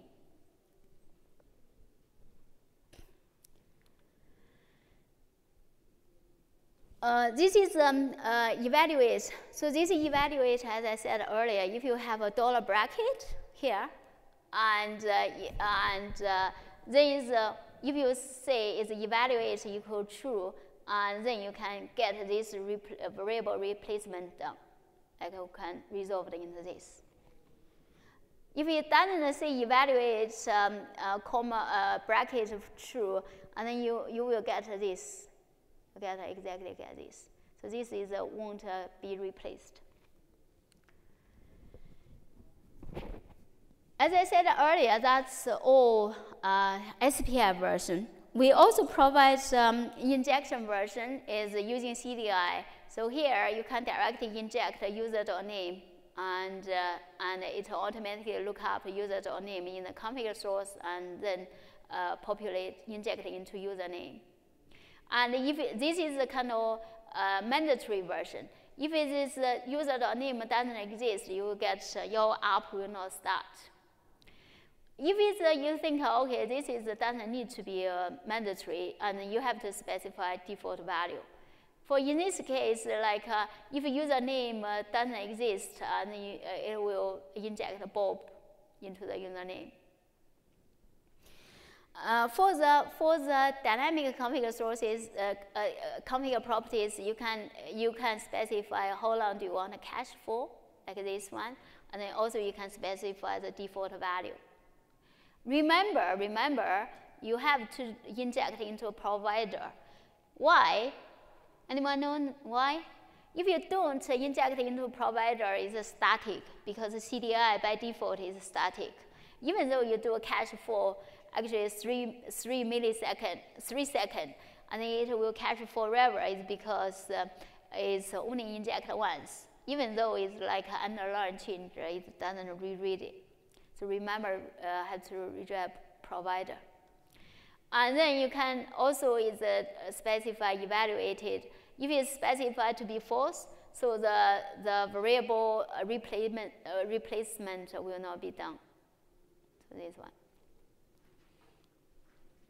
By default is going to be replaced. So the future GSR 3.2, you know, has any of you been to the Jakarta E and talk? Jakarta E talk? Anyone? Okay. Do you know is the Java EE is being moved to Eclipse Foundation? Anybody? Okay, good. And GCP is stopped doing any GSRs. Do you know? GCP stopped doing any GSRs. So this configure GSR will be the last GSR for GCP. In the future, GCP only look at the JVM, look at the JDK kind of additions, like it's called JEP, and will not do the JSR anymore. JSR is for the Java EE. So all the standard moved to the Eclipse Foundation. So currently, Eclipse Foundation is setting up a standard body for future JSRs. And however, if we have options, we either stay in the GCP, get this released. In this case, because we already get contract to say we can use javax.config. And then later on, obviously, we want to be part of the Jakarta EE 9, for example. We have to move to the Eclipse Foundation. And after being standardized by GCP. However, after we moved to the Eclipse Foundation, maybe in the future, if we want to add any new packages, maybe you have to use a different namespace, like Jakarta.config and etc. And I know that maybe that one is to be determined, like whether we can directly use javax.config for any extension packages. I talked to a few people. I mean, there's no written agreement as yet. We don't know what will happen. However, the group ID, artifact ID will have to be changed to be a Jakarta, starting with Jakarta, etc. The other options, maybe we move to the, we stopped at GCP and directly move to the Eclipse Foundation, but we are not certain as yet. So I would like to ask who is really happy, have a particular interest for this JSR to be in GCP with a package name javax.config. Who, anybody? Or you don't care? You want to, okay, you want to be in the GCP, to JavaX. Or you want to be in Jakarta. Who else wants to be in Jakarta? Jakarta? Who wants to be in the GCP? Okay, nobody. Okay, that's really good feedback. So we want to find out, like, we either to be the last ever JSR in the GCP history, or the first spec in the Jakarta EE standard. I will have to talk to the Eclipse Foundation again to see, like, how best to incorporate all these kind of move and etc. So also the EG group have to vote whether we want to go through the GCP or we want to go through the Jakarta EE standard body. The only thing is the Jakarta EE standard body is not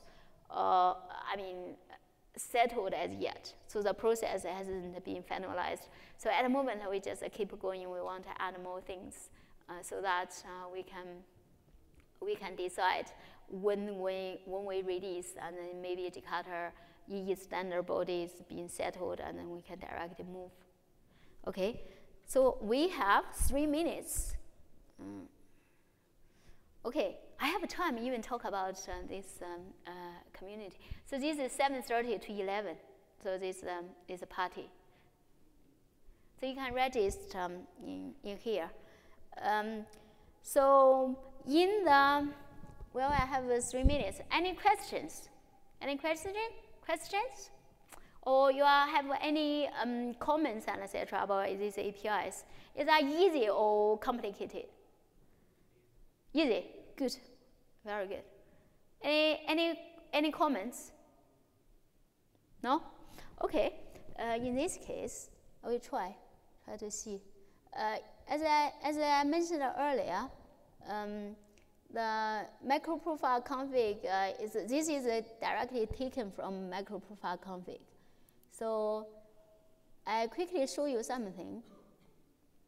So in this, in one of my app, this app, like I have a JAX-RS, and this is my property.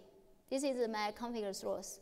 So config source, this is customer config source. I directly implement this config source. So to get ordinal, get property name, and get name and get properties. So get properties, you directly read the config source and then populate the map like this. You read the file. So this is the customer config source. It directly read this JSON file. So I have a config source, which is a JSON file here.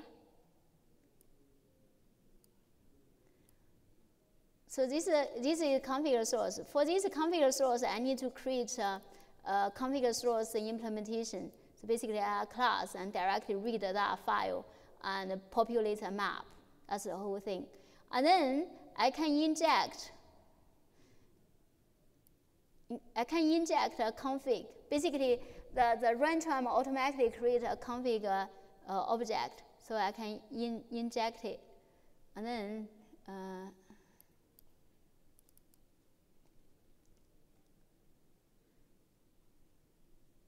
so you can see the get all the config. You can see get a config, so get a config sources, and then I can display all the config names, for example.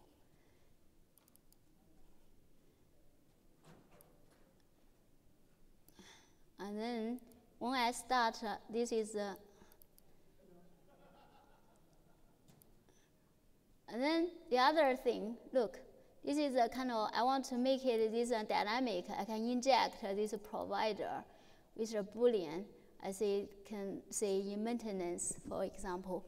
So this one, I know I inject a proxy.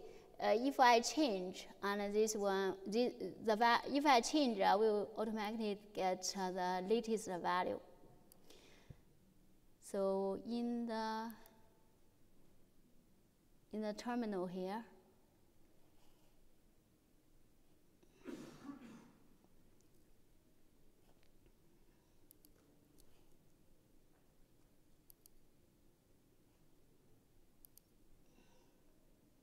so I have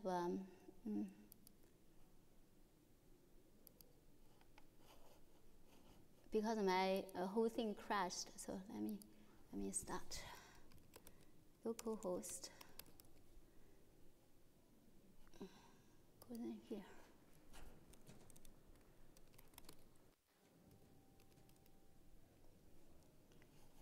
Let me find out the endpoint first. So the first endpoint, the system.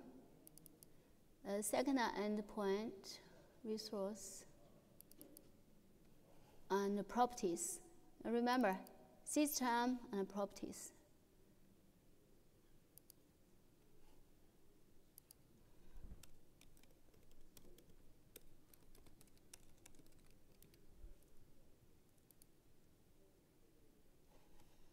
Oh, column syntax error.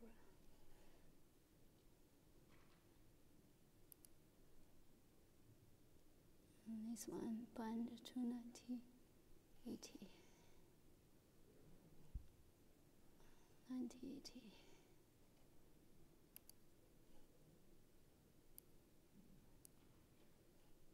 Okay. I think I'm a time up. Okay, I think it's anyway. So in the macro, you can look at. I think I messed up my repository here. In the OpenLiberty.io, you can clone that repository and to learn about it. So here, you can directly clone it and get started and learn about it. Okay, that's all we have time for. Thank you for coming, and yeah, remember to vote when you go out. Thank you.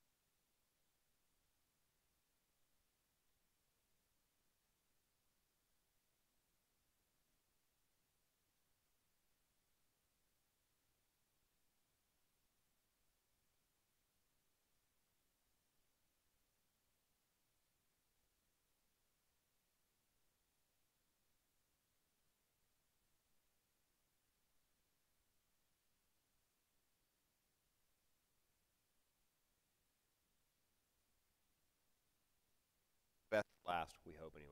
Hope we'll live up to that, right? All right. Yeah, we'll just keep talking. See if that works. Is that loud enough? That's pretty loud. I'm pretty loud anyway, but hopefully that's pretty good. Is it my turn now? Do I get to talk over everybody?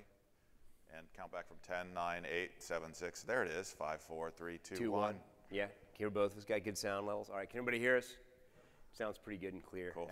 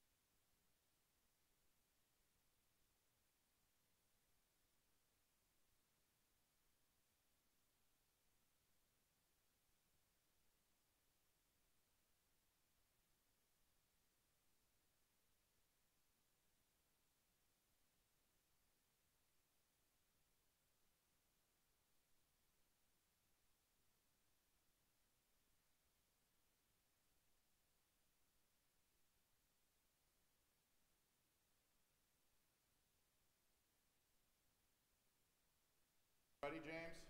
Are we ready? We ready? All right, Am I we're ready? rolling. There we go.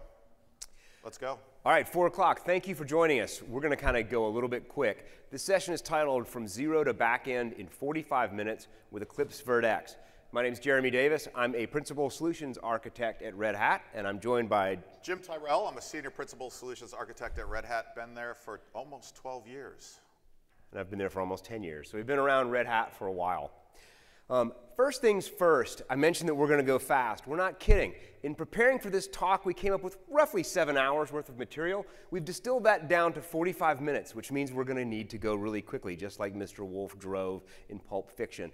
So we weren't kidding about prizes, so shoot your questions out. We're happy to take questions. We might table them till the end. If we are going too fast, raise your hand, yell, tell us to slow down, right? So first things first, Red Hat productized VertX just recently. The way that Red Hat works, all of our engineers commit code to community projects. And VertX has been a community project since 2011. Since 2011, right? So it's been around for 7 years. We just made it a product, meaning we have a release that we support and that we patch and keep maintained for longer periods of time. And we also have consulting and things like that around it. So I wanted to set about learning VertX. And what's the best way to learn something, or learn a new technology? Where do you always start when you learn a new technology? Hello World. Right? Not Hello World, right? What? Because Hello World is awful. Hello World is awful for a number of reasons, mainly because Hello World always works, right?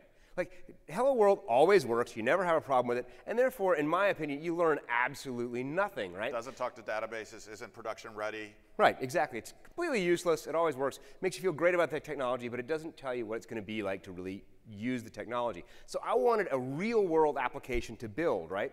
Now, if you're like me, you've probably done this and you started your own little pet project application and it went nowhere. If you're like me, it goes nowhere, right? Ends up just like hanging out on GitHub or something. So I was Googling around looking for a real-world project I could build with specs, and I found a project called literally Real World. And it's by these guys at Thinkster.io. This is a really interesting website. What they built out, and they have tutorials for their application.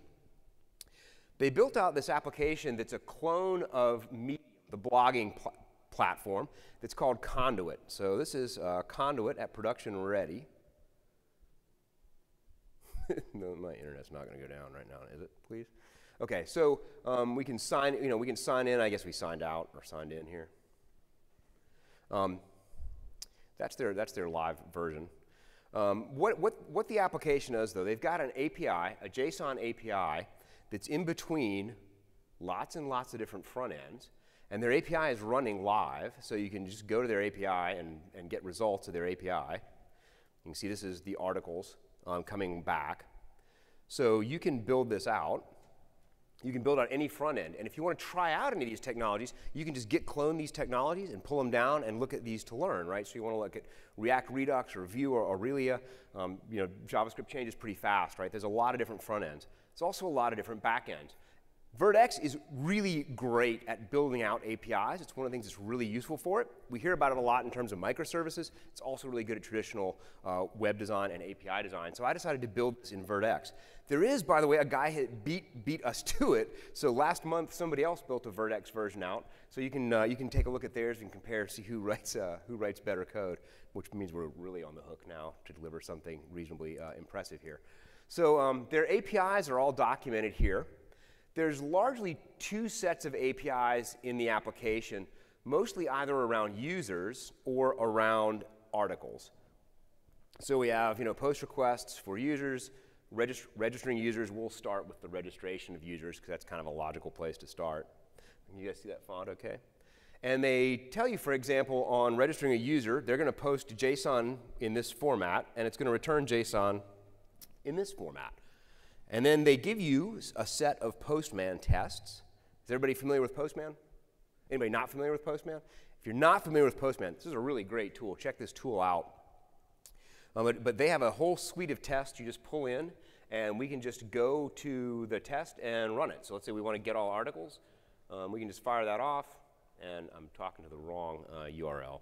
So I'm talking to my local URL. But I come in here, change this to their URL, we fire this off, we can get the live one. This is set to my local one, so we'll be running this during our presentation. So this is a real-world application, and I decided to build this in Vertex and find out where those like sort of rough edges were, where those edge cases were, and we found a couple of them that we'll talk about in here.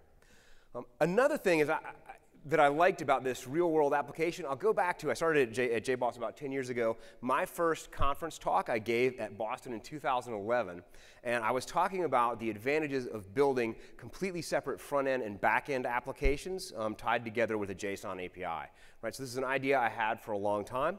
So naturally, I saw the Thinkster guys like this same architecture, which of course means they're geniuses because they agree with me. At the time, I thought this was a better way than doing like JSF or JSPs, right? I think that really clean separation. You let the web guys be the web guys. You let the back-end guys be the back-end guys, right? So this has been something that's kind of been a favorite of mine for a long time, which also meant that it was a reason that I wanted to implement this application. So if you go back in history, oh, where's the microphone? Am I good? Yeah, you guys are, oh, there it is. All right, there's the feedback. So if you're familiar with the HornetQ project at all, anybody familiar with that one? It's a JBoss JMS implementation that started back a little bit before I actually joined Red Hat in 2007, or right in that time frame. Tim Fox was the founder of that project, and over the course of a couple of years, he realized that he essentially rewritten the JMS project at that point in time, released what was HornetQ, and massively increased the throughput of that messaging technology at that point in time. You can see that in some of these charts. If you go forward to the back-end architecture, so one more forward, Netty is a core part of that architecture. Anybody familiar with Netty at all? Anybody buy anything in the Apple iTunes store? A few people there, right? So Netty is a core part of the back-end of a lot of very high-performant web properties that you probably are interacting with, like the Apple iTunes store. It uses the NIO, or the NIO architecture for asynchronous communication to basically ensure that your processor isn't pausing while it's doing blocking for I/O like we've traditionally done in a lot of Java applications, right? So the core part of Vertex, at least at its lowest levels, is leveraging this Netty library to make it as fast as possible. And it's been developed at JBoss since 2004 and gone through several iterations over time, and it's a core part of a lot of technology we ship. And then right after HornetQ was finished, Node.js came out, right? And Node.js ran a single-threaded event loop using an NIO, non-blocking I/O architecture, right? And so Tim got the idea that maybe he would take what he'd done inside of HornetQ and expand on that. And he had left Red Hat and gone to work for SpringSource at the time, and he started the Vertex project, came back to Red Hat a little bit later. Today, he's at Google. The Netty project, which began life at JBoss, two of the guys are now, one of the guys is now at Twitter. Twitter uses Netty heavily, and one guy's at Apple, working on the Apple Store. And then we had some open source intrigue, right? So we made the press here. Who controls Vertex, right? So there was some drama involved. Anyway, back to Red Hat, and now Red Hat guys are the leads on Vertex. And as you might have guessed, But it's hosted at the Eclipse Foundation. Hosted at the Eclipse Foundation, yep. Right? So it's a neutral party that hosts Vertex. It's really, really fast, right? It's even faster than we're talking and presenting today. But it has its origins from a guy who likes to make things that were really small, really lightweight, and really fast, right? And it's used in a lot of different places. So this is just a list of some of the logos of people that have talked and blogged about this. One that's not up here is T-Mobile. They've spoken at our Red Hat Summit extensively about their use of this internally. And what people are talking about is its performance, right, against some of these other programming models that we've done with Java EE and now Jakarta and MicroProfile. With that non-blocking I/O, a very lightweight programming model centered around doing things asynchronously, you get massive amounts of performance. And then, if you're interested or curious about it, lots of different YouTube videos from various conferences, two or three books that are available for free from developers.redhat.com. And as we talked about, if you go forward one more, there's the brand new book that was just announced this week for early access. With that code up there, you can get a 50% off. And for the best question, we will buy one for you at the end of this talk. Yep, for the best question. Actually, any question that this guy deems worthy of that book. I'm sure he takes bribery. It could be more than one question, right? So if he thinks your question's worthy, you get a copy of this book. No pressure. Now, a little bit about Vertex. So we mentioned earlier that the notion of a non-blocking event loop. So it's similar to the way that Node.js has an event loop. Vertex will spin up more than one event loop, but it runs on a single-threaded event loop that's going to pull in any interaction. So when you make a web request, it's going to grab your request and then throw the processing off to a different thread. That's going to be a key thing when we start looking at some code. The rule is don't block the event loop. Second sort of key point, verticals do all the work. In a vert.x world, you will write verticals.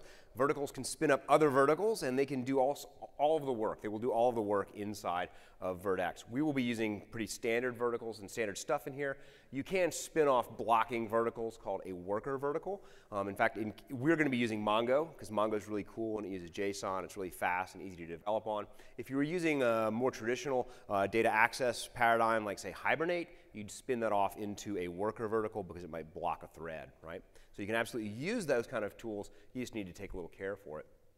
And then, as may not be surprising from a guy who got his start writing a JMS message broker, an event bus is core to vert.x. Now, this is not like an event bus that you have to spend a lot of time configuring or worry about persistence. It's nothing like that. This is simply the way that verticals talk to one another. In fact, this little piece of architecture is exactly what we're going to build. We're going to build a web server, HTTP server vertical, and a database vertical, and they're going to talk to each other by sending messages over an event bus. It's really, really easy to configure, though. So some of the other things to keep in mind as we're about to start coding here, we're running out of time, we need to really start coding. So vert.x is modular. It's super tiny, lightweight core jar file, and then we're going to bring in some other pieces that are all pretty small as well. There's tons and tons of modules. We're going to look at like vert.x web, a module for talking to Mongo, for handling authentication and authorization through Mongo, JWT, all sorts of stuff. Second piece, JSON is a first-class citizen. In the reactive world, we were talking about reactive with some people before we got going here. The notion of sending messages from component to component is highly encouraged. JSON is a great payload for that message bus for a number of reasons. One, we're not pushing objects that might have a reference in memory across from place to place. Second, we can also talk to the event bus externally. So we could write a JavaScript client and talk to the event bus. So step first, we're going to quickly create a project, right? So there's two ways to quickly create a project. And I'm going to start off. Can you guys all see my font? Is this big enough? A little bigger. Little bigger? Yeah. All right. Let's go to profiles. Let's go to text. That's going to be pretty big. Yeah, that'll work. All right, so I'm on my desktop. Let's make a directory.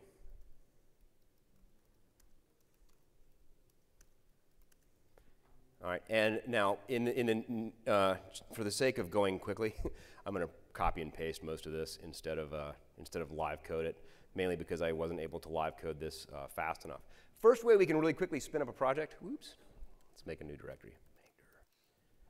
Vert.x conduit.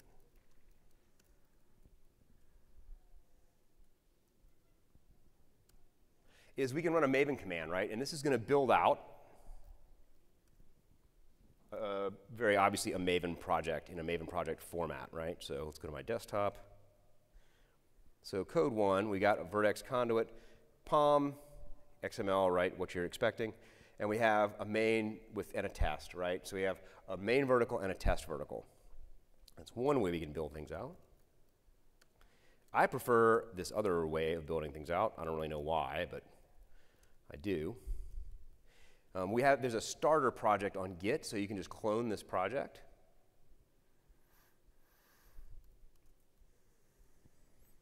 So I'll remove that directory.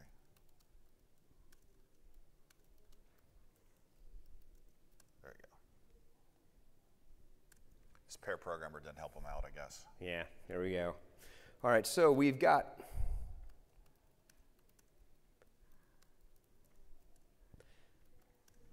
this is going to have a little bit more in here. So we've got our source and our POM. We've got a couple of things here called redeploy. That's going to come in really handy. But we're going to make a couple of adjustments really quickly here. So let's open up this folder. And then we could do this in VIM, right? But I'm just going to go really quick, use this because I think it's easier to see. Why is that not happy? File, open. It's a little different than desktop. Got to go all the way down to your folder with a file. I want to open that folder. There we go. All right, so inside this folder, we're going to update our POM file. So we're going to change the name of our project package from io vert.x starter to io vert.x code 1 conduit. and we'll call our project Vertex Code 1 Conduit. And I'm going to change my starter vertical here to Code 1. Code 1. Catch those typos. Glasses time. Code 1 Conduit. Now I mentioned that Vertex is modular. We only have one module here right now. Or two, sorry. We have two modules. There you go. There we go. Vertex Core, which you can see right here. And then Vertex Unit, which wraps JUnit. Right, so those are our two modules at the moment. The one other thing I'm going to change here is this redeploy. Code 1 Conduit. Now we will go ahead and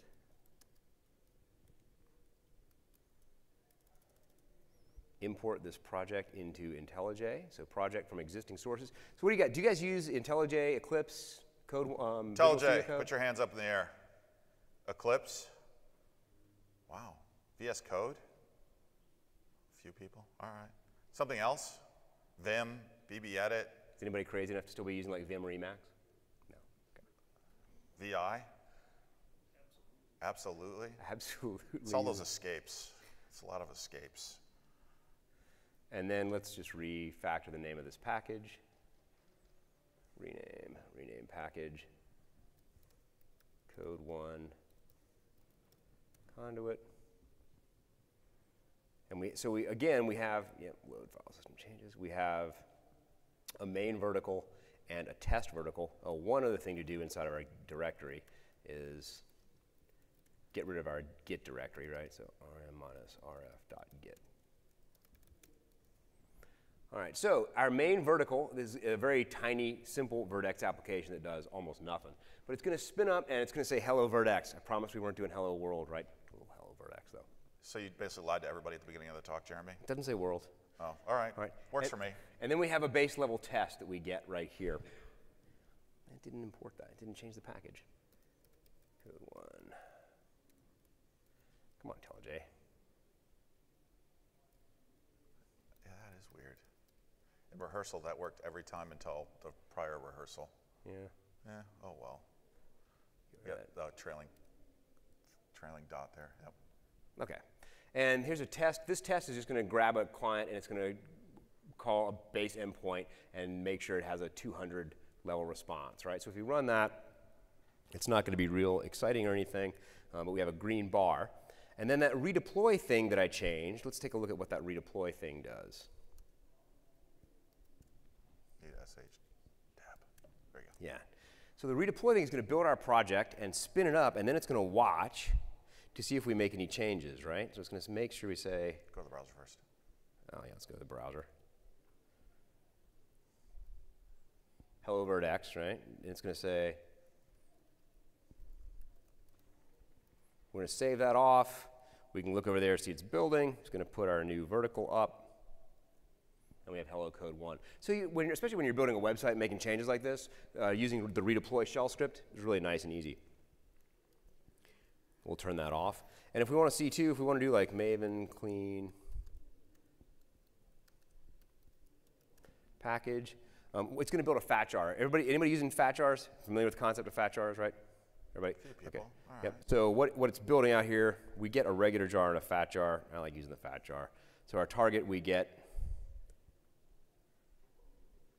Vertex start project dash fat dot jar. So we can just spin that up. We get the same thing, right? So we can just say Java jar target dash fat jar. How big is it? I don't know. Small. It's already booted It's a pretty up. tiny fat jar. Pretty tiny fat jar. 6 meg, but now, so far I have the best question, so I get the prize. I'm kind of hoping that'll spark the fire. There we go. Yeah, that is. You have the best. I already gave you your water bottle back, so. But he didn't want based on his inability to know he lost it. All right. So what we just looked at. We very quickly used the Maven Vertex plugin. So we can use Maven to create this from Maven, or we can use GitHub. So the next thing we're going to do, we're going to start developing our application. And being good developers, we're going to start by writing a test case first, right? So let's create a test case. if we look at our API, the thing that makes the most sense to me to start developing first would be, where's our API? Would be the register user case, right? So we'll post a request to API users. We're going to give it this JSON as a body, and we're going to expect that this JSON comes back, right? Pretty simple test case. We're going to build that out here. We'll go new Java class. Register. Well, you're typing that. How many of you do test-driven development where you write test cases first before you actually write code? Wow. How many people write test cases? Okay, that's better. But you do it after the fact? Or when bugs are filed, then you write a test case like, oh, I didn't think of that case. So first, we're also going to add these modules in here. So we've got the Vertex core module. Right below that, I'm going to put Vertex web and Vertex web client. So web is, as you notice, we already were spinning up a very minimal web server, but Vertex web is going to give us advanced routing and the ability to handle, stuff that's coming over our request. And then Vertex web client has two uses. One, it's very useful if you're calling other endpoints, right? Common thing inside of both websites and microservices. It's also really great inside of our unit tests because it makes it really easy to test, the endpoints that we're writing. And then I mentioned I'm going to cheat here and copy and paste this because I'm probably already running behind. I have a pretty good feeling. Sorry? I'm sorry? I can't hear it. A little louder. I can't hear the question. Sorry.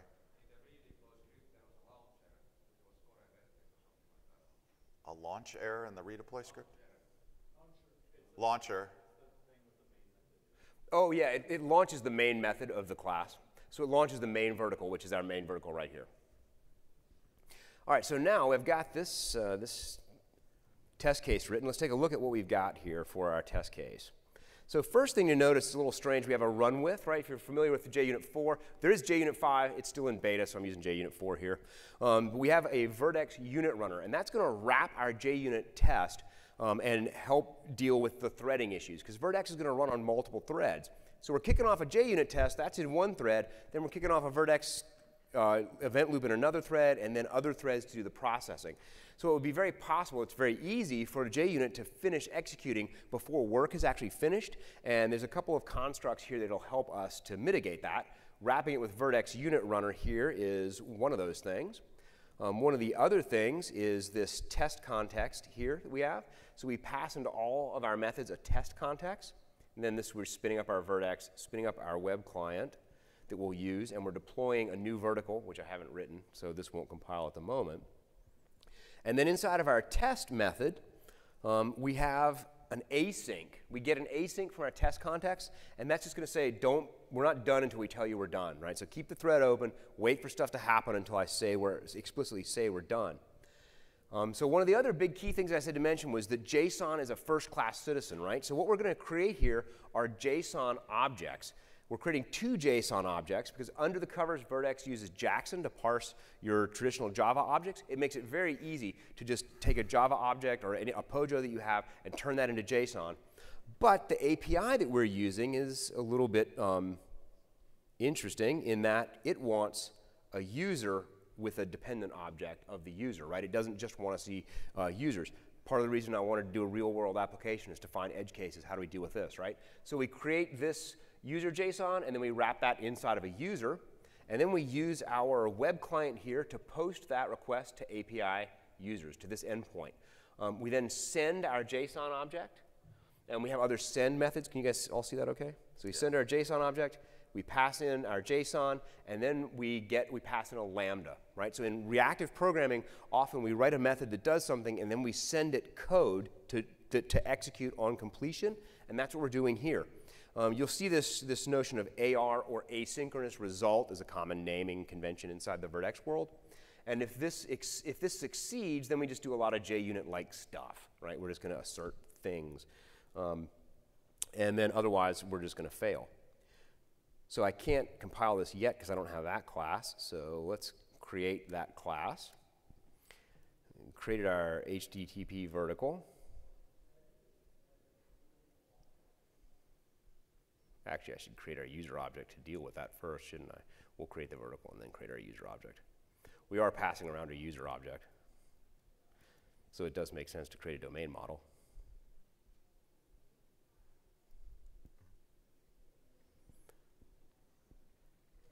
So this is what a little more complex vertical than our main vertical, right? We have we're still creating an HTTP server down here, but we're passing in a router. And I've created 2 routers. If you've ever used, like in the Ruby or Flask kind of world or JavaScript world, this kind of concept of a router is pretty familiar. I'm creating a base router to handle everything at the root level here, and we're still returning hello vertex. We'll change that to hello code 1, right? And that will allow us to still have our root level document. In a real application, this would allow us to maybe serve some web pages dynamically this way, and then put everything else behind this URL API, right? Because the spec that we're coding to expects everything behind this /API. So I'm also creating an API router. And my API router, I'm passing everything with user.star is going to my API router. And I'm mounting that router here. I'm mounting the API router at /API. Yep? On those routers, can you set context like put my gets to this router, put my leads to this router? Absolutely. And we're gonna absolutely see that. In fact, you know what? I'll go ahead. We'll just live code that instead of copy and paste. We'll say API router get. Actually, it's post, right? I'm posting this user. Post users. Right, that's the API I'm coding to right now. I'm doing.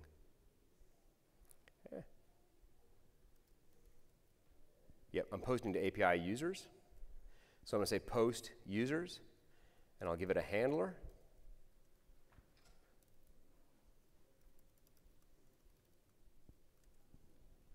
And give it a method right there.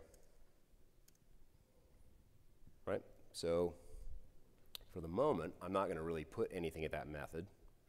We'll just throw this here. So I think that's a really good question because it gave me a perfect segue into what I was about to talk about. So John, you can decide what you want there for that. But for my vote, that's pretty good question there. Oh, whoops.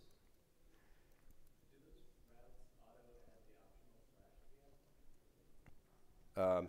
Do the routes add the optional slash at the end? No, you don't. And I also need a user object, sorry, here. So let's create a user object, new package models. The new Java object. New Java class, user. Yep. Then you got page up. Yep.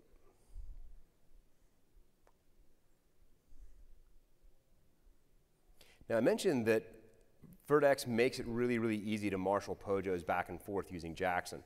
In our case, though, because this API sort of expects what I consider to be a little bit unusual format,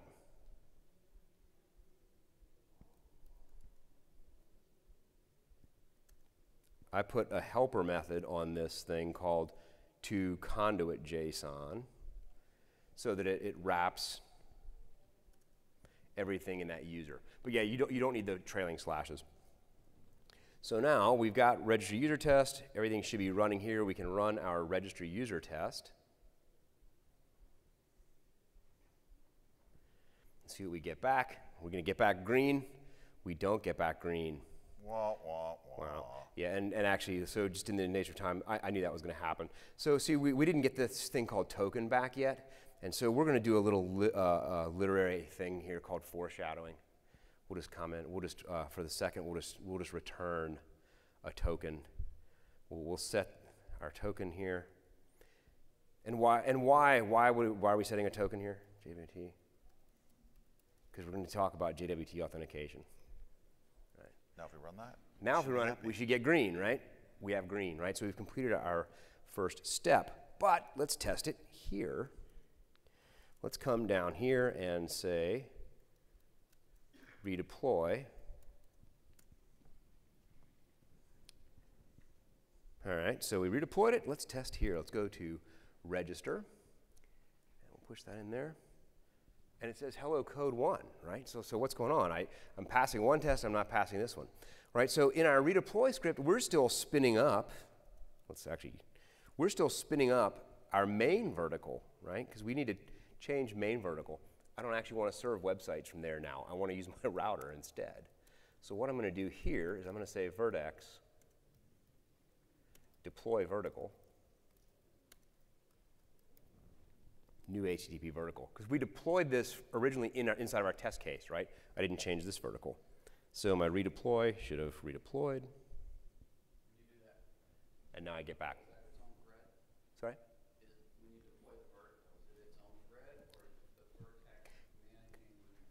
Good catch. Another excellent question here. So, all right, good catch here. It is. This is spinning off in its own thread. So this is potentially problematic because this could go in another thread and die and not actually spin up. And I will show you how to fix that. All right, so yeah, good catch. All right.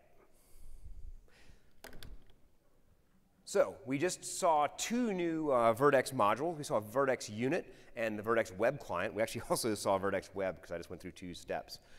So when we created our test here, our test we wrap with the Vertex Unit runner. We send JSON in.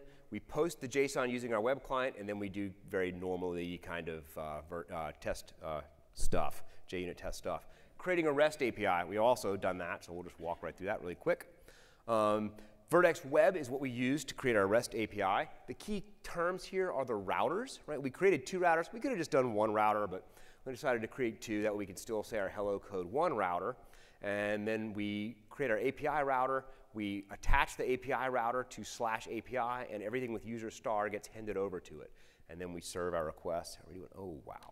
Okay. 13 minutes. 13 minutes. What's next on our agenda? Oh, quick architecture moment. You want to take a So yeah, a quick architecture moment. We saw this earlier, right? So what we've done is we've created this web front HTTP server vertical there on the left-hand side. We're now going to show an example where that then back ends that into the database client vertical on the right-hand side, but the intermediary is that event bus that we talked about a little bit earlier. And going back to that gentleman's question about threading, right? Each of these verticals are in their own thread, totally asynchronous. It's how you get that massive performance that some of the web test results that this project has published and how you're able to get there. So in the interest of time, we'll let Jeremy rock and roll with some new objects. So we're going to do a persistence test, right? Because we are now going to implement our event bus, which is going to handle persistence. So a persistence test. Is that my persistence test? That is not my persistence test. Persistence test. Here we go. Now, persistence test is going to look an awful lot like our other test, right? So there's not like a big trick to doing this. It's actually a little bit simpler because we're not spinning up a web client, but we're doing the same sort of thing. We're going to pass in JSON. JSON's going to be the payload that we use to go back and forth. In fact, we're going to expect, we commented it here. And you notice up here we're deploying one single vertical, just our persistence vertical. We're going to test these in isolation. What we're going to do here, instead of making a web call, is we're going to call Vertex event bus send. We're going to send to this address. Can everybody see this okay? We're going to send to persistence address a message that we've built right here, and then our asynchronous result is going to do normal JUnity kind of stuff after that, right? So we've got to create this persistence vertical.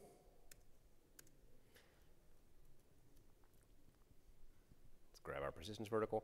And this is all it takes to implement your event bus. It's really quite simple to do this.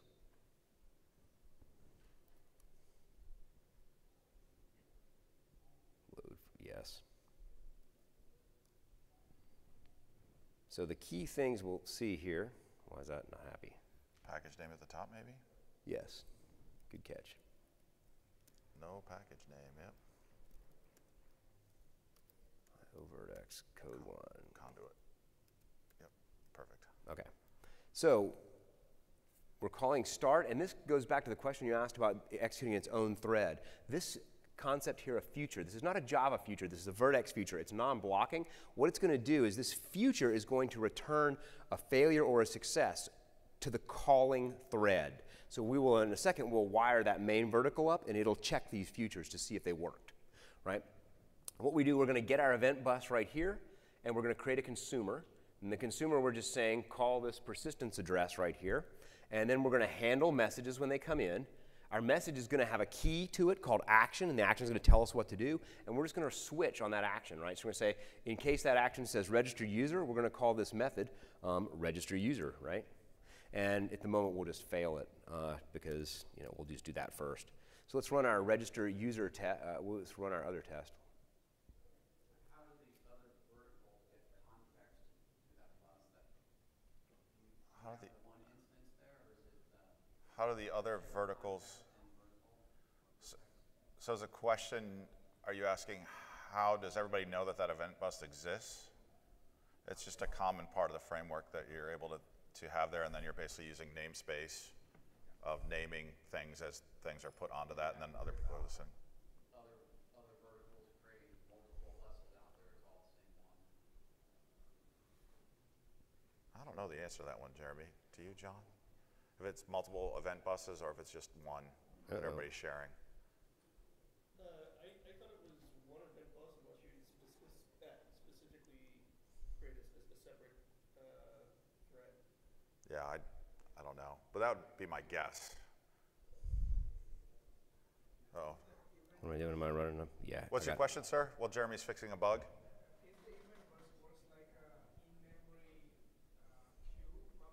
I would say that that's a very good analogy for that. So what happens when you have a flood of messages coming, say number of people getting registered, and this is in a synchronous manner where you're creating those users, storing the database, suddenly application stops.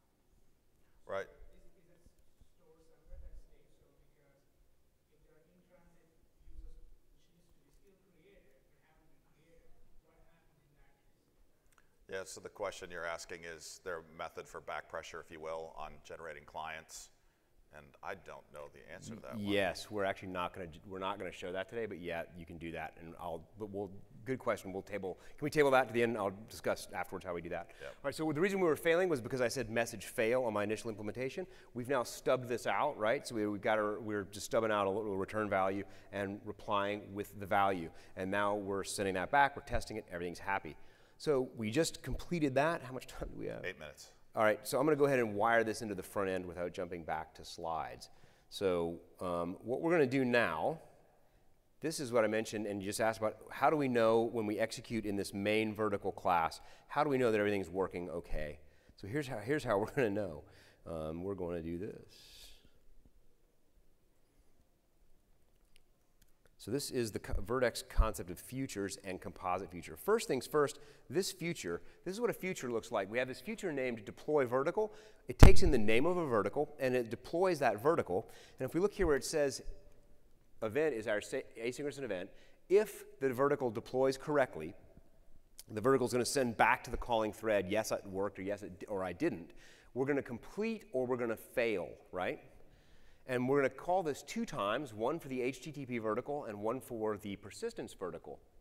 We're going to wrap that in a composite future with an all method. And all this means is I'm going to send off these 2 other threads to go do their work. And when all of them have told me if they succeeded or failed, then I'm going to take some action. And I'm going to either succeed if everything succeeded, or I'll fail if any of them failed. Right? And so this allows us to spin up multiple different threads and then wait for everything to come back happy or not. So now we can spin this up. We can spin up both verticals, and we will go inside of our HTTP vertical, and instead of just turning that back, we will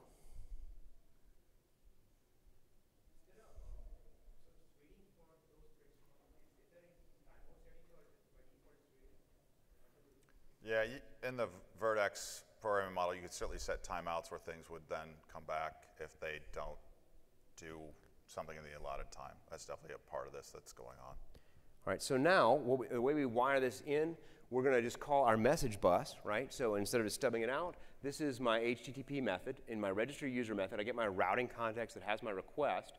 I just pull this JSON directly off the request, send this to the event bus, and then if it succeeds, I turn this back into my value, into my POJO. This is really simple. Vertex makes it really easy to take JSON and turn it into a POJO.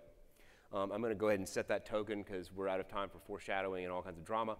And then I'm going to send this back into JSON. So now I'm going to run my register user test. I'm calling my HTTP endpoint, and I'm going to expect that to come back correctly, which didn't happen.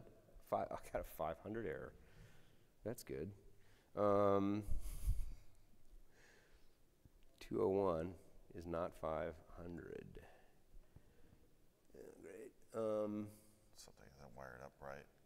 Is there a missing object? So let's see, where's my HTTP vertical? Oh, this is my HTTP vertical. Oh, registry, no, there's here it is, here it is. There's another. I deployed just the HTTP vertical. I don't Yeah. want that, I want to deploy main vertical, right? Yep. There we go. All right. And now we have green, right? So now we tested all the way. We've gone all the way to the back. One more thing to do, though. We're not talking to a database yet. So let's go in and wire in our database persistence vertical. So right now, we're just stubbing this out, right? So let's go in and wire in actual stuff. We're going to grab 2 more Vertex modules. One's going to be called Vertex Mongo Client, and one's going to be called Vertex Mongo Auth. And that Mongo Auth gives you some abilities. I'll let you type and talk about this a little bit. So the Mongo Auth bakes in some of the good hygiene that we do around password management, salting passwords. I'm not going to ask if anybody doesn't salt passwords in their organization. Hopefully at this point, after all the brutality across various hacks, that we don't do that any longer. And does some other things to manage the keys that are going underneath the covers that are going into, in our case, Mongo, to make that a little bit easier for us to just create a authentication mechanism inside of this application. Does it work with any NoSQL database? So we have drivers for lots of different databases. It also works with traditional JDBC. We have a JDBC driver. JDBC, however, is blocking, but we kind of wrap it in a way that it doesn't appear blocking. Postgres has a non-blocking driver. And MySQL does also. It does? Yeah, well, they say in the docs it does. Oh. Okay. Does it work? It should, based on the docs. All right, so what I've done, I've just instantiated these 2 clients, and I'm going to configure my client, Mongo client, how we're configuring it. This looks pretty simple stuff, right? Our configuration is a JSON object. We pass in JSON for configuration. We're just giving it the name, a database name, conduit code 1, connection string. This is another module I'm not using called config. What config is doing is that you can set config to look on the file system, to look at environment properties. If you're running like an OpenShift or Kubernetes, you can look for a config map. It can grab that configuration change. If it doesn't find it, it defaults to this. So that's my default, right? So I don't have config set up, so it's going to say, do I have config? Nope. I'll just use this default, right? Makes it really easy to use configuration. The login auth provider, spin up pretty easy. I give it my Mongo client so it knows how to talk to Mongo. And now let's just grab this method. Register user is going to look a little bit different now. And I'm going to do this in 2 steps, roughly because of what Jim just mentioned. And this was a little funny. So the login auth. Oh, one thing to notice: the login auth. Normally, we assume that it's going to use username and password. In our API that the conduit guys created, we use email and password. So I'm just telling it to use email instead of username here, right? So we have set email name and set credential field. So I'm doing that. But I'm going to use the login auth provider. I'm going to insert user, and I'm going to give in the email and password. It's going to salt off and encrypt my password. I've actually got Mongo running right here. Let's say show deep. Why is my font so small there? Different window. Oh, yeah, okay. Use. I'll just delete this DB drop database. All right, so I just dropped the database just so we know this is actually working. What this does, I'm going to insert this user. The result of that, it's going to give me an asynchronous result. That result will be the ID of the newly created object. And then I'm going to make a query. This is an interesting format. Our queries are all JSON objects. So we create JSON for our query. And what I'm saying here with query is tell Mongo, where ID equals this. And then my update, this is Mongo syntax, right? Set the key value pairs in this JSON, right? So I don't have to write out SQL. I just use the key value pairs from there. That's going to put it in the database. It's going to set everything back, and then it's going to send the response back. So now let's do register user, run our test again, and we went all the way, we round trip to the database. So register user, let's go back here. Whoops. Yep, let's stop that. Let's start that. Redeploy.sh. And I'm coming back. So now I'm round tripping to the database. I want to check the database. I probably have 2 users in there right now. So use conduit code 1, show collections, DB user find. I've got 2, and you can see where it has salted the database, right? It put a salt in the database, and it hashed the password, right? So it takes care of that really easy for us. Are we done now? We're done, but let's do the JWT. Do you guys mind if I hang out for another minute for JWT? All right. Yeah? Yeah. Quick question. I noticed you're using Java 1.8. Does Vertex support 9 or not? We're not officially supporting 9, but John, do you know if it runs on 9? Yeah, I think the team's already got 9 support upstream in the Vertex project, and you know, we're going to work towards 11 as well. So that should be there. So it's on the way, basically. Yeah.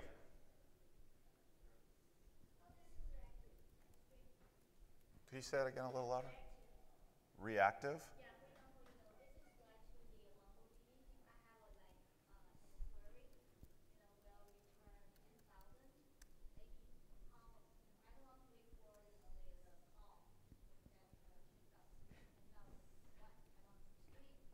Right. Yes. So the question is, you know, if you had 10,000 results coming back, what do you do? And Jeremy, what would you do? A couple of different approaches, right? Obviously, we can paginate. We also, RX Java, we're not showing it in this demo. RX Java is built into Vertex, so you have full access to all kind of the APIs inside of RX Java, which I can show you. After this talk, I can show you an example of what that looks like. Really quickly, I'm adding Vertex auth right in here, auth JWT. Add in our new dependency, save that off. And then we will add a JWT auth to our HTTP vertical. Because part of what we were showing in this talk is, although you can do a lot of advanced stuff with Vertex, you can also just build pretty simple websites easily. There's a lot of really nice stuff in here just for doing what's pretty traditional website design. So inside our JWT auth, we'll configure our JWT auth here. We need a key store, which I'm going to go ahead and cheat and have a key store here on my desktop right there. So in case you don't have, cancel, in case you don't have a key store lying around, these things are easy enough to generate, just using the JDK, right? Put it in the main source. Paste key store into there. So now I have a key store that I can use to generate tokens. And then now we will do this token. So now our token, instead of just insert token right here, we're going to call our JWT auth generate token. We're going to give the email and the password to the token. That'll be hashed as part of the token. And then I'm just going to set on my options, I'm going to set ignore expiration because that's fine, right? And then I'll just set that token onto the user and return our response. Let's test this to make sure it works. Register user test. What are we doing? We're saying not null tokens. Let's do this. Instead of saying not null, let's say that assert true, get string, key token. That length is greater than 25, right? So I'll say this should be long. So now we'll register our user. And we passed. Let's come back to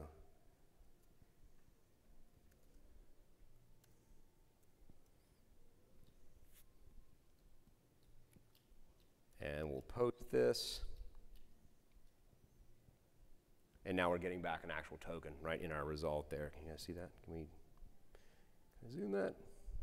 So we're getting back an actual token, right? And it says time is now up. All right, so time's now up. Yeah. We do a few questions after this, but we probably have to cut off our microphones. But you guys are welcome to come up for this. For all those who ask questions, feel free to come up. We'll hand out the prizes and get a book ordered based on this guy's thing. And thank you all very much for your time at the end of a very long week. Yeah. Thanks a lot, guys.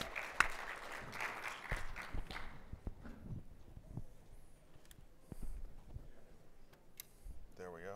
All right, so James, you don't. John, need to, you guys can request prizes too. So if you have a specific prize you'd like, John can be the adjudicator. Would be great. A month of Child care. Yeah. I think the future of Vertex is considering microprofile and Java E. Nice job, gentlemen. I We are big time invested in Vertex. Yeah. So it's